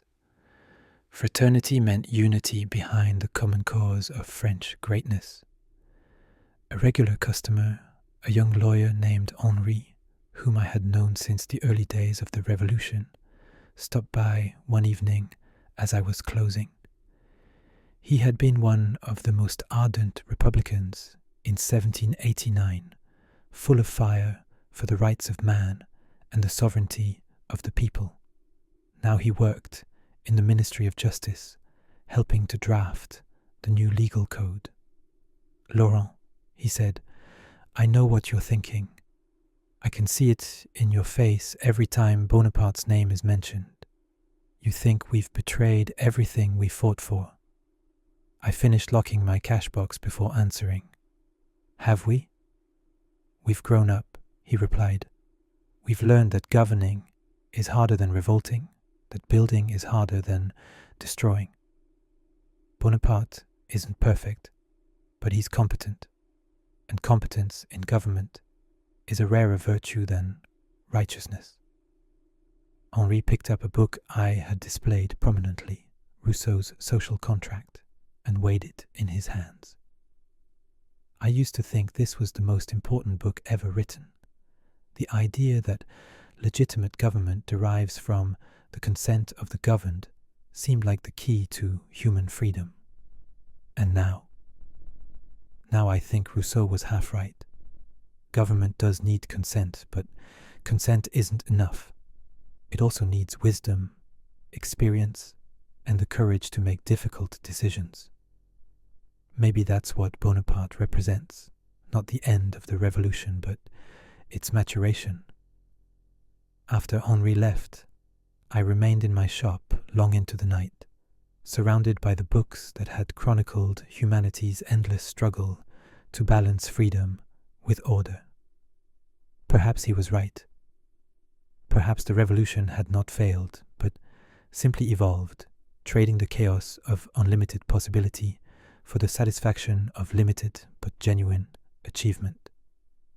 Or perhaps we had simply grown tired of the burden of self-governance and were ready to let someone else carry the load.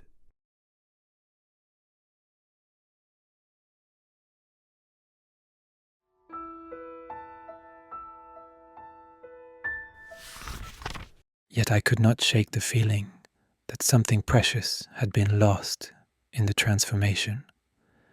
The passionate debates that had once filled my shop were gone, replaced by polite discussions of approved topics. Citizens still read, but they read what they were encouraged to read. They still thought, but they thought along channels carved by others.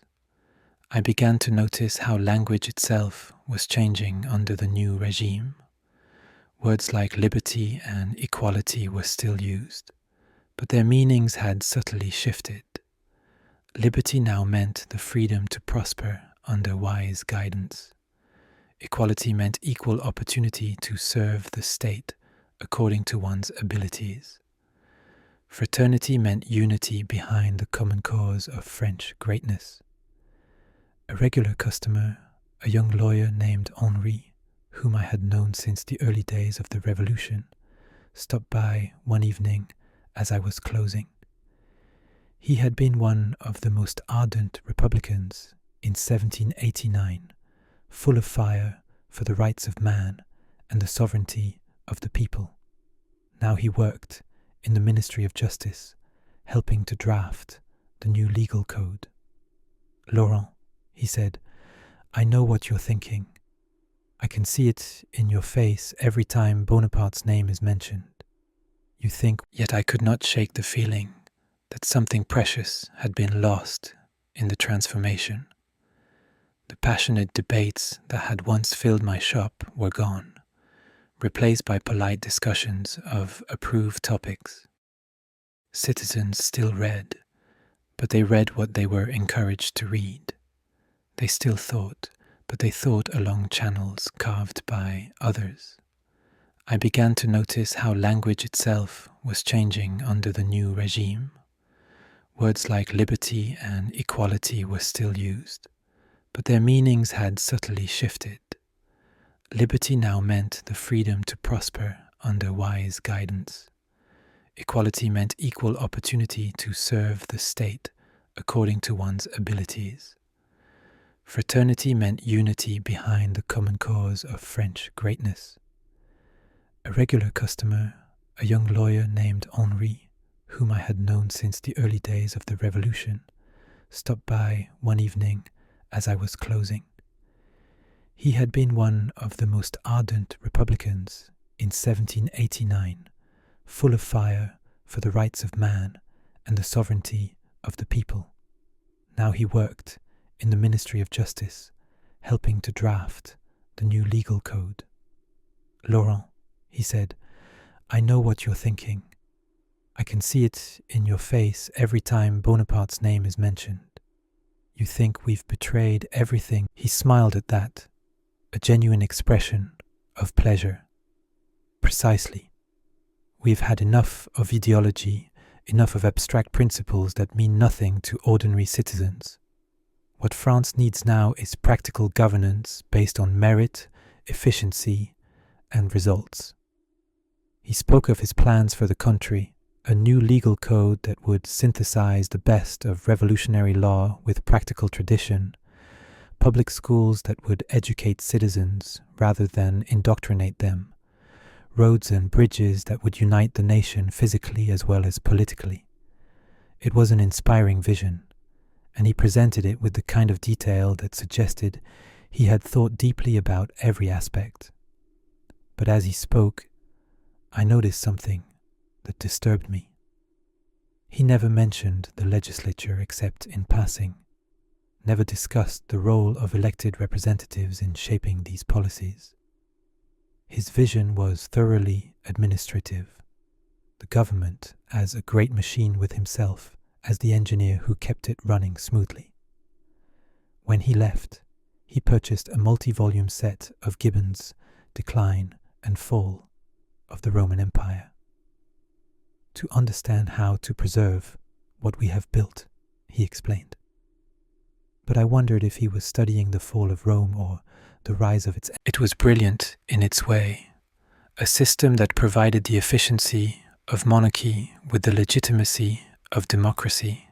Citizens would feel they had a voice in government while ensuring that voice could never speak loudly enough to disturb the harmony of the whole. Napoleon had solved the fundamental problem that had plagued the revolution: how to reconcile liberty with order, equality with hierarchy, fraternity with authority. The plebiscite was held in early spring, and the results were overwhelming. More than 3 million votes in favor, fewer than 2,000 opposed. Whether these numbers reflected genuine enthusiasm or careful management was impossible to determine, but it hardly mattered. Bonaparte now had not just power, but legitimacy, not just authority, but consent. As summer arrived, I found myself in an increasingly uncomfortable position. My shop continued to prosper under the new regime. Citizens had money to spend on books, and the government actively encouraged learning and cultural development. The streets were safer, trade was expanding, and France was at peace. It was brilliant in its way, a system that provided the efficiency of monarchy with the legitimacy of democracy. Citizens would feel they had a voice in government while ensuring that voice could never speak loudly enough to disturb the harmony of the whole. Napoleon had solved the fundamental problem that had plagued the revolution: how to reconcile liberty with order, equality with hierarchy, fraternity with authority. The plebiscite was held in early spring, and the results were overwhelming. More than 3 million votes in favor, fewer than 2,000 opposed. Whether these numbers reflected genuine enthusiasm or careful management was impossible to determine, but it hardly mattered. Bonaparte now had not just power, but legitimacy, not just authority, but consent. As summer arrived, I found myself in an increasingly uncomfortable position.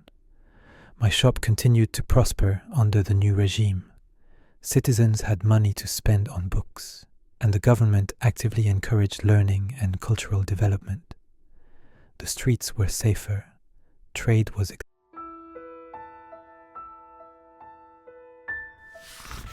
5 years have passed since I began this account, and much has changed in France.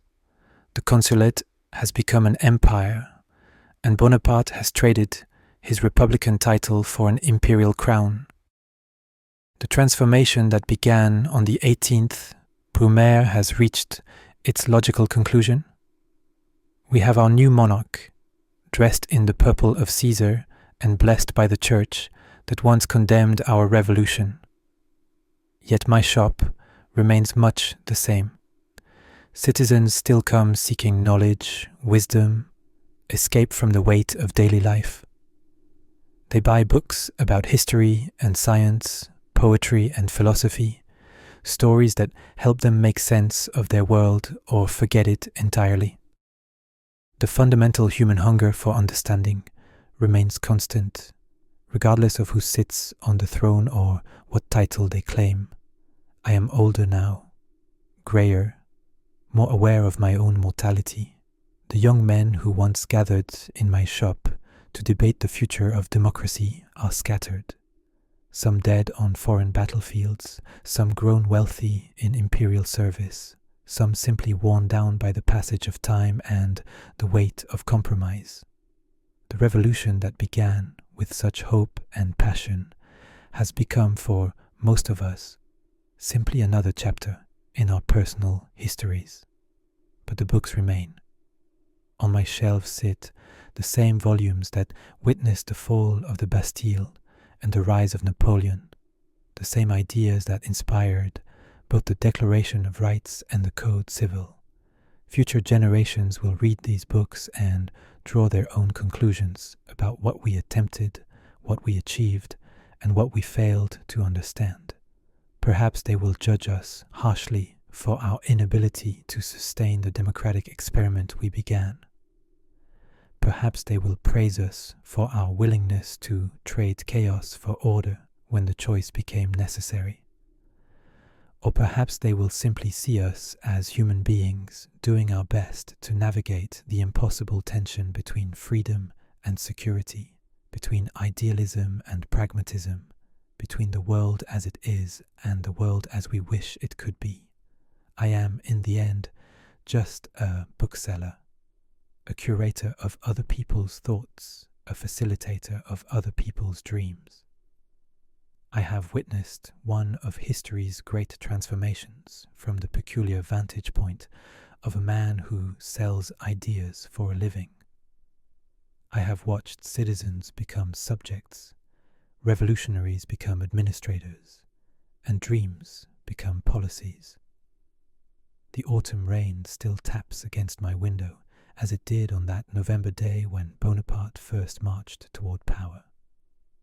The leaves still fall along the Seine, indifferent to our human struggles. And somewhere in my shop, gathering dust but not forgotten, sits a worn copy of What is the Third Estate? A reminder that even the most powerful empires begin with someone asking dangerous questions about the world they inhabit. Perhaps that, more than any particular form of government, is what we should preserve. The right to ask questions, to seek answers, to dream of something better than what we have inherited. Empires rise and fall, constitutions are written and rewritten, but the human spirit that drove us to storm the Bastille and proclaim the rights of man, that spirit endures, waiting for its next opportunity to reshape the world. Until then, I remain what I have always been, Laurent Durant, bookseller of Paris, keeper of stories, guardian of the dreams that refuse to die. The tricolor still flies, the statues still stand, but the words we once whispered in cafes, liberty, fraternity, they echo now through arches built by emperors. I remember the revolution, and I wonder if it remembers us. You've been listening to The Sleeping Archive. Sleep well. History will wait.